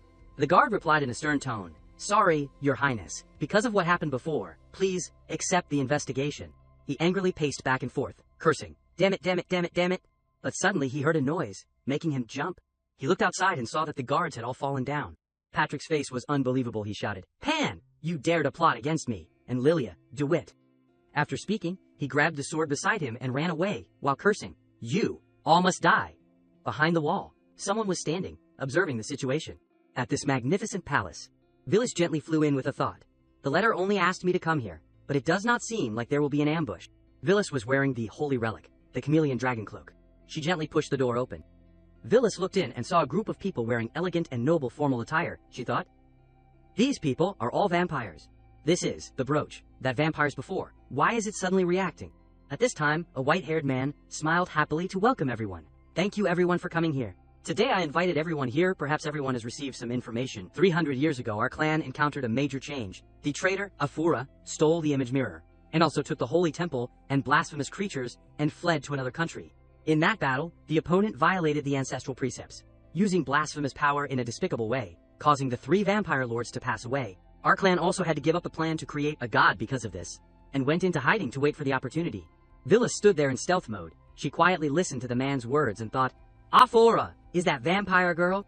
She remembered the vampire girl Afura at that time, and now he still excitedly announced, but the era will change. The betrayer's vengeful spirits will be completely destroyed by the sin god. This is the opportunity for the vampires to completely rise up. At this time, a fan fluttered and asked, Julius, our clan hid because the progenitor of the Blood Clan unfortunately passed away in the disaster of the gods. So we withdrew while we still had the power to protect ourselves. How did it become like this in your mouth? It is not wrong for young people to know less, but the things that you radicals do are pinned on the entire vampire clan. Is that a bit underestimating? These old people, as soon as he heard those words, he jumped. She spoke as she fluttered the fan, with a tone that was gentle, but unusually noble. The scared Julius bowed and laughed, to excuse himself. Lucina contains, Your Highness, this junior is only a 3rd-generation vampire. How dare I be rude in front of you? It is just that. There is something you do not know. A few months ago, Via Angelo died. And now, 5th Princess Lilia Megerland is secretly helping us. She just defeated the biggest enemy in the power struggle, 2nd Prince Pan Megerland. It can be said that she will definitely take the throne as queen. Villas eavesdropped and wondered, oh, so this force is secretly helping Lilia. Lucina frowned and complained, boring Julius. Do not be mistaken, what vampires need is not the status of power, but a person who can lead the entire clan, is the most powerful blood emperor among all the vampire lords. I have to go back, you continue to play, like 300 years ago. Seeing her turn to leave, Julius tried to stop her. Wait, but before he could touch her, a spear was pointed straight at his face, making Julius pale. Lucina's face was cold. Her eyes were filled with murderous intent. She said in a cold voice, giving you one last chance, do not waste my time. When the people saw Lucina's weapon, they panicked and turned to each other to discuss. The spirit spear Longinus. Is this the clan's treasured artifact? It is a sacred object personally passed down by the progenitor. So it is in Lucina's hands. This is the most precious thing among the 3 holy relics of the Holy Kingdom. That is hard to see. It seems that she is really dissatisfied with the recent actions of the radical faction. She is showing off. Villas was curious. She stood behind Lucina to observe and think, oh, level 60. No, it is approaching level 70. This is the first time in this world that I have seen a human character who can reach this level. The name Julius then began to explain. Your Highness Lucina, you have misunderstood. I hope you won't be angry. Please listen to my explanation. I have no intention of the throne of the United Kingdom, but it is for an item, a relic of the gods. Hearing him mention this, Lucina unexpectedly asked back, you have found the relic of the gods. Which god? What item?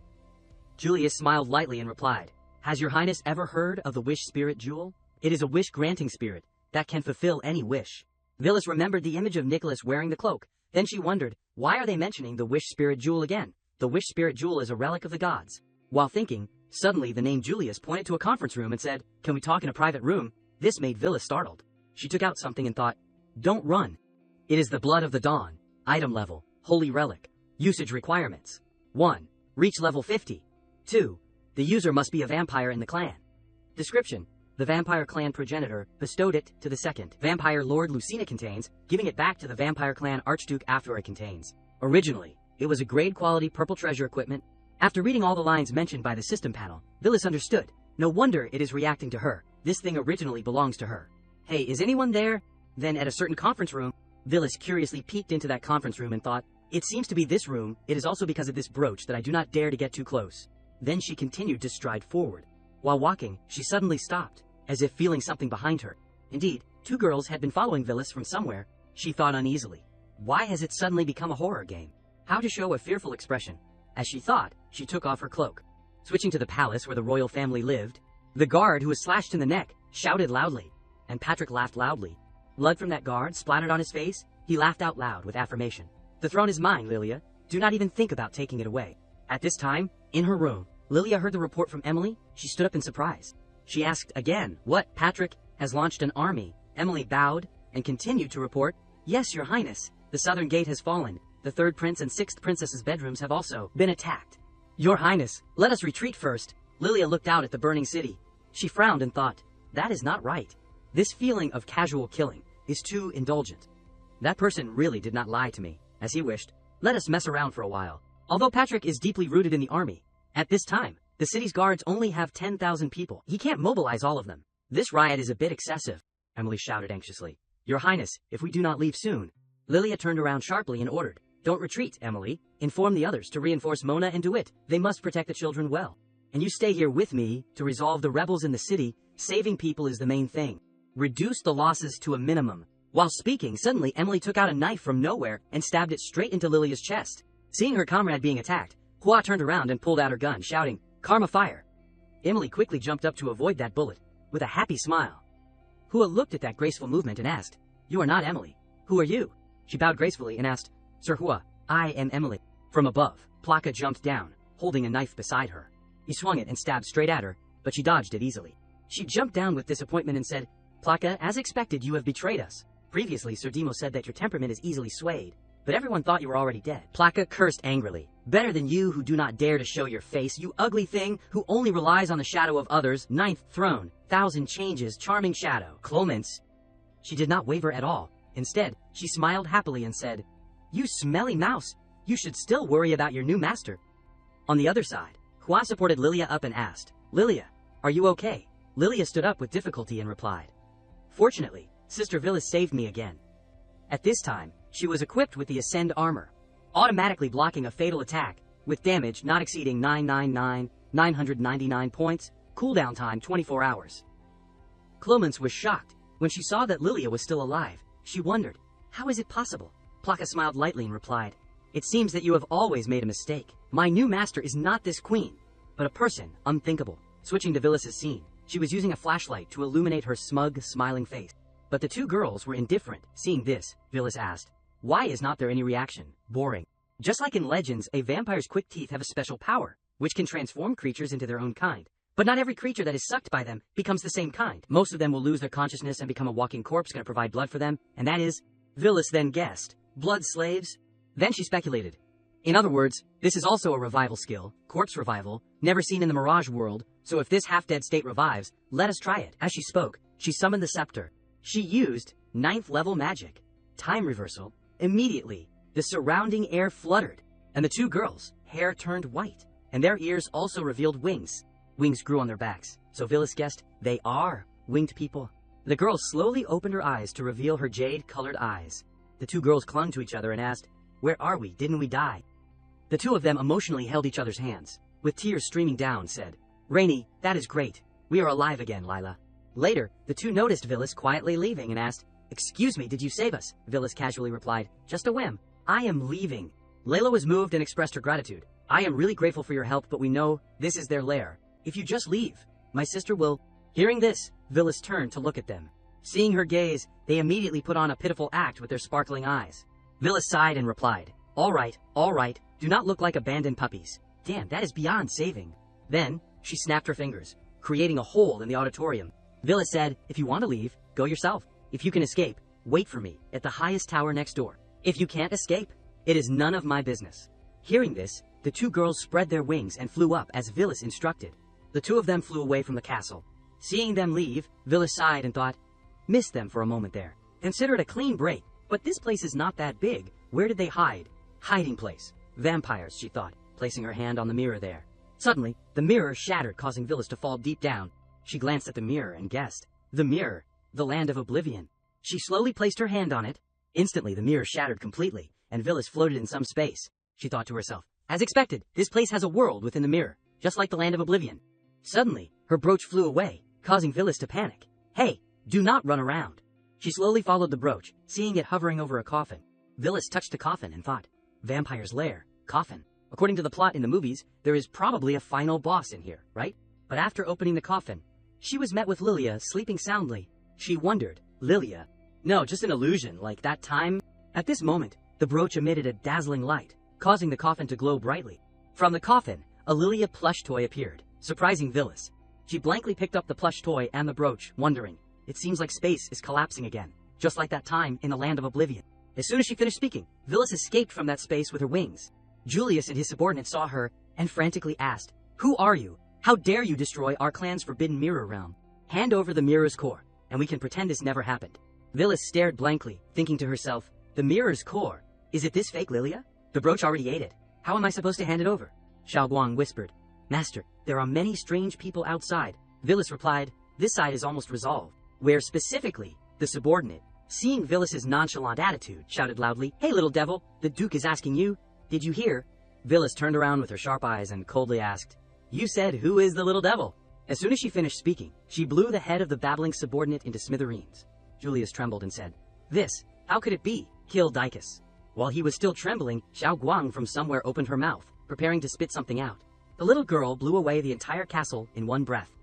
After unleashing the attack, the little girl excitedly flew to Villas and cried, Master, I feel like I have been away from you for so long. I missed you so much, Master. Villas gently replied, all right. Where did you say those strange people were? Ignoring the burning castle, they headed to the underground dungeon. As Xiao Guang strode along following Villas, she wondered, Master, are you ignoring the noise outside? Villas quietly replied, don't worry, someone will probably start a rebellion. Lilia should be fine.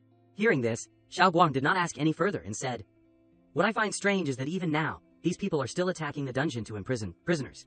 The deeper they went, the more bodies they saw, the more we head towards the bodies. As she was speaking, she saw something and was startled.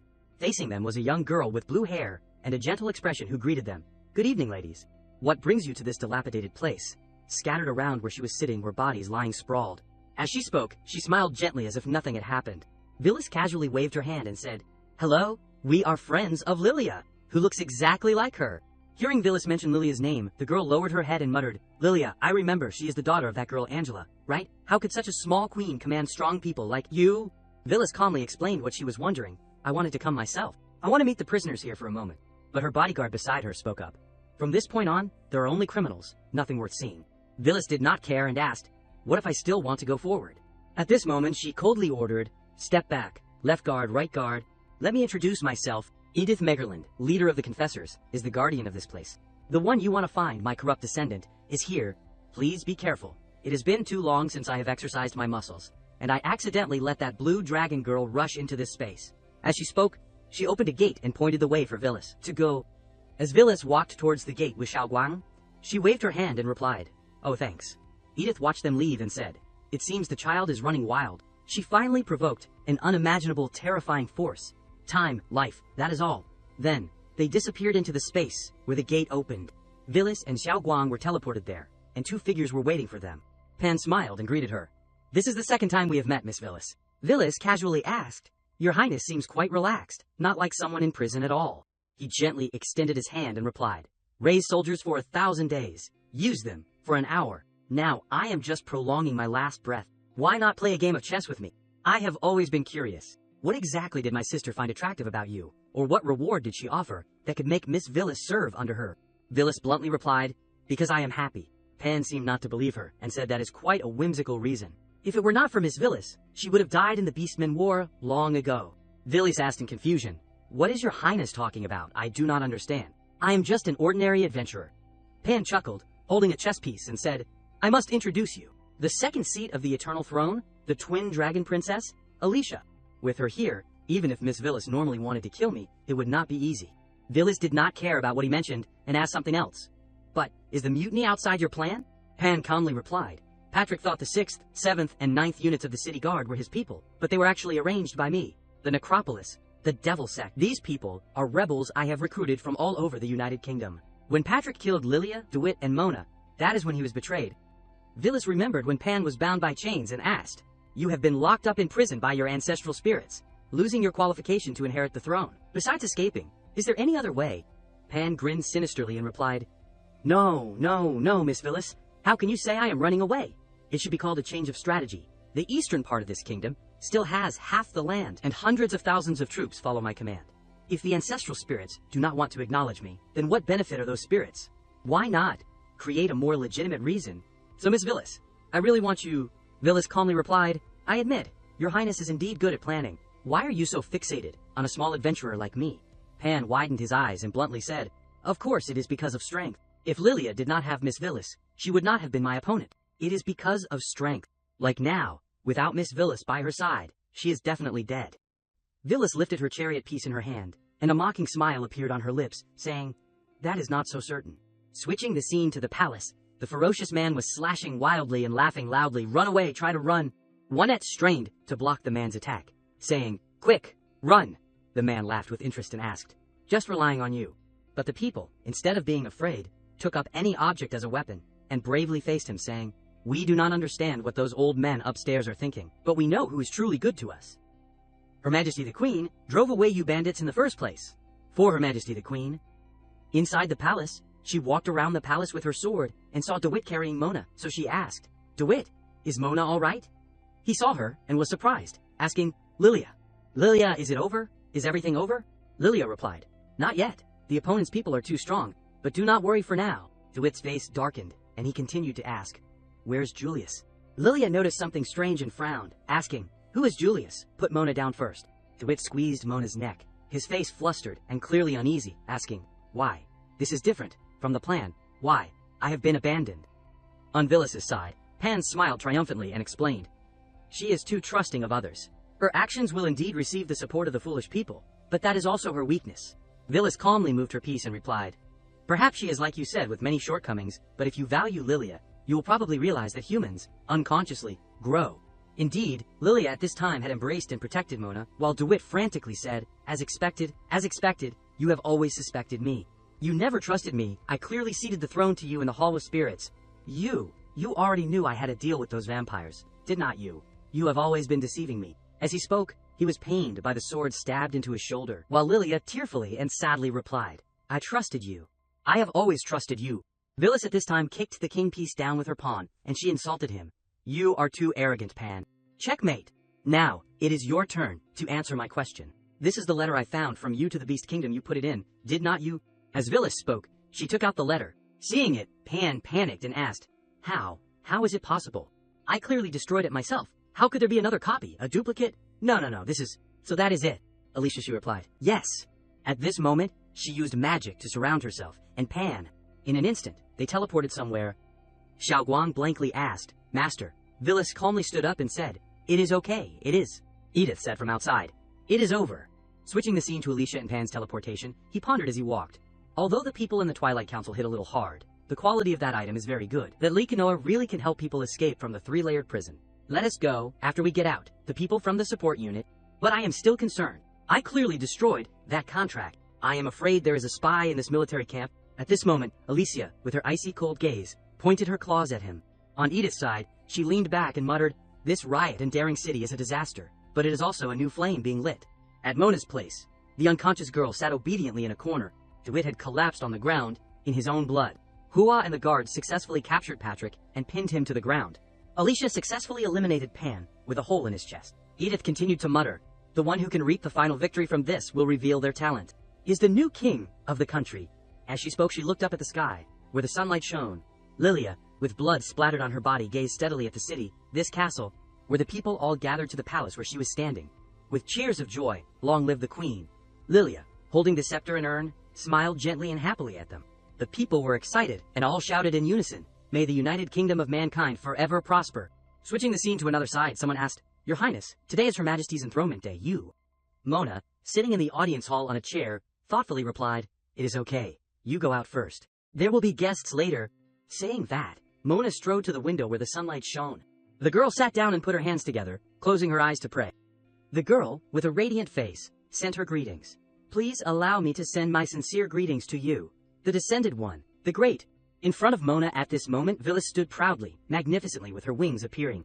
Under the bright moonlight, Mona knelt down, clasping her hands in prayer. The girl, with sparkling eyes, looked up at the sky and expressed all her feelings. First time meeting, I am, the summoner, Mona Megerland, the 6th princess of the United Kingdom. Please send my most respectful greetings to you. In front of Mona, Villis with her angelic wings stood looking down at the girl from above. It seemed that Villis still did not understand what Mona had been saying. The summoner, the Descended One. Very quickly, the girl understood Villis's intentions and suggested, Such a sudden visit might be a bit abrupt. Let me introduce myself again. Mona stood up and bowed like a lady, reintroducing herself. Actually, I am a divine familiar. The girl began to recount when she first discovered the abilities of the divine familiar. Ever since I could remember, unconsciously, I would see things that others could not. The future of people. In front of Mona at that time, there appeared white branches that emitted light, the possibilities of the future. The girl reached out and gently touched those leaves, and she explained more about that ability. I think this is the summons that the gods have bestowed upon me, bringing the most accurate trajectory to all living beings. Therefore, I call myself the summoner. Normally, I only look at my own future. Until the event that made Mona want to use her ability was related to Prince Torun. The girl, with teary eyes, recalled the previous memory. At the age of 10, the eldest Prince Torun Megerland died unexpectedly. The first time I used my power, summons, with my siblings. Mona's eyes were sad, and tears appeared in the corners of her eyes. What she saw was a future filled with blood and bones, scattered everywhere. The girl saw the future of her kingdom, seeing the future king, the 2nd Prince Pan Megerland, ascend the throne. When the 2nd Prince ascended the throne, the other princes also died one after another. The 3rd Prince, Patrick Megerland, mobilized his troops to rebel, and was suppressed and killed on the battlefield. The other princes coveted the throne and tried every means to seize power. The 4th Prince Davida Megerland colluded with vampires in a plot to seize the throne, but failed, and was then killed by the vampire clan. Even the princess in the future participated in the process, but was ultimately stabbed in the back by others. The 5th Princess Lilium Megerland exposed the struggle between the princes. She secretly accumulated strength, and when she was about to succeed, she was assassinated and died. The light in Mona's mind, like roots, slowly developed. The girl bowed to Villis, expressing her feelings. I'm afraid of losing. I can't bear for the future to just happen like that. Hearing those words from the girl, Villis finally understood her intentions. So, from that time, you decided to use your power, summons, in order to change fate. Mona explained everything with innocent eyes. The only way in this passive situation is you. Villas propped her hand on her face, looking at the girl with understanding eyes. The girl also knew that she was the person who could help her, the Descended One. Mona did not hesitate to recount the future the girl saw, the event of Villas's descent. In the future that I saw, that day, descended from the void, with 2 pairs of holy wings on her shoulders. It seemed that through the girl's story, Villas in the future had broken through to a very high realm, her body surrounded by dazzling gold and a halo. There was a dinosaur flying around her, and countless obscure figures were guarding beside her. Just by observing her for a few seconds through the summons, she almost fainted. From that moment, Mona had secretly resolved. But since observing countless possible futures, I also had to let Lilia meet the Descended One. Mona also knew that Lilia would be in danger. She knew that when her sister went to the southern border, Pan had interfered with the escorting guards. Knowing that there was nothing she could do, she could only remind Lilia before leaving. So I reminded her to bring the legendary adventurer Fei Yanhua with her, and also bring 1,000 guards directly under the Night Order. Thanks to Mona's reminder, Lilia avoided a disaster, which led to the discovery of the strangeness of the troop and the counter-ambush. Everything the girl did had a purpose from the beginning, and this matter would just happen to make the Descended One interested. Mona did those things in order to hope that Villas would pay attention to Lilia, so that you would essentially build a connection with the Princess Lilia. The 2 people just happened to make eye contact at that time, in order to create a connection between the 2 people. Suddenly an arrow appeared, smelling of magic, flying towards Lilia. But fortunately, with her keenness, Hua caught the arrow. In the future that Mona saw, if there was no her, it turned out that Mona's arrangement for Hua to follow Lilia all had intentions in it. Even if Lilia accidentally met the Descended One, the 2 people would only pass each other by, without any contact. Hua used her bow to attack back at the opponent to protect Lilia. After recounting the events, Mona gently bowed to Villas. With that, everything is prepared properly. Through the events that the girl had just told, Villas had also guessed another thing. The one who knew Pan's ring would be stolen, the pawn thrown into the contract, was you, was not it. And you also used me to lure the arrow from the vampire estate. At this point, Mona could only bow and apologize to her. Yes, if Miss Villas did not make a trip, the vampire forces related to Davida would then explode new variables in the capital. Villas felt dissatisfied in her heart. I have the feeling that I am being taken out as a shield to take the blame, which means... She also guessed Mona's plan. You want to make this place a war zone. The one who planned for me and Lilia to meet, calculated against your brother, and promoted the riot that caused countless casualties in the capital. Mona wanted to sacrifice the entire kingdom just for Lilia. Is it because you do not want to lose your sister? At this point, the girl could only kneel down and apologize to Villas. I know I have greatly offended you. Those innocent people who died, I also can't get blood from a stone, but Mona had also foreseen all the plans that would happen in the future. In countless possible futures, only this future could change the outcome where Lilia died. The girl lay down on the floor, crying bitterly, complaining about her fate. Only Lilia, no matter what, I can't let her leave so tragically. Mona bowed her head and earnestly begged Villas, even if it meant losing her life. She wanted Lilia to live. I am really very sorry, please take my life. Mona has no words of blame. Villas at this time also stood up and slowly walked to the girl, questioning. Don't you know how to see the future? So, before saying these words, did you know whether you would die afterwards? She leaned down and gently touched Mona's face. The girl explained with sparkling eyes, I can't see. The future is very blurry perhaps. Before you decide, Mona's future cannot be seen. Hearing those words, Villas just looked at the girl with a gloomy and sarcastic face. Is that so? She reached out and patted Mona's head, who was trembling on the ground. But then suddenly, Villas flicked the girl's forehead. She closed her eyes and made her decision. It seems that your heart has never been turned into a cold monster by those things, possibilities. This time I will forgive you, use this power well, and assist Lilia. Mona hugged her forehead, tearfully, seemingly very surprised to hear those words from Villas. In just a flash, Villas left the room. Before leaving, she only left a message. I am leaving. I still have troubles to resolve. At this time, Mona reached out and called out, Wait, Miss Villas. Mona also knew the thing she was about to do, so she stood up to beg. Are you going to resolve Rebecca's matter? Regarding her matter? I hope you will be lenient. Hearing those words from the girl, she only closed her eyes and suspected in her heart, be lenient. Images of Rebecca kept appearing in Villas's mind, making her think more. When the mutiny came, the Adventurers Guild was also attacked by the city's army, and was counterattacked by Pan's subordinates. But, because someone helped, killing countless experts in it, yet this side ended the earliest. Villas also guessed the person behind everything that night. 8 or 9 out of 10. It was Rebecca, it seems. I still have a chance to meet her again. Very quickly, Villas teleported back to her house. She silently calculated. But the most important thing now is, rest first. She turned back to look at Xiao Guang behind her, and made a suggestion. Little Guang, you have also worked hard today. How about we go to bed early together? Sleep together. The little girl with a blank expression stammered each word. Together, go to bed, rest. The 2 people in thin clothes, Xiao Guang sat on Villas, while she, at the bottom, shyly reminded the little girl, no licking. Those images were imagined by Xiao Guang. Thinking of that scene made the little girl excited. Finally, the master wants to relieve stress with me. Such a great day. Xiao Guang quickly took off her clothes and ran to the bathroom. Before leaving, the little girl tried to say, I am going to shower. Take a bath. Master, wait for me. But Villas on this side only yawned, seemingly not having the thoughts of the little girl.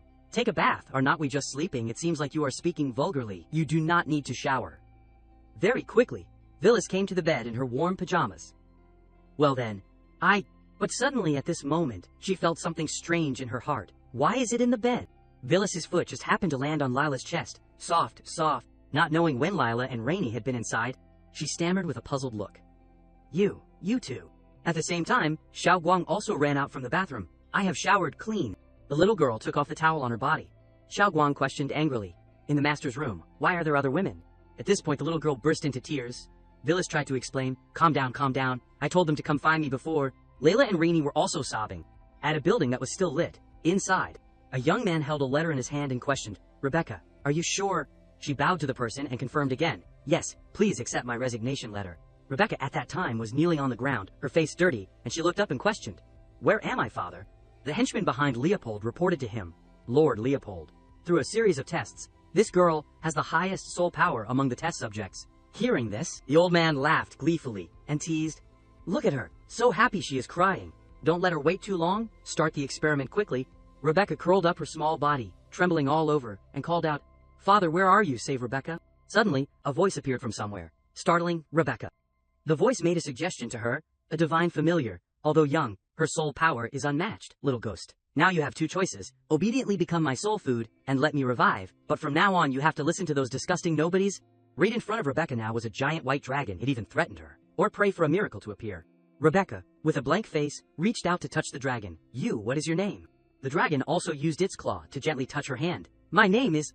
Returning to reality, someone called out from afar, Miss Rebecca. She seemed to ignore the call and continued to pray. Oh, mighty being. Rebecca's soul is still too weak. It has long disappeared. The white dragon, with 2 horns at that time, was the embodiment of another person. The dragon had returned to human form. The girl introduced, my name is Alicia. Before, Mona had told Villas all of Rebecca's past. Initially, Rebecca was accidentally caught by the Eternal Throne, and she became the raw material for the vengeful spirit fusion experiment. They thought the experiment was successful, but they did not know Rebecca was a divine familiar. She was not completely controlled by the Eternal Throne. Despite her noble status, Rebecca still had to bow her head to others. As the daughter of the chairman of the Adventurers Guild, Rebecca's identity still had value to exploit, and she was arranged to follow Pan. When she bowed her head to Pan, her face was so lifeless. Mona had recounted her previous merits, but everything was Pan's plan. There was no such thing as coincidence. Rebecca has had a difficult time these past few years. She has helped me a lot. Therefore, Mona stood up and earnestly begged Villas for her. I hope you will be lenient. The sky today was particularly clear. On top of a high tower, a magnificent and splendid castle appeared before their eyes. Alicia stood opposite Villas right on the castle. She did not hesitate to reveal her true purpose for coming here. Pan wanted to use Rebecca's death to make Herbert, the berserker, lose faith and then kill him. I once promised Rebecca that I would help her take revenge. It seemed that Alicia was preparing herself to confront Villas today. She declared, no matter what I once did in the Eternal Throne will not disappear. Saying more is useless. The Dragon Clan will never bow to anyone. Today, I only hope to end it with a battle. Hearing this, Villas simply and calmly beckoned, provoking her. All right then. Come. Alicia quickly rushed towards her. A large source of energy was unleashed by her towards Villas. But suddenly, Alicia's fist stopped right in front of Villas, her hand trembling non-stop. Villas only gently flicked her hand, causing her to fly away. That blow from her sent Alicia flying through the clouds. On top of the castle now was only Villas's figure, but then very quickly she landed safely. Alicia's face could not hide the shock. She looked up at Villas in front of her. Villas looked at her and gently questioned, why do you want to die so much? Alicia had been hit by her and her dragon tail had appeared. She explained everything to her. For a long time, Qingyongqi, the United Kingdom, too many innocent people have died because of this battle. She placed her hands on the ground and immediately pieces of ice appeared around her. And judging from every perspective, I am one of the instigators. Hearing this, Villas only tilted her head and questioned her. Then Rebecca's father, what about Herbert? Do you want him to lose his daughter a second time? Alicia had stood up and raised her hand to control the pieces of ice. She had also found a suitable reason to explain to Rebecca's father. It is okay, I will pretend to say that I am traveling outside and forge a letter with a set date to send to him. After 5 years, he will definitely receive it. At this point, Villas gave a thumbs up, praising her arrangements, prepared even the funeral arrangements. Alicia stood in the air, many ice blocks appearing around her. Before the battle, she had also given Villas some praise. Miss Villas, You are indeed very strong, even equal to the board members of the Twilight Council. But I implore you, please give it your all. Do not be lenient anymore. Villas, with a dazed face, wondered, do you really want me to give it my all? Little Mona asked me to spare you. But no matter what, Alicia firmly stuck to the decision she made. I know that we are both at the transcendent level. Perhaps you, the descended one that Mona spoke of, are far beyond me, but please do not use this way to make me regret it. As soon as she finished speaking, Alicia unleashed her ultimate move, Frost Dragon's Roar. Immediately, a dragon, made of ice, appeared. Villas also only closed her eyes, accepting those requests from her. All right then, but it seems you have misunderstood one thing. She raised her staff high and declared, you and I are not on the same level. Behind Villas at this time appeared the huge figure of herself, with added wings with a halo radiating out. I said there must be light. Alicia looked at Villas, descending in front of her with tears in her eyes, dazed. But then she just closed her eyes slightly, as if accepting her fate. Villas at this time suddenly questioned her. Alicia wants to help Rebecca bear all the responsibility. The figures of the two seemed to fill the entire sky. Villas at this time reminded again, it is not that easy. You have merged together for a long time. An eye was slowly opening. Xiaoguang crossed her arms looking at the person in front of her, sighing. Not dead yet. What a pity. Alicia also slowly sat up, doubting herself. Wasn't I killed? Actually, at that time Villas had activated another skill, Inner Illusion World, which had a hidden system of good and evil factor, the balance of life and death, based on the good and evil factor of the target, to determine the effectiveness of the skill, the balance of life and death. Before that blow was delivered, Villas had a different thought. Villas did not think that Rebecca had committed heinous crimes, and did not think that she herself could forgive Alicia. Seeing those who had died, she transferred the right to decide to the good and evil factor. Xiao Guang, with a look of no kindness, stood with her arms crossed and reminded Alicia, that is enough. Do not show that weak expression. It is making our hair stand on end. Now she realized the true identity of the little girl Dragon Clan, this breath. Could it be that you are a purebred light dragon?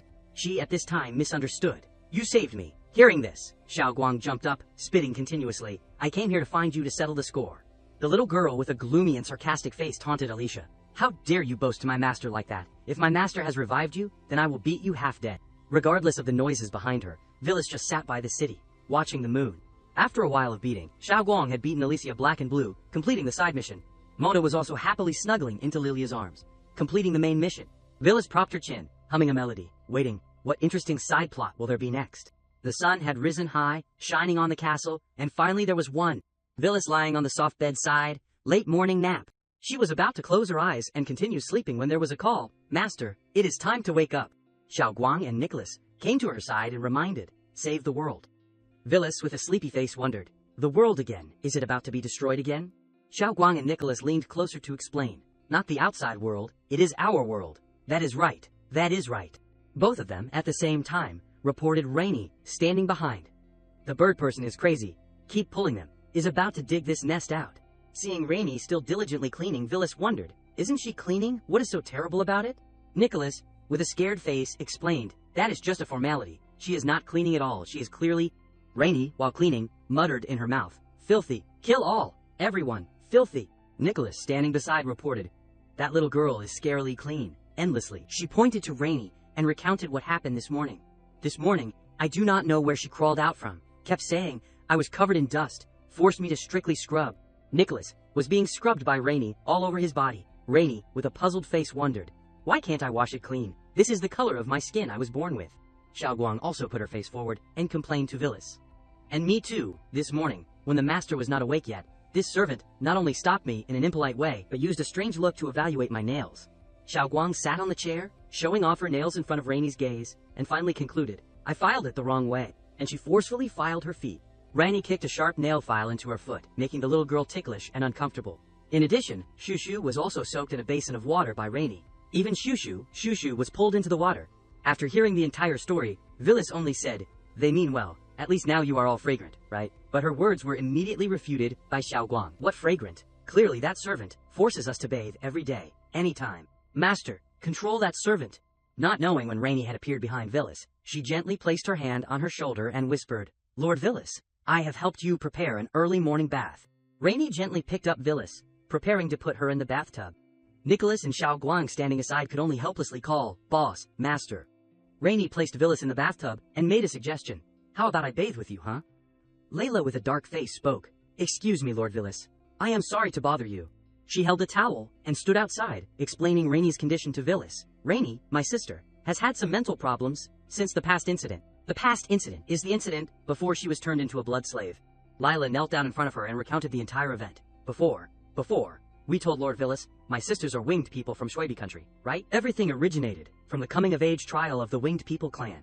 Villas glanced at Rainey behind her, suspiciously. Coming-of-age trial. Lila at this time bowed her head to explain, in short, it is the creature that rules on the floating island. A beam of light passed quickly over the rocks. Is the fierce creature that neither belongs to the feathered emperor, nor obeys the order of the Sky King. Rainey put all her effort into the trial to prove her strength. Lila no longer concealed anything, and recounted the entire event. While participating in the trial, my sister and I, Lainey, fell into an unprecedented crisis before my eyes. Layla and Rainey, the two sisters, also stood before a huge beam of light. An extremely great, dark red beam of light rose from the abyss. The island was divided into 4 or 5 pieces, and the creatures there were killed. Villas Wong had just heard the beginning, and felt her interest rising. She wondered, rose from the abyss and attacked, tearing the island apart. Is there such power on this continent? That is interesting too. That attack had caused the two sisters Layla and Rainey to suffer a lot of damage, and my sister and I were so badly injured that we lost consciousness and were stranded among the survivors. We fixed it again. Her two sisters were locked up with the survivors in a dark room. Then they were in a corner of the prison with a group of strangers, and there were many other girls of different races imprisoned. In this prison, at this time, Leopold's henchmen appeared in front of them with a sinister smile, and those who dare to hold us are probably those humans. He put his hand into Layla's mouth to inspect her. It seems they want to train us in order to sell us at auction. She very quickly pulled Rainey out of that prison. However, as winged people who worship the sky and the god of freedom, how could we easily let others arrange it? But in the process of repeatedly breaking out of prison, we underestimated the cruel methods of those people. Unfortunately, Rainey was stabbed through her body while escaping. Rainey was accidentally killed by the soldiers chasing after her there. Both of her sisters died in a pool of blood. I wanted revenge, but in the end, the soldier chasing us, ashamed into anger, killed me. Lila's two sisters after death were turned into slaves. After that, those who killed us were also turned into blood slaves, starting a series of tragic days when they had to supply a large amount of blood to a vampire girl.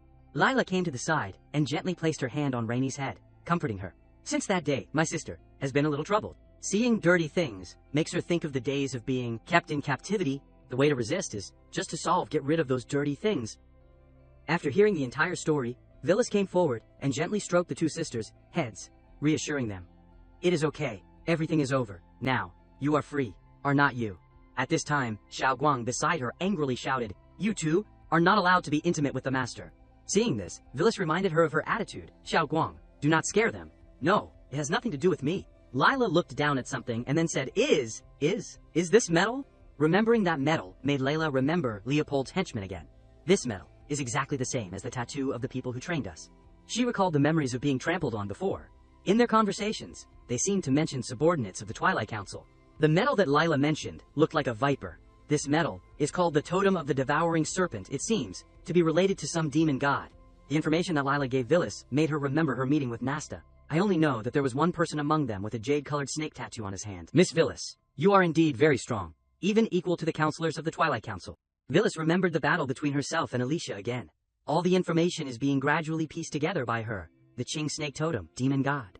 Not knowing when, she had appeared in a corner, standing and observing outside.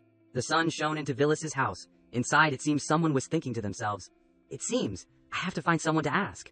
Edith held everything in her hand, but in her heart she was a little thoughtful. In this city, who would know these things? Villas seemed to see something that surprised her. In front of her now was a vast meadow, and she could not help but exclaim, I did not expect Edith's place to be so large. Villas, with a curious look, slowly entered inside. Another magic room.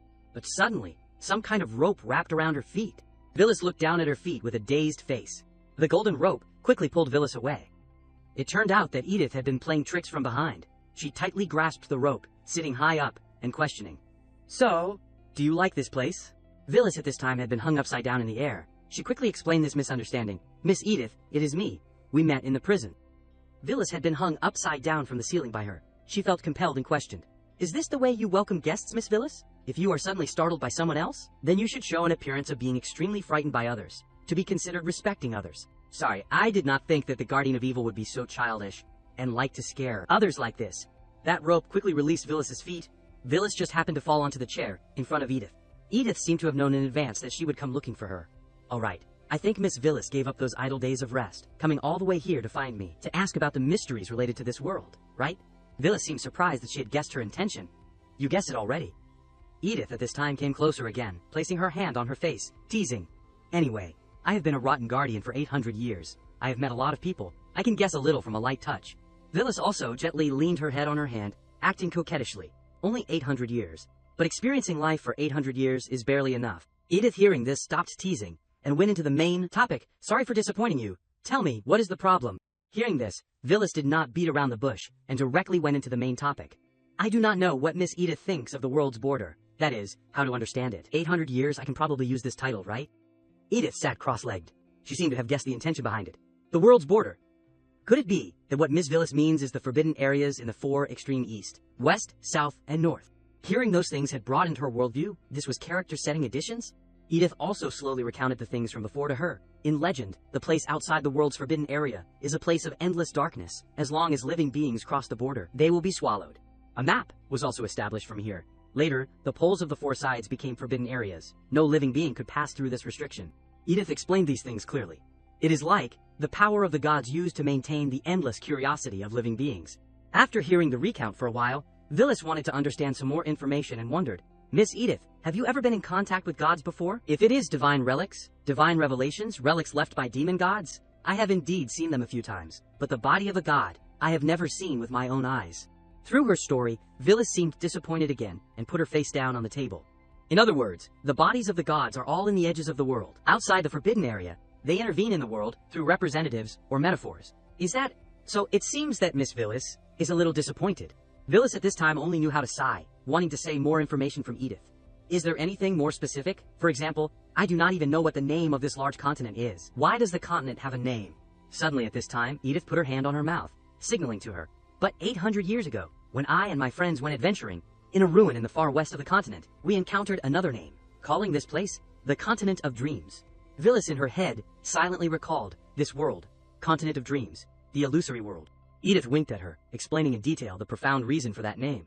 Because this name is too unfamiliar, it seems that another world calls the world we are living in. It was so deeply remembered, but because the translation work was too difficult, the content on it was also defective in many ways, its value was very low, and later it was no longer translated. Phyllis at this time did not demand to know many advanced information. This was more than enough. Hearing the name, the Continent of Dreams, is a major turning point. That is right, Miss Edith. Do you know what this is? She placed the total order badge on the table, wanting to know the answer from Edith. But looking at that thing made her surprised, questioning, this thing, where did you get it from? Edith sat pondering for a long time, just staring at that total order badge, trying to translate it. Finally, she gave Phyllis a similar explanation about that metal. The snake above is the serpent of the world. Jormungandr, in mythology, it once swallowed the stars, the moon, and the sun, causing the world to fall into darkness and the destruction of the beast god. As for this order badge, just as Miss Phyllis thinks, it is the mark of the envoy counselor of the Twilight Council. Edith was about to reach out and touch the snake on top of the order badge. This organization has existed for a very long time. At least, it existed longer than the United Kingdom. Phyllis also gave another suggestion at the same time. So the Eternal Throne and it are not on the same level at all. Edith also explained clearly about the formation of the Twilight Council. The Twilight Council has 2 different components. Counselors and envoy counselors make up. It turned out that the people wearing black cloaks were the envoy counselors of that council. In a sense, envoy counselors are representatives in the human world. While the counselors themselves are not in this world, all the counselors do not exist in the world of the 2 people. They are all outside the world. After many years of speculation, Edith had probably guessed the profound reason. Perhaps they were separated by a barrier set by the gods, or perhaps they are simply in another space, difficult to traverse here, or for some reason that I do not know, but the counselors cannot easily come here. Phyllis hearing this imagined strange creatures, the things that outside the world cannot descend. Edith from here also suggested a destination for her that could find answers. Just a side note, if Miss Phyllis is interested in demon gods, you can go to Shwaybi country to see. Mentioning this country made Phyllis remember a person. Shwaybi country is the hometown of Rainy and Lila. Suddenly at this time Edith teased her again. But I see that, now, that child on the throne seems to rely very much on Miss Phyllis. Or, there is another kind of feeling, is there? After a conversation, Phyllis finally left. On the way out of here, she wondered in her heart. It has not been a few days since I visited. Why is it decorated here so romantically? She closed her eyes, smelling the scent here, quietly enjoying it. Lilia has ascended the throne. Logically speaking, the foundation is not stable yet. I should help her, but I still want to go out. Phyllis gently placed her hand on the door, secretly deciding in her heart. Or, how about I try telling Lilia in person first? The door slowly opened. Phyllis with wide eyes looked inside.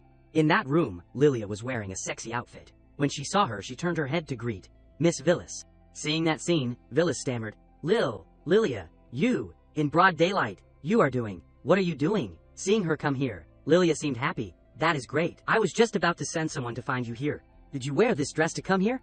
Hearing such a question, Lilia only lowered her head and coughed softly, explaining, because there is a very important matter related to the future development of the country.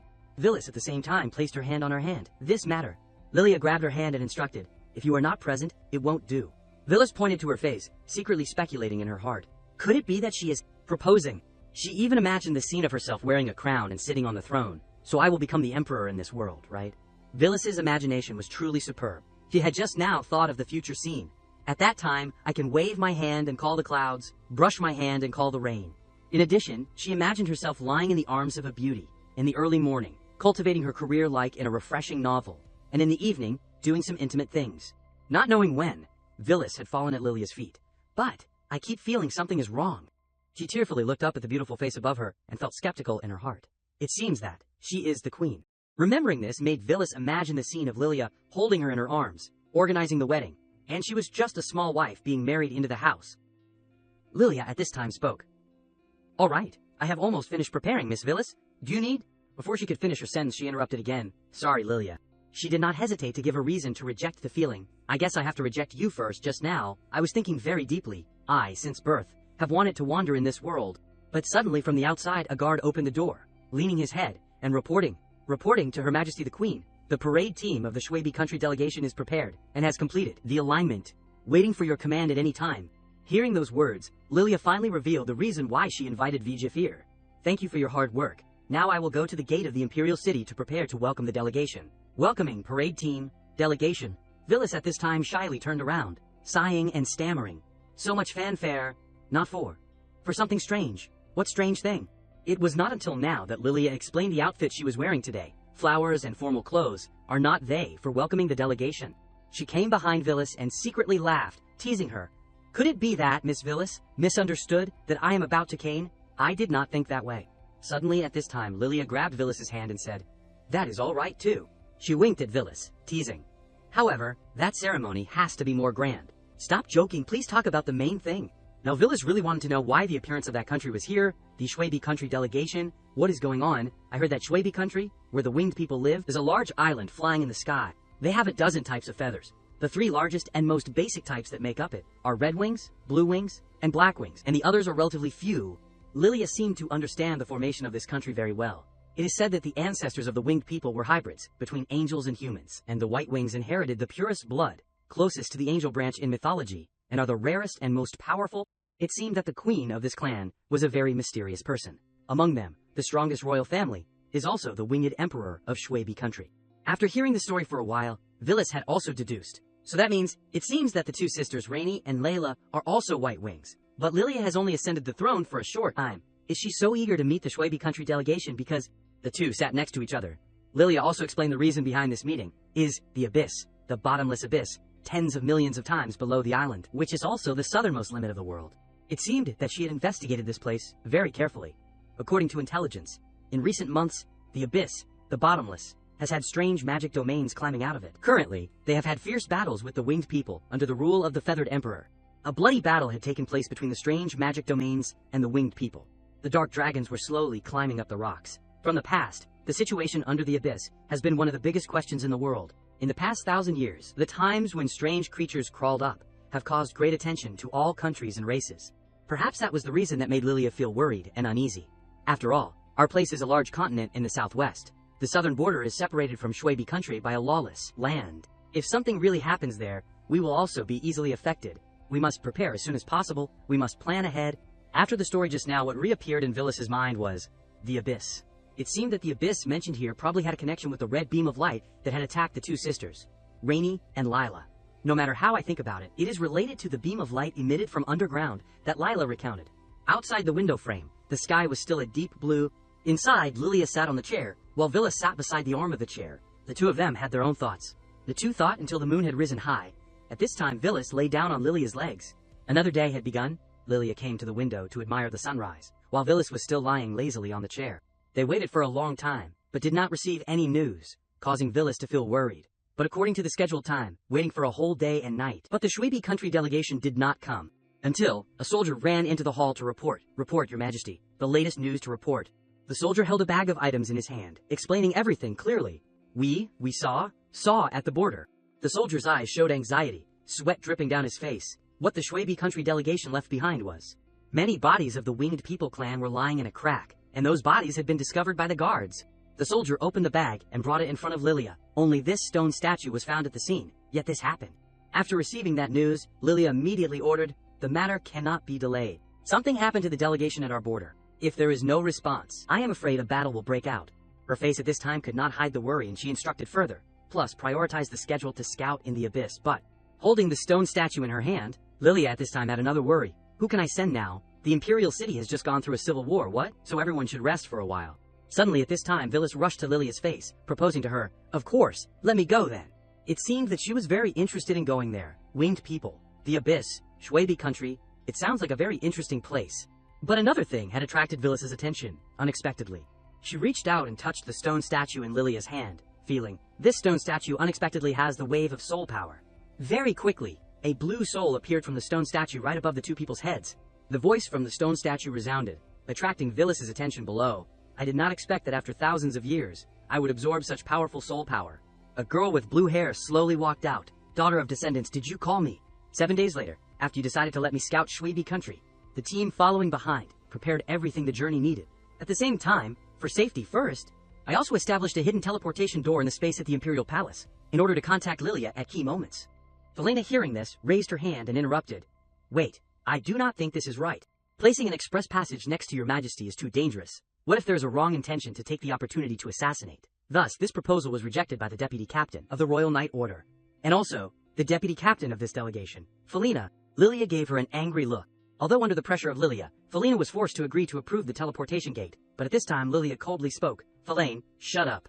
She leaned down and lifted Felena's chin, seriously affirming, "This king once again emphasizes to you, Vilis is my closest friend, has great favor for this king. She will not, and absolutely cannot harm this king." Although Felena was a little unwilling, she still had to submit. I obey." Looking at her face with rarely appearing expressions, Vilis secretly felt, "I have a feeling that the deputy captain Felena of the delegation is too serious." In general, just like that, under Lilia's patchwork direction, Edwina sat on her horse, excitedly shouting, "Finally, we are setting off." Just like that, the delegation began to set off. At this time, Xiaoguang put her face in and asked, "Master, going on a journey, why are you so absent-minded?" Vilis, lying long on the floor, looked at the little girl who was poking her face in and replied, "No, it is just that just now in the palace, when there was no one around, Rebecca found me." She recounted when Rebecca found her. For Xiaoguang to hear, the little girl was so surprised that she stuttered. Rebecca, did not I strictly teach her a lesson last time?" "How dare she come to bother the master?" Vilis smiled kindly, explaining, "Oh, she did not bother me. She even thanked me for sparing her once. She came to find me only with two things. One is the pink dragon heart that Nasta lost." Rebecca at that time had opened the box containing the heart, saying, "Mona said you need this." Xiaoguang, hearing this, was even more surprised, quickly asking, "That thing, is it on her body?" Vilis hummed in confirmation, and also explained in more detail. Initially, her body was transformed by vengeful spirits, forced to absorb soul power intermittently. Otherwise, she would not be able to stabilize and become a crazy vengeful spirit losing reason, and the pink dragon heart is to suppress this. After the scales of life and death were rescued, she escaped the shackles of the eternal throne, becoming a pure life. When she returned to reincarnation, like ordinary creatures, losing her vengeful power, she did not need the suppression anymore, so she gave the heart of the pink dragon to me. Finishing the first problem, she continued, "Two is, the summoner Mona again dreamed a dream. She wanted to ask Rebecca to tell me." According to the story, Mona looked very uncomfortable, her voice intermittent, trying to inform, the origin of the disaster, is, in the south. The scary scene, will return. Vilis thought of those words, and raised her hand to her chin, starting to analyze. If she took the trouble to ask Balik to pass on the message, it means that the situation is relatively serious. Or not only the delegation itself, but even the United Kingdom in the West. Even the world will be affected. Saying that, she took out the stone statue and looked, wondering to herself. But this thing, does not it come from the disaster site in the West? Since it lit up and said a few childish words, it has been silent. Lila, seeing it, seemed surprised, asking, "Master, how do you have this?" Vilis blankly asked back, "Do you know this carved statue?"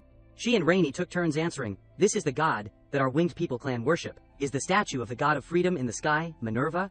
She looked at the statue very carefully, exclaiming with an unbelievable face, "I did not even recognize it." Returning to the present, the stone angel statue was still in Vilis's hand, constantly sounding laughter around her. It turned out to be Sif. She laughed so hard that tears came out, repeatedly laughing loudly. Minerva! Bah! Minerva! Ha ha ha! So now she calls herself the god of freedom of the sky. Ha ha! Really ha ha ha!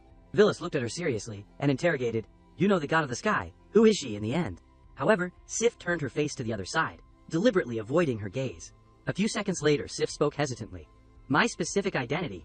Actually, this body does not remember very well either." She began to explain clearly. "My soul has been separated into hundreds of pieces, sealed in different places. This body is only one of them. The remaining memories and the origin are also limited. In thousands of years, it has been worn down relatively seriously." Villas asked the important point, "So you do not even remember who you are, but you remember Minerva?" Sif affirmed without hesitation, "Of course I remember, because she personally used forbidden arts to tear apart my soul that would never be destroyed, and then used a medium to seal it." She rested her hands on her chin, silently speculating. The god of heaven is the true god worshipped by the winged people clan. What she personally sealed must have a profound reason. Could it be related to some secret? Thinking of this, Villas concluded the problem. "So you are." Sif put her hand on her chest, charmingly introducing, "My name is Sif." Just at this time, the carriage suddenly braked sharply. The brake caused Sif to lose balance and fall face down on the ground. Her head was dizzy and she raised her head. Villas indifferently looked elsewhere, wondering, why did it suddenly stop? "Let us go down and take a look." Saying that, she got out of the car and asked, "Miss Felina, what is the matter ahead?" Felina still with a calm appearance, but her voice carried tension, exclaiming, "Here, we have met." In the road ahead of them appeared countless red, thorny vines interspersed everywhere. Felina slowly continued, "Trouble, like the Shuai country delegation." Villas came up and asked, "Is it caused by something in the abyss?" She replied confused, I do not know either." At this time, a man in the distance suddenly called out, "Hey!" The two of them turned to the side. Villas exclaimed in surprise, "There is someone else?" The man was wrapped in thorny vines to the point of bleeding but still tried to say, You do not go forward anymore." He kindly reminded, "The southern disaster. It is here again." Villas raised her hand to her mouth, repeating the 4 words, "The southern disaster." The man did not say anything else, only repeatedly repeating, "The southern disaster. The southern disaster is here again." She, with the same old look, muttered the words, "The southern disaster." However, seeing that he was about to not be able to hold on anymore, Villas, without thinking too much, raised her hand to cast a spell, silently saying, regardless of what he said, "Save the person first, then ask specifically about what just happened." Just that, Villas calmly dropped energy towards the man, silently feeling in her heart the energy agitated in this person's body as if it was frantically robbing his life. Conversely, the common healing techniques were completely swallowed by the strange power. However, seeing those thorny vines begin to move on their own, she suddenly realized one thing. Do they have lives of their own? The next second, the thorny vines suddenly burst out in unison, in a powerful way. Next, the man was also able to stand up on his own, however his posture looked very strange. Villas smiled lightly, understanding the problem in her heart. So that is how it is. Those who have been gnawed at by the disaster become the source of the new disaster. At this time, the thorny vines suddenly changed direction, launching. Felina immediately changed color, shouting loudly, "Be careful!" The thorny vines fiercely rushed to Villas, wanting to attack. However, she only needed to wave her hand, and they quickly retreated. The man's eyes flashed, with red light, full of killing intent. Villas calmly reached her hand towards him. Then, she pulled out the roots of those thorny vines from his mouth. This thing is called Huan Yun. It not only has eyes, but also its own consciousness. Villas looked at it steadily, guessing herself a parasitic demon. Suddenly, at this time, Xiao Guang rushed forward, opening her mouth to swallow Huan Yun whole. She quickly hooked her mouth out to stop her. This thing is not edible. Felina at this time just spoke, asking, "What exactly is this?" A figure came from behind, answering, "It is the southern disaster illusion cloud." Xiao Guang immediately became vigilant, fiercely shouting, Who is lurking and hiding there?"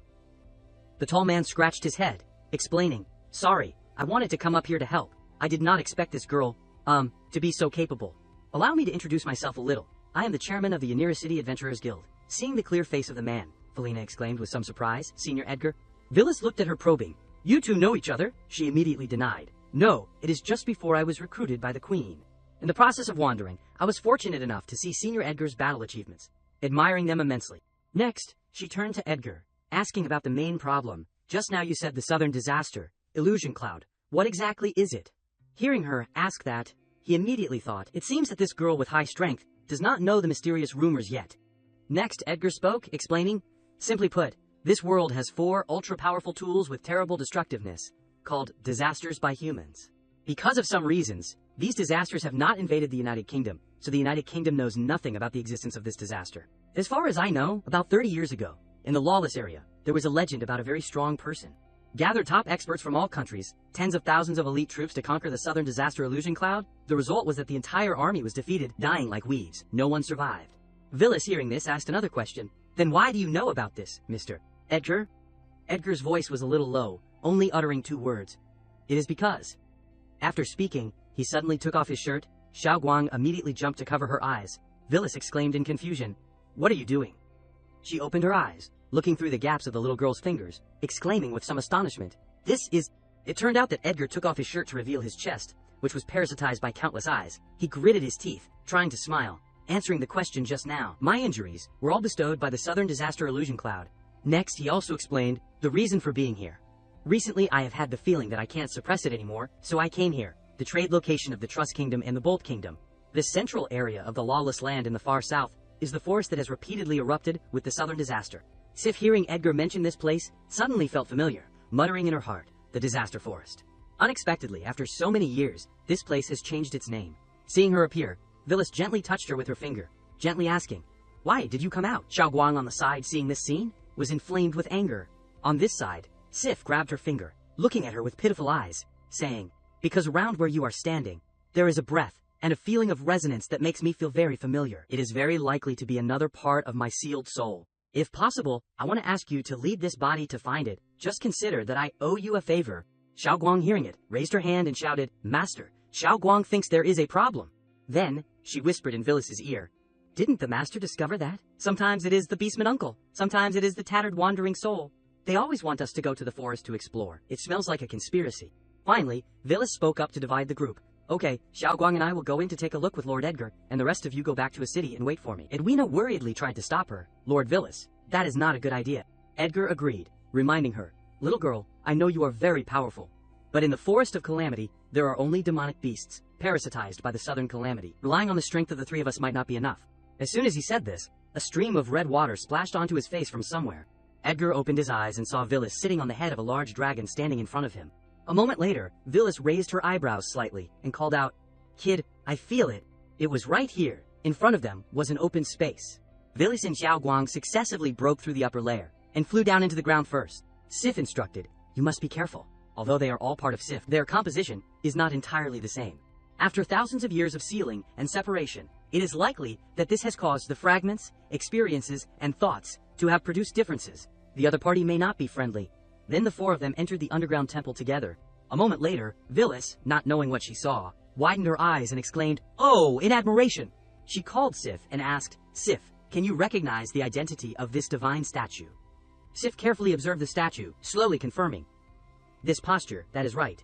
It is the true appearance forgotten by this body." Sif's true appearance, the mother goddess of the earth, the goddess Sif of the earth, had her true appearance forgotten by this body?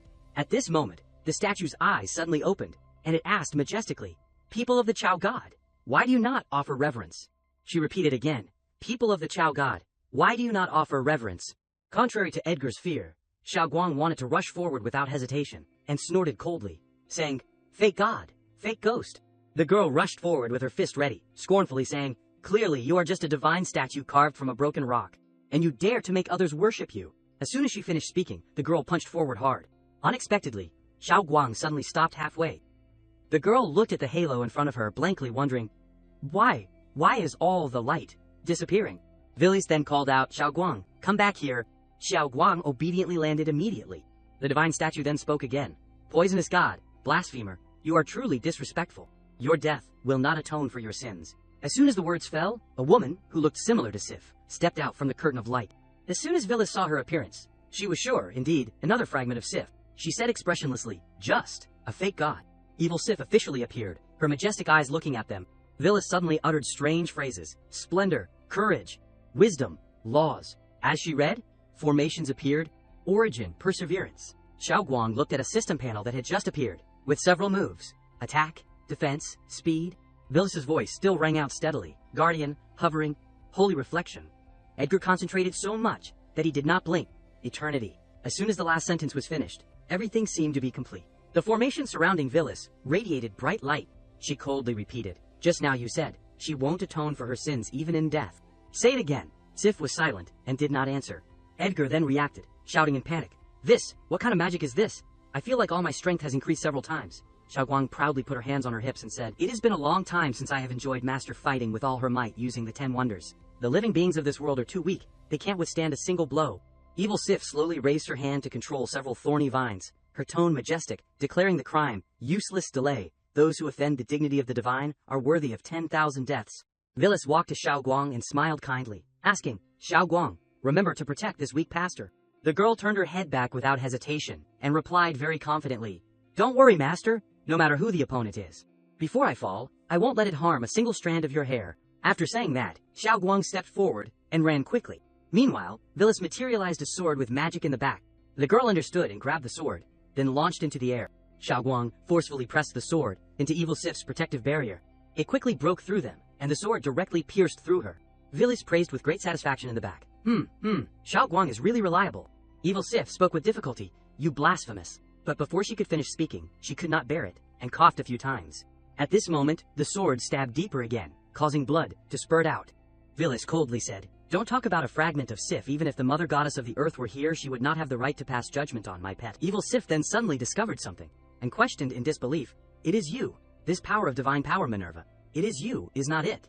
She seemed to understand the reason, and chuckled, continuing, "So you dared to transform and descend into the mortal world. No wonder you brought 2 pure-blooded heirs with you." At this point, Evil Sif became angry, and her body released countless thorny vines, her mouth constantly cursing. "You despicable, you traitor, you deserve to die!" Edgar exclaimed in surprise. "This is calamity." Xiaoguang rushed in front of Vilis and volunteered, "Let me deal with it." However, Sif had quickly flown to the front. She opened her mouth wide and sucked all the thorny vines into her stomach. Afterwards, she smiled contentedly and said, "Finally full." At the same time, Edgar opened his shirt and looked, astonished, asking, "My curse, it is also gone, completely gone. What exactly is going on?" Vilis replied without changing her expression, "This is the nature of the southern calamity, hated by countless creatures, yet deeply afraid of disaster. It is the will of the mother goddess's fragment." Sif shrugged and sighed, feigning innocence. Tesk. I did not expect my other identity to become such a terrifying appearance." Vilis then looked directly at her face and questioned, "You, what is your relationship with her?" Sif turned her head away to avoid her gaze, pretending to be innocent and asking, "Why are you looking at me like that? I was not the one who attacked you just now." She continued to gather information. "So, you absorbed so much of her energy, have you figured anything out?" Sif also honestly replied, "Well, simply put, the Earth Mother Goddess Sif is actually a two-faced god. She has vastly different powers and divine souls, representing the life force of compassion, and representing the ruthless and merciless power of calamity." Vilis concluded the key point. "You mean the essence of the calamity is that this divine statue wants to break the seal, so it parasitizes and absorbs other lives. So what did this fragment represent before?" Sif winked charmingly and confirmed, "Yes, she must be the divine soul that was divided before I died. And I, as you said, am the remnant soul of the living face." She began to analyze the matter more carefully. If the purpose of the Southern Calamity's activity is to gather strength, to break through the seal, then who initially awakened this part of the will? From the seal, who established that sacrificial ceremony? Most importantly, why did the sky god Minerva want to kill and seal the Earth Mother Goddess Sif, even erasing her from the historical record? Sigh. It is too complicated. This question, probably after arriving in Beachy, will there be an opportunity to clarify it? There were too many suspicious points, so the two sisters, Lila and Raini, were already lying face down on the bed, waiting. Vilis raised her hands with a satisfied expression, smiling and saying, "It is time for daily stress relief." The two sisters hesitated and called out, Lord Master." They asked with some doubt, "You give us this massage every day. Is it really for healing?" She just replied vaguely, Maybe so, to help blood circulation or something." Then she stroked their heads with her hands, secretly giving the honest answer in her heart. "Mainly, it is really for relieving stress. My hands feel soft." At this time, Lila suddenly spoke up to stop her. "Master, wait a minute, actually, last night, the Southern Calamity riot suddenly appeared on the road, and then disappeared. I think you must have eliminated the source, right?" Speaking of this, her expression suddenly became more worried, but at the same time, a woman's voice suddenly rang in my sister's ears. She called me and my sister, the later generation, and called us traitors. Vilis repeated the 3 words, traitors, in an incomprehensible way. Then she put her hand on her chin and speculated. A woman's voice? Is it a remnant of Sif's will? What does she mean by leaving this word before she disappeared? At this moment, Sif flashed out. Before her appearance, her voice was heard. Is the little girl puzzled again? Sif appeared posing beautifully and pretended to be erudite, answering, "Let Sif, who is both experienced and intelligent, explain it." The other 3 all focused their eyes on her, and Vilis asked, "You know something again?" Sif leaned back on the bed and leisurely asked, "Do you know how the earliest ancestors of the Winged Ones came to be?" she answered according to her own understanding. Isn't it the mixed blood between angels and humans? She confirmed, yes, but you only guessed half of it. But what does it mean to eliminate another part of the angels? Angels are creatures of the seventh order created by the gods, and humans are only lower-level races in the lower middle level. The average strength, lifespan, class, and cognition of the two sides are worlds apart. They are not the kind of people who make friends randomly, like the dragon race. So how can they combine together? Hearing this, Villis still did not understand what she wanted to say, and briefly prompted, so Sif then continued. The ancestors of the winged ones are the descendants of angels and divine beings. She repeated the two words, divine beings, incomprehensibly, and Sif explained, they are the offspring, born by the gods, the origin of the human race. And humans are a variant race after many degradations of divine beings. Most of the races in this world take the natural reproduction of countless gods as their origin, and gradually develop through various types. The true child, worthy of being called the child of God, is only the divine being, which is the special method through which the gods retain the blood of direct creation. I guess you previously used some kind of time reversal magic on them, helping their bloodline return to the original divine state. Speaking of this, she appeared between the two sisters Lila, and decisively concluded, this means favoring the winged ones with the divine bloodline. Then Sif turned to Villis, her eyes dangerous, and said, and the origin of the divine bloodline is the Earth Mother Sif. The ancestors of the winged ones are the divine children born between the angel and the Earth Mother Sif. Seeing that their own blood was not only mixed with the blood of angels, but also bold. After listening, she took out the jar containing the Southern Calamity Blight, and thought to herself, blah blah blah, a bunch of things. I only heard one key piece of information. Gods can create creatures, just like the parasitic creatures that appear in the Southern Calamity illusion cloud. If I use the power of the soul as the main guide to observe them, then maybe, thinking this, Villis used magic to transmit into the blight, causing it to glow. A moment later, that light spread out, connecting to a distant star. She closed her eyes to feel it. Sure enough, creatures with the same frequency have been summoned. The two sisters, Lila and Rainey, held hands and waited nervously, calling out in unison, Master. After confirming the location, Villis opened her eyes, pointed in a direction, and confidently called out, let us go. I will go to the southwest to take a look. At the same time in the southwest, the sound of playing in the water echoed in the night sky. A pair of white, bare feet were swinging innocently in the cool water. She exclaimed a few times, very comfortably. Then she looked up at the sky and took a deep breath. The girl felt relaxed and sighed. On such a hot day, soaking my feet in this small canal is so comfortable, but it is time to take the footbath back to my mother. At this moment, she suddenly felt a pain. Her face immediately turned pale and she wondered, what is going on? This heart-stabbing feeling? My mother once said that our bloodline is a bit special, and since I was little, I have had a little bit of intuition when danger is near. So the girl hurried back, thinking anxiously in her heart, but I have never experienced this intense feeling. Could it be in the village? In just a moment, her eyes widened in horror, as if she could not believe her eyes, and she exclaimed in a panic, how could it be? The girl suddenly trembled when she saw her village engulfed in flames, where the murderer had not yet left. Noticing the girl, the ferocious beast rushed to attack. She could only close her eyes tightly, ready to accept it, wondering in her heart, am I about to die? At this moment, Villis's group appeared, the two angel sisters blocked the blow, and she carried the girl away. Villis glanced coldly and asked, are you okay? Do you need a little healing? The girl's eyes were wide with admiration, and she secretly exclaimed, so beautiful, so pure, so noble. At this time, everyone on the other side had also dealt with the beast that caused the disaster, and Felina announced the situation. Lord Villis, it is indeed a depths beast. The frontline intelligence said that a depths beast crawled out of the depths, crossed the blockade line of Beachy, and jumped into the unlawful zone. The winged ones, chasing after it, are searching for it everywhere. I have reported the situation back. Maybe the winged ones will come here to deal with it soon. It is quite close to Beachy, so let us go back quickly. Lila also reported, Master, we are searching around. There is indeed only this monster. After listening, Villis instructed, okay, you play a piece. We will study it on the way. Unexpectedly, Sif appeared to stop her. Wait a minute. She observed the girl and said, it seems that there is 1/10 of a precious bloodline in this girl's body, which must be deeply related to my essence. Hearing this, Villis asked, what is your name? The girl was a little stunned, stammering, my name is Talisa. She extended her hand towards her and suggested, then Talisa, I wonder if you are interested in traveling with me for a while. Talisa hesitated a little, wondering in her heart, strange, clearly it is the first time we have met, but I really want to agree, but even so, she finally bowed deeply and declined. I am sorry, I really can't just leave like this. Such a big thing happened in the village. Villis did not force her. She gave her a coin and a seed and instructed, okay, you keep this first, arrange things properly yourself. If there is anything you need, I will come find you. After saying that, Villis turned and left, not forgetting to wave goodbye. Well then, goodbye here. Afterwards, she asked Sif privately, what is that seed you gave her? She replied, the seed of life. As long as there are suitable conditions, and you take care of it wholeheartedly, it will grow into a tree, containing a trace of blessing from the divine power of the earth, mother, nurturing a piece of land. It was difficult for me to condense one seed. I hope it can help her rebuild that yard. On Tilissa's side, she wore the seed tightly around her neck, and when she heard movement outside, she exclaimed, "They are here." As soon as Talisa opened the door, the question was transmitted. "Are you from Village 27 of the White Saints?" Outside were 3 black-winged angels. Seeing her, they quickly introduced themselves. "We are members of the Free Wings of Bichi, currently in the country to execute a special mission. We have information about the Depths Beast last night." Wait a minute. In the middle of speaking, she suddenly stopped when she saw the seed on Talisa's neck, startled, and exclaimed, "This is the seed that brings disaster in the divine prophecy. Catch this person for me." Talisa's mind was in a mess, not understanding what was happening, and kept shouting 3 times, "Huh, huh, huh." Back on Villas's side, she rested her chin and said in a deep voice, "Finally, arrived in Bichi." And speaking of this, she slowly retracted her body, her eyes showing a trace of melancholy.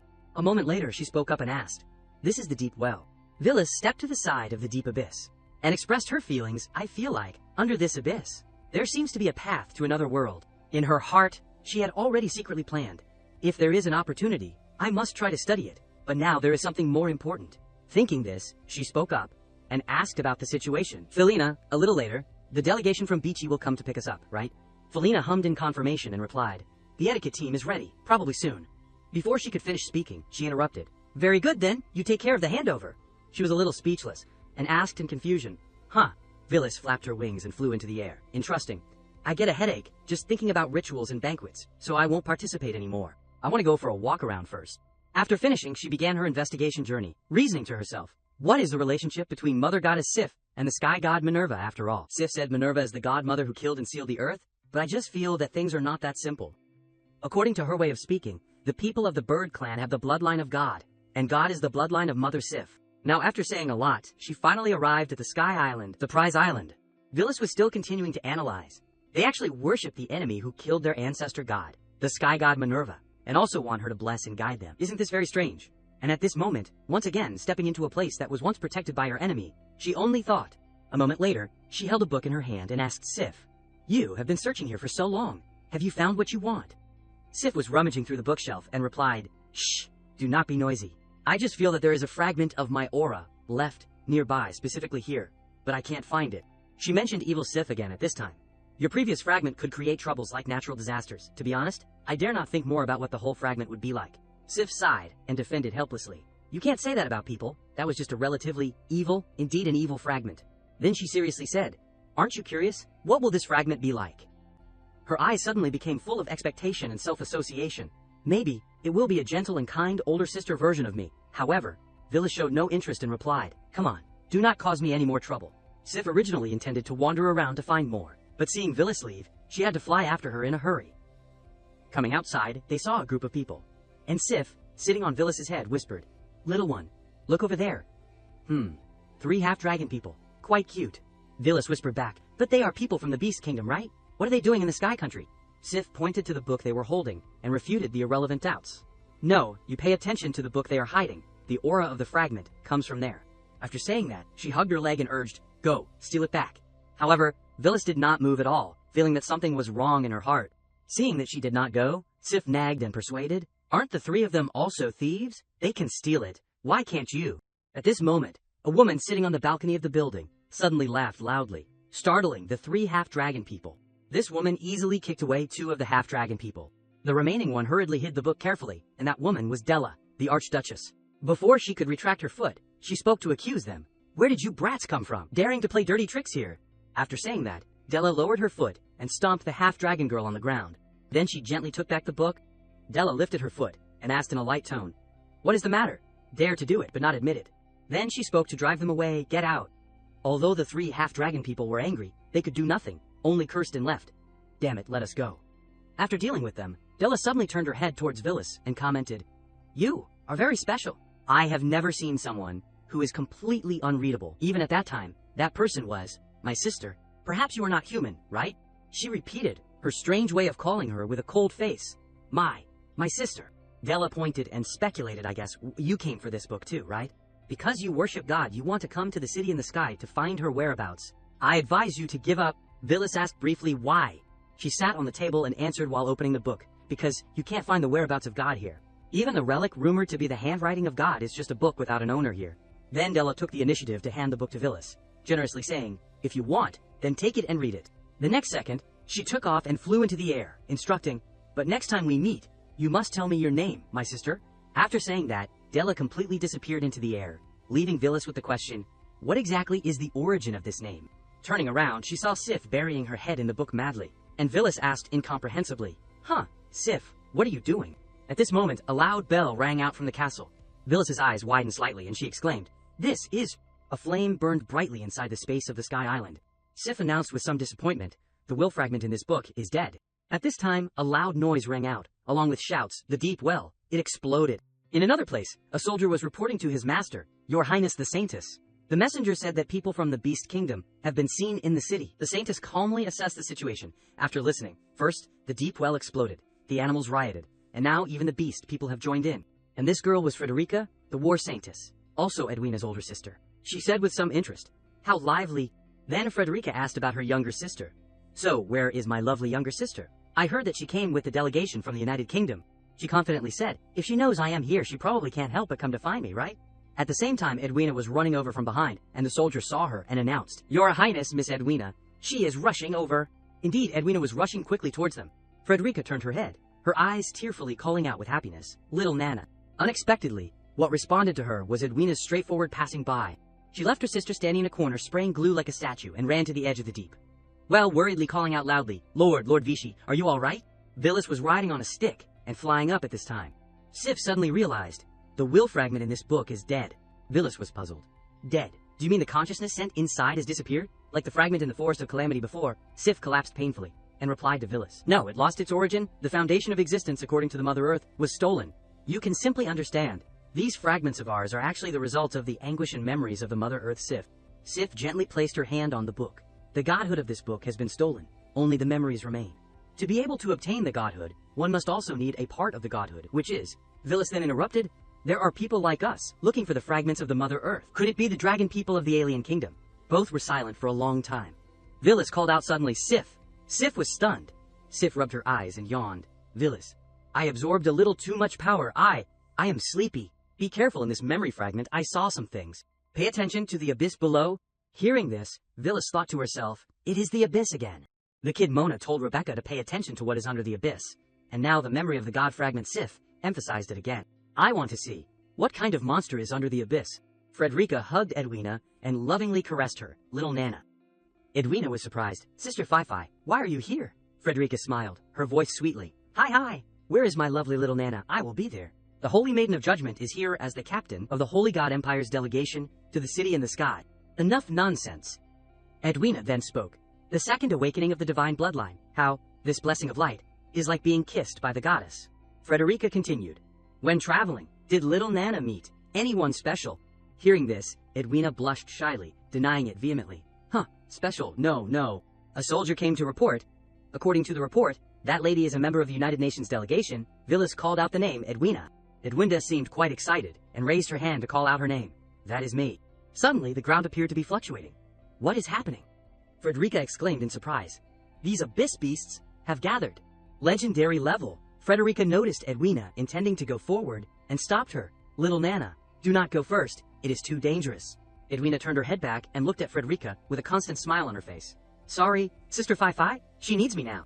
After saying that, Edwina turned and left. Villas then spoke up. "Insect," she reached out her hand to follow. "In the end, it is just an insect. Contract with battle. Xiaoguang into position with power. As a sacred dragon spirit, I command you to descend." Edwina shouted loudly, "Holy miracle!" Before her eyes, there were chaotic scenes. Forbidden spell dragon language 9 prisons.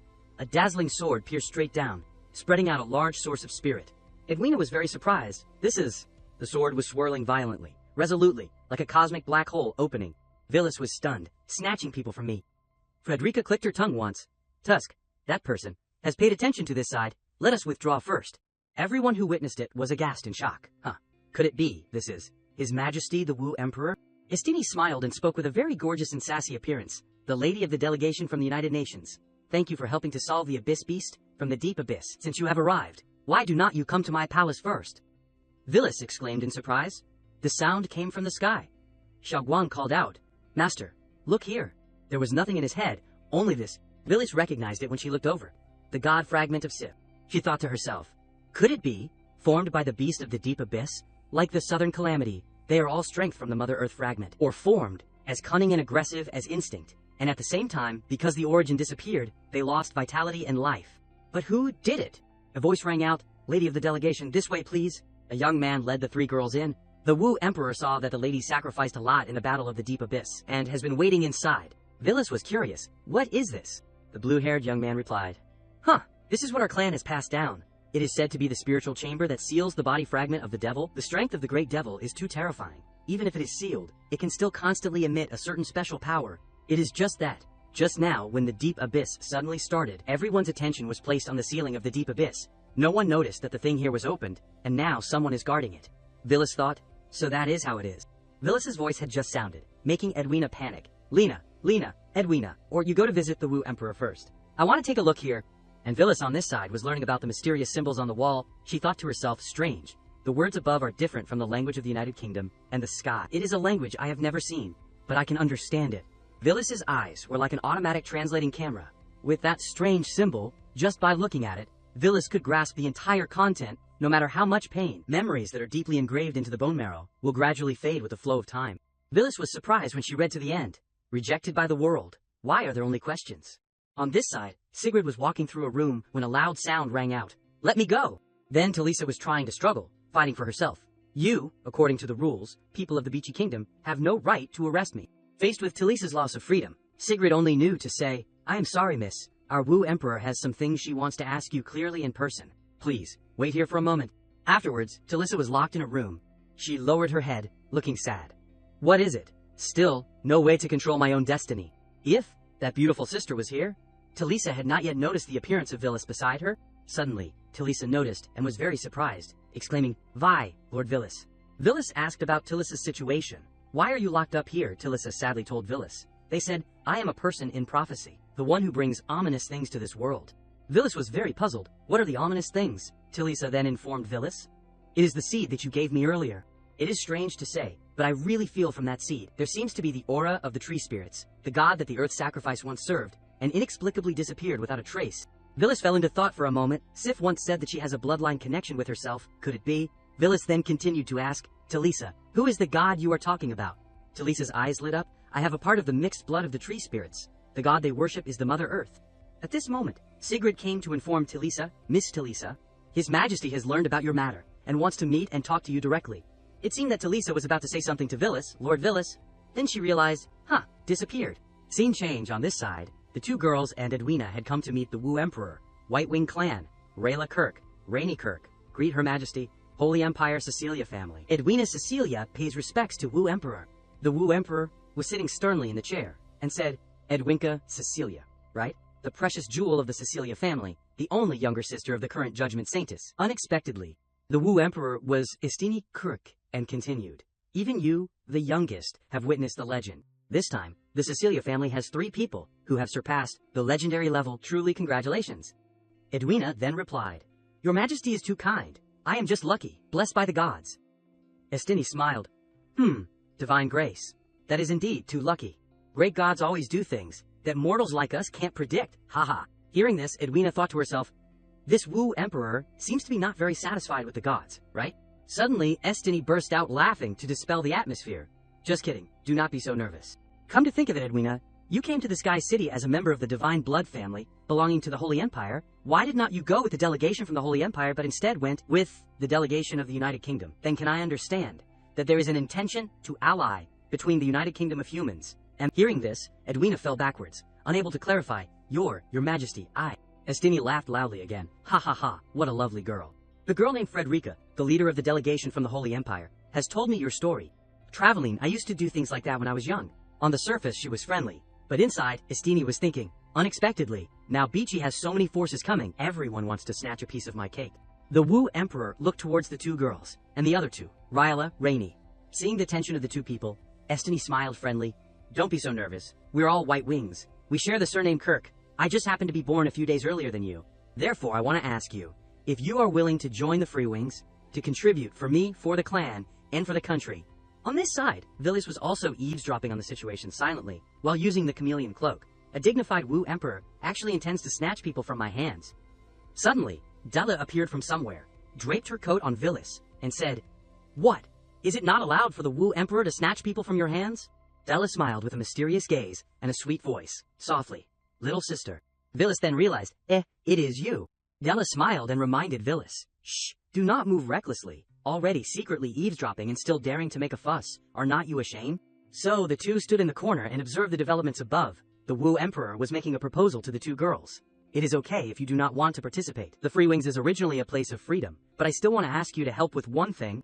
Estini ordered, "Bring the person up." Villis also remained silent to listen to every development. The Wu Emperor continued, "Because you are also descendants of the Kirke family of the White Wings, you must have heard that prophecy, right? Now the person in the prophecy has appeared, bringing with them the seed of disaster. I want to ask you if you have any opinions." Layla hesitated a little. How would we know? She was a little worried, uneasy. Could it be that Her Majesty, the Wu Emperor, already knows that we saved Tilissa? On this side, Villis felt very curious and ordered Della, "Tell the truth. What exactly is that prophecy that you keep mentioning?" Della then asked Villis in return, "You came here to find the relics of the gods, and do not know that is a prophecy left by the sky god, in which it is said that, then my children, if one day the seal collapses in blood, the beasts of the earth will rise from the abyss. At that time the mistake will continue. The disaster will come. Go find the seed of disaster. Must find it before the enemy, because it is the source of everything. Only when it is found can salvation begin." Della's eyes became serious. And now, the person carrying that seed of disaster has appeared. On this side, the Wu Emperor sighed. "Heis, it seems you two do not dare to say much either. Then you come out and talk to me for a bit. That girl in the delegation." Hearing herself mentioned, Villis was stunned, blank. "No way, how does everyone know I am here?" Della smiled when she witnessed Villis's naivete. Inside the cathedral, all foreign magic is neutralized. Villis then took off the cloak. "All right, then I will say it straight. Just based on a god who has disappeared, leaving a vague prophecy, and you easily conclude that a disaster is about to happen." Estini interrupted her. "Miss Villis, you witnessed the explosion of the deep abyss last time, right?" Villis also admitted, "Yes, but were not the abyss beasts at that time defeated? That does not seem like a great disaster." The Wu Emperor snapped. You think it is just that, and it is over? We have fought with it for so many years, and it has continued to grow stronger. According to our intelligence, the explosion just now was just a feint by the deep abyss, aimed at attracting the attention of Beachy, and in essence, the abyss beasts have penetrated the mainland. The situation is unclear. Before long, it is feared that Beachy will be completely surrounded by the deep abyss. Villis then continued her words. "If so, should not your majesty deploy troops straight into the deep abyss and fight a life-and-death battle to eliminate future troubles?" Hearing these words of Villis, the Wu Emperor was very satisfied, as if she had found a confidant. "I also have that intention. Otherwise, just now on the battlefield, why would I have called Miss Villis out to meet?" After admiring the expression of the Wu Emperor, Villis froze for 5 seconds. And Della immediately objected. "Sister, your majesty, it is absolutely impossible to send people into the deep abyss. Surely, your majesty has forgotten that. In that deep abyss is the matter between them." Villis heard halfway and was very curious. What is the matter between them? The Wu Emperor immediately corrected Della. "High Priest, pay attention to your words. Is the god important? Or are the people of Beachy more important at this point?" Villis was even more curious. Which god is it? What exactly is under the abyss? The Wu Emperor continued the incomprehensible conversation with Dela. Now people from the Holy Empire, the Animal Eye Kingdom, and other underground organizations are all gathering here. Are not they also waiting to dig out that matter and divide the spoils? Every word the Wu Emperor uttered made Villis wide-eyed in shock. Dig out what matter? The Wu Emperor was still not willing to end this story. Now everything in the prophecy has appeared. How can we ignore it? Della then reacted violently. "I have already said, those who are not involved and get involved will only make things more chaotic. Does your majesty really want to see the chaos of the gods happening?" By now, Villis, who had been spinning around like a top, had to despair and exclaim, "Can you please stop speaking innuendos?" Suddenly, Villis realized something and volunteered, "The deep well, right? Or how about I go take a look?" The Wu Emperor's eyes sparkled bling bling. "Are you serious?" After confirming the authenticity, the Wu Emperor was unusually excited and ordered her subordinates, Sigrid, prepare the Free-Wing warriors to go to the front line with the delegation. Sigrid also quickly obeyed. "Yes." Noticing the excited expression of the Wu Emperor, Villis thought to herself, "Deliberately setting me up, huh?" Immediately, the Wu Emperor and Della attacked from both sides, hugging Villis and whispering, "Then, thank you very much, girl in the delegation." Villis suddenly realized that, "But I also wanted that, huh?" Scene change afterwards, Sigrid walked and recounted the story she knew to Villis. Since the last time the Deep Well broke out, the United Kingdom of Humans, the Holy Empire, the Oster Empire, and the local country of Beachy, in the 5 largest countries in the world, except for the snow country of the north, all immediately took action overnight.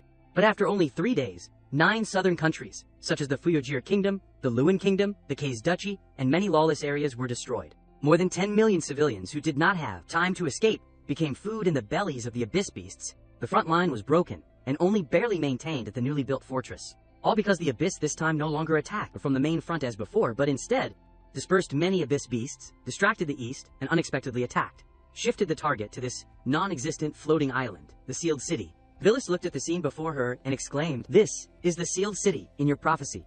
Sigrid then confirmed, "Yes, this island was chosen in the disaster last time, and then destroyed." Villis thought that was also the disaster that killed Rainy Rayla.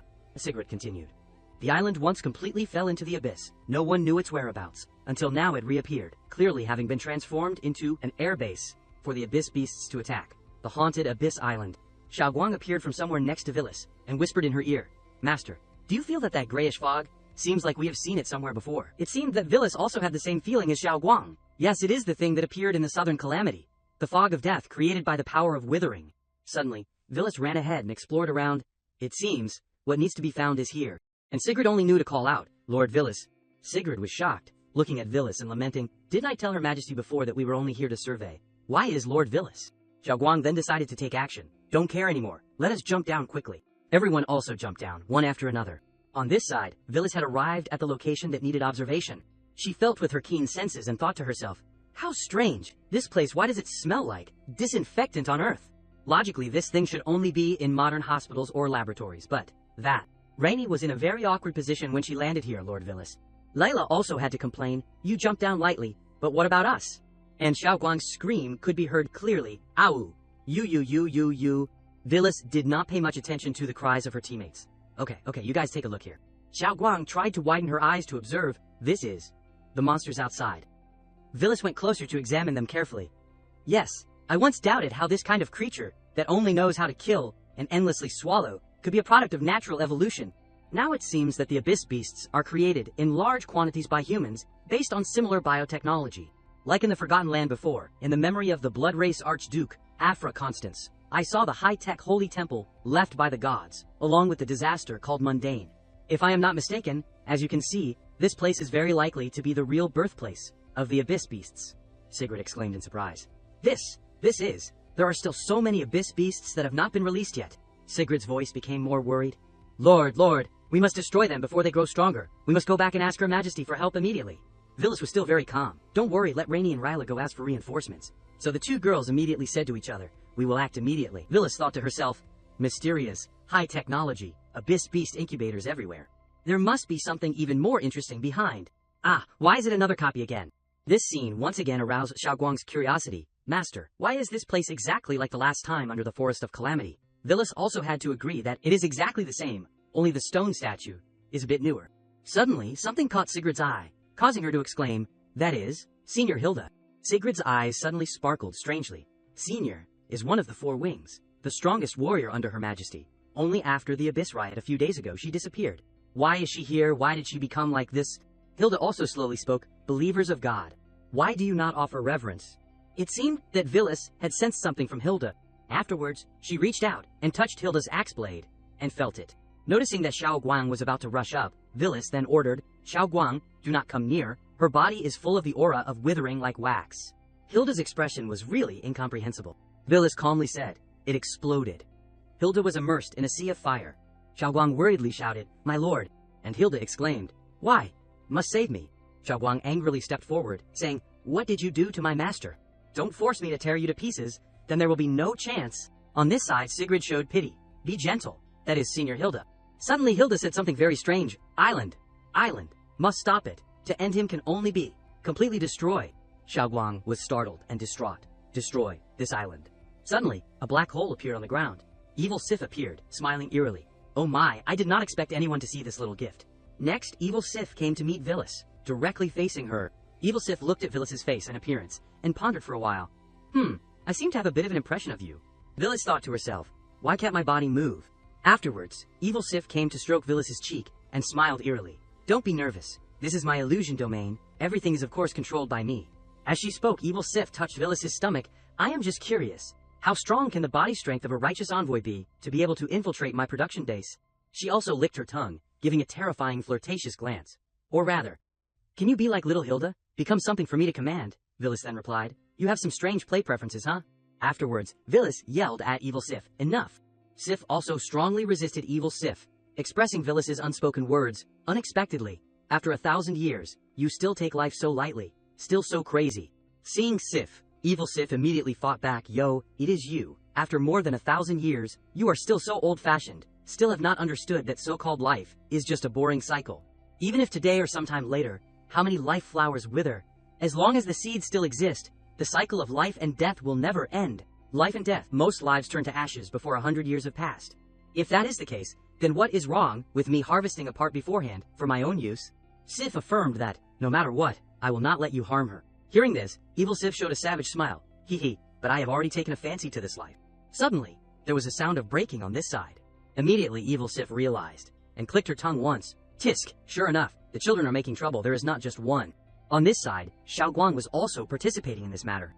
After thinking for a while, evil Sif smiled, showing satisfaction. That is good. By spending some scattered soldiers, I can lure a strong person like you here. For me, it is a big profit, after all. After uttering a few sentences, evil Sif suddenly realized, oh my, how dangerous, I almost revealed the plan. Goodbye, she said, and disappeared without a trace, leaving Villas with a very uncomfortable feeling in her heart. What an unforgettable impression, just met and already touched me, and dared to say bluntly that she had taken a fancy to my life. Really, too arrogant. After being reunited with Villas, Xiaoguang cried and sobbed. Hoo. Master, you finally woke up, I thought you would never wake up again. Hoo. But what surprised Villas was, how? Have we returned to the royal city of Bichi? Xiaoguang then explained eloquently. Of course, Xiaoguang here followed the previous instructions correctly. After blowing up the entire haunted Abyss Island, the Abyss beasts seem to have had some kind of connection severed, and all fainted, resolving the crisis. Master, look at me, rub my head.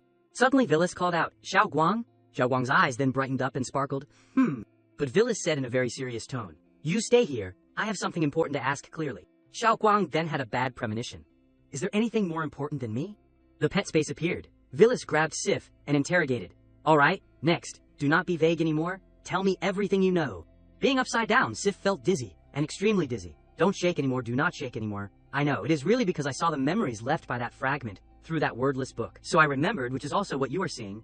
One side, symbolizing the power of life, became too self-loving under the influence of power, not wanting to harm any living thing. And the other side, symbolizing the power of withering, looked down on life under the influence of power, seeing life as a tool that will all wither. They are all Sif, but they are only two sides of the same Sif. On the earth, there is new life. And there is also death. They represent one side in turn, like two conflicting states changing in the body in turn. And the Abyss Beast is the origin of the separation of those two contradictions. At that time, Mother Earth Sif came into contact with the technology of a certain world, which could create new life. She integrated that technology with her power of godhood, creating a breakthrough. So, under the influence of two different wills, along with some untouchable power, a kind of divine beast was created, with extremely strong recovery, almost immortal, not knowing pain, not needing sleep, not needing to eat, absolutely obedient, and living on life energy. But at the same time, this divine beast was also tyrannical and bloodthirsty, needing to constantly swallow life to maintain its existence. Villas wondered, isn't that exactly the Abyss Beast? Sif continued her story, the goddess of life, when she saw the divine beast turn into a terrifying monster that needed to swallow life, regretted it endlessly, only wanting to destroy it. But the goddess of withering was extremely interested, not only continuing to strengthen its power, but also using countless innocent lives to do cruel experiments. And destruction is always easier than protection. Sif's depravity escalated. Even if Sif in the state of life power tried to save it, the disaster and tragedy caused by the Abyss Beast still angered heaven and earth, and was unforgivable by the gods. Villas had a question, although the one who caused the disaster was Sif of withering, but in the eyes of outsiders, it was all Mother Sif doing bad things. Sif also confirmed this doubt. Yes, in the end, they decided to stop and destroy Mother Earth. Sif, who had fallen into madness. Because Sif was one of the main gods with the highest divine power, she was very difficult to deal with, and even impossible to kill completely. So the gods sought out the archangel protector of Sif, Minerva, analyzed the pros and cons, hoping she would help from within. So the sky god and freedom Minerva was just an angel. Minerva was not only the strongest angel of the earth goddess faction, but also absolutely loyal to Sif, so she pretended to agree, but immediately after escaping, she immediately reported this to Sif, in the state of life power. Outsiders may not know about Sif's separation, but Minerva knew clearly the current state and the torment Sif had suffered. Even if she had to oppose the gods for her master, she would willingly do so. Speaking of this, Sif's tone was very sad, but Sif did not choose to start a war with the gods. for so long because of being tormented about the sins caused by herself and her other half. She decided to take this opportunity to end the increasingly distorted path of mistakes. A hand appeared and placed on Minerva's cheek. Sif asked Minerva to help the gods kill herself, so one day when the power rotated to the withering state, two other main gods of the Order faction broke out in an earth-shattering battle with Sif. The two sides fought for several days without a winner. At this time, Minerva, who should have led the angels to resist the invaders, took advantage of Sif being completely unprepared and used a specially made holy weapon to wound her. The gods immediately rushed up, killed Mother Earth and divided, sealed her indestructible origin, but after that, there are no more images in my memory. But godhood is indestructible, and that is why there are fragments of Mother Earth scattered all over the world as you see now, to prevent Sif of withering from being able to quickly collect all the fragments and be reborn. At this time, Villas also understood the story thoroughly, so that is how it is. That is why you are sure that this Sif who is causing trouble is not a consciousness separated from the god fragment, but the real Mother Earth. Sif of withering, I am right, goddess of life, Sif. Sif then smiled, winking at Villas. You are really perceptive. Clearly, I only just remembered. Scene change on this side. At a holy tower, a sound rang out. Tisk, tisk, tisk, tisk. Her opponent also had to give up helplessly. Neil sighed wearily. How boring. Really boring. Why is it all just fighting wherever I go? The Wu Emperor was also using her moves to deal with the enemy. A voice rang out. It was difficult to find a good job, but I still have to look at those girls even when I come to Beachy. Even the Wu Emperor is personally going into battle fighting. It turned out that it was Neil's voice, eating a lollipop nonchalantly.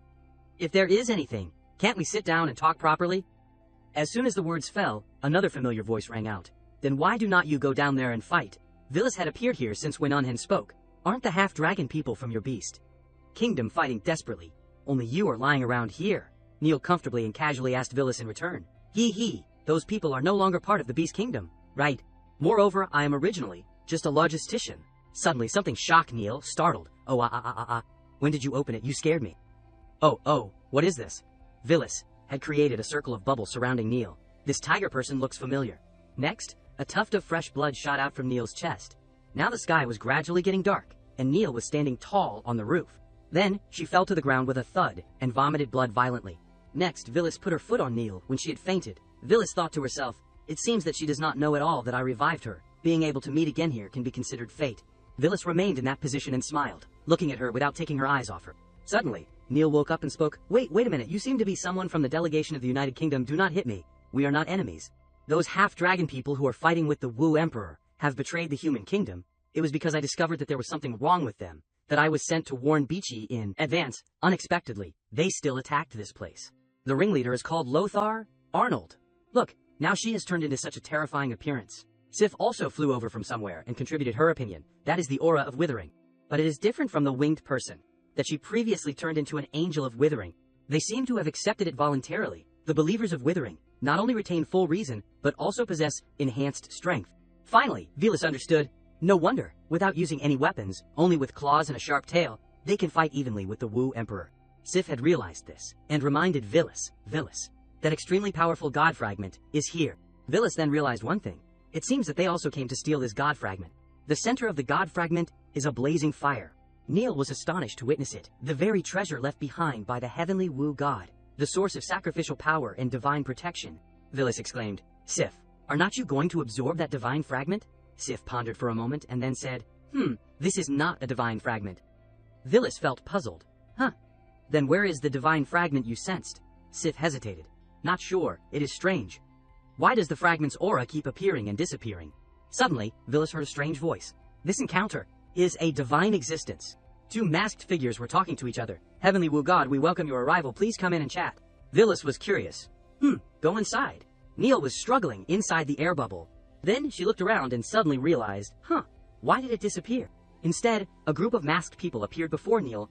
She was surprised to recognize the common feature of these people. Tiger, human hair. On the other side, Villas was falling into a giant hand. The one who caught Villas was Minerva. She looked at Villas and said, long time no see, Wu Lord. Sif was surprised by Minerva's sudden appearance. Minerva continued to communicate with Villas with affectionate eyes. Please forgive me for letting everything drift towards decline. The once bright star has now been swept away by darkness. Villas comforted her. Don't say that, you have done a great job. The Liu Hua priest here, and the main body. Where have the other gods gone? Minerva's face showed clear sorrow. Wu Lord, we all underestimated the ferocity of this world. Your fall is just the beginning. It contains countless troubles, a complex vortex. There is no time to turn back. Most of the gods have fallen, only a few survived, but are also bound by countless constraints. Our era has ended. Villis wondered. The malice of the world, she thought. Why is it like the riddles engraved on that stone tablet? Sif interrupted Villis's thoughts. Excuse me, I have never explained it clearly to you before. In fact, my appearance and the appearance of decay are caused by the malice of the world. It is the expelling force that the world has for the gods, trying to eliminate everyone who has stepped into the ranks of gods from this world. The reason is unknown. Even Sif's main body cannot find it. Sif worriedly asked, Minerva, what about you? What exactly happened? Minerva remained silent. Sif asked again. So, even you have? Then who did it? Minerva said with a tone full of remorse and self-blame. Please forgive me, but after the main body left me here, it entered the twilight battlefield with the gods. Because of the separation of the two worlds, I do not know what exactly happened there. She teared up, but at the moment the main body fell, this body did feel the last thought transmitted from the other side. Reluctance, unwillingness, and a hint of undisguised fear. Villis could not help but sigh. Sure enough, it is true feelings. Sif also felt a little sad. It seems that the world has really abandoned us, the gods. The one who left a split soul here early to wait must be, for that matter. I know what you are thinking, but this responsibility should not be borne by Villis. Villis, who was at peace, was a little puzzled when her name was mentioned. Why drag me in again? Why do you have to drag me in? Minerva quickly explained. According to the original plan I left behind, once the situation develops to the point where it is beyond saving, I must let Lord Sif retrieve a part of the power stored in the Heavenly God Temple to resist another Sif who has fallen into madness. She paused for a moment, smiled gently, and continued. But your appearance, the existence named Villis, made me think of another possible path. To have a god like you integrate a part of the life personality, then it is possible to defeat the opponent. Villis asked impatiently. So where is the fragment of the life divine personality? Della was suddenly thrown over, groaning in pain. Cough, cough. Estini anxiously flew over to support her, tear up. Della tried to endure the pain to remind Estini, cough, cough, sister, I am fine, but the divine core. Suddenly someone clapped their hands. Oh my, how clever. A figure loomed in the darkness. I did not expect you to hide the fragment of the life divine personality in your body, using the flesh to seal it. It really made me search for a long time. The person who came was Evil Sif. It is a pity that once you are forced to borrow its power, you can't hide the seal anymore. But you are just a mortal, how can you bear the all-encompassing power of the gods? Sif on this side had also been explained some things. According to what you said, Terra used her own body to seal the divine personality, so if you directly use this device to retrieve the personality, then she will also lose her life immediately, Minerva immediately replied. But it seems she is having some problems, indeed. But she, Static, has known all this for a long time. Each generation of priests of the temple voluntarily shoulders this responsibility. Sif refused immediately, without hesitation. Then, I refuse. Minerva became anxious when she saw this. Why are you so stubborn? Static, if you do not take this opportunity to use the device to retrieve it, the divine personality will directly, Static, be taken away by Lord Decay, causing her to return to a state close to her peak. Static, there is no more time. This body of mine is about to be unable to hold on anymore. Sif disagreed, only said coldly, You are right, I am indeed a stubborn person. Not only stubborn but also double standards, and ruthless. I do not care how many strangers die. Evil Sif, on the other side, had tied up both the Dela sisters, her tone full of excitement. Ah, such familiar power, this feeling of surging excitement you also could not help but want to merge with this body, right? She said loudly, triumphantly. Today I will finally return to the position of main god. Sif on this side suddenly changed her mind. But if there is someone I hope she is still alive, then even if I have to bear countless dangers, I must try it once. Her eyes were full of firmness and determination, because I will crush all enemies. The two Dela sisters were captured by Evil Sif. She triumphantly announced, Today I will finally return to the position of main god. Estini tried to attack. Spiritual spear. The spear shot straight at Evil Sif, but it was easily blocked. She took the opportunity to ridicule. Stupid. In the blink of an eye, countless swords appeared behind her. Originally intended to take you as my person? If you are so ungrateful, then die, descendant of the traitor. Della became anxious when she saw this and shouted, Sister, can you still walk? Run? Estini refused to listen and directly confronted Evil Sif. Come here, I, by you, am not afraid, even if I die. A series of swords suddenly rushed over without warning. Villis suddenly appeared at this time. Hey, do not show affection like a couple of lovers. She easily resolved the attack just now. Dela could not help but wonder when she saw her. Villis? Evil Sif pretended to be friendly when she saw the person who came. Oh, it is you. You can easily block my move. I am done. I am getting more and more interested in you. Villis was a little impatient. Don't talk so much. Fight if you want to fight. Evil Sif showed disdain. HMPH. The body is not tall, but the ambition is not small. Then pass this move first. My outer realm art. She called out, Lothar? Streams of dark power were being drawn into a body. Lothar woke up immediately. She laughed madly. Ha ha ha. I feel the power. The endless power is pouring in. She landed with great momentum. Thank you, my omnipotent master. Villis sighed in her heart. from level 450 to about IV 80, calling for a helper. Right? I will come too. Lucas was also quickly summoned. Villas called out loudly, "Appear, Heavenly Realm Guardian Lucas." Receiving the order, Lucas shouted, "Following your summons, Supreme Master." The two helpers then rushed into battle without hesitation. Lucas seemed to be at a disadvantage. Evil Sif immediately, HMPH, mortals are indeed trash. She suddenly came up with a new idea. Why do not we go to a larger place to show our true power? Then she and Lothar left, without saying a word. Villas, seeing this, also entrusted with trust. Then Lucas, this place is entrusted to you. Lucas immediately accepted the order. Understood, please rest assured, Master.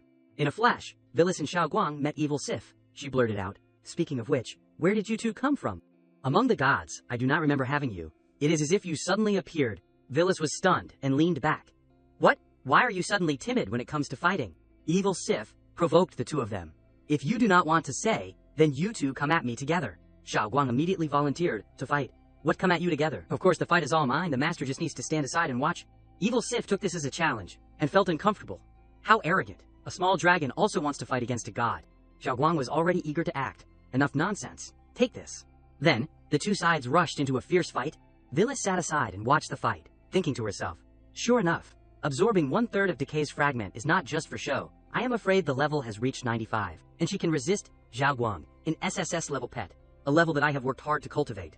A pet that has been given top-level equipment, received countless valuable treasures, and has a super high growth rate, and is not at a disadvantage." Temporarily, Villas smiled, her eyes shining brightly. "Oh my, what is wrong, Lord God?"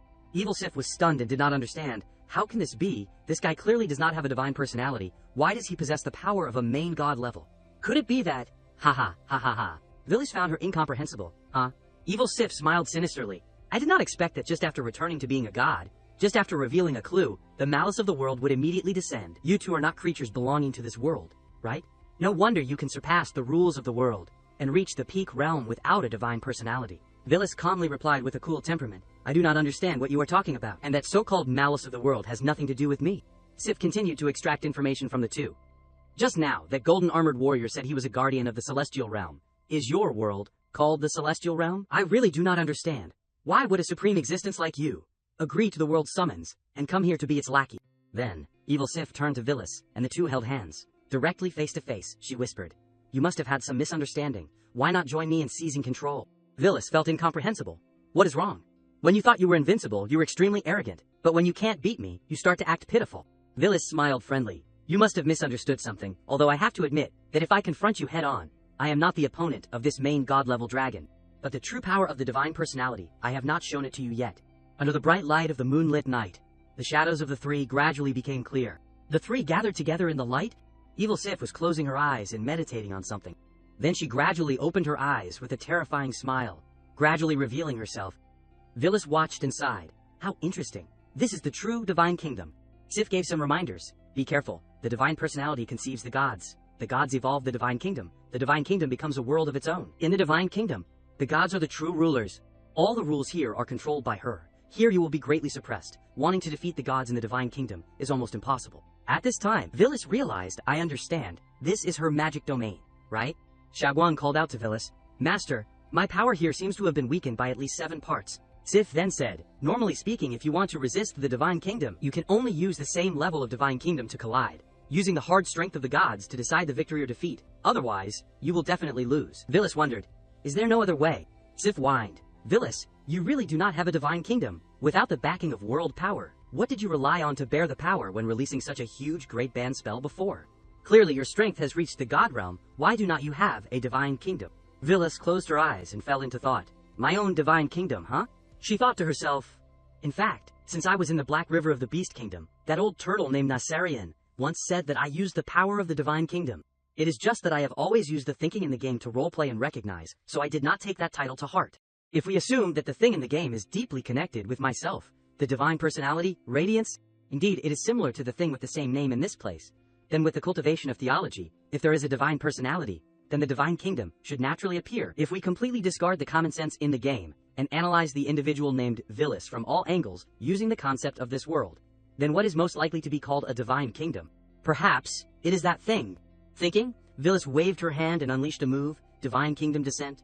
Minerva could only sigh dejectedly. Static, you really are. Too foolish. Static.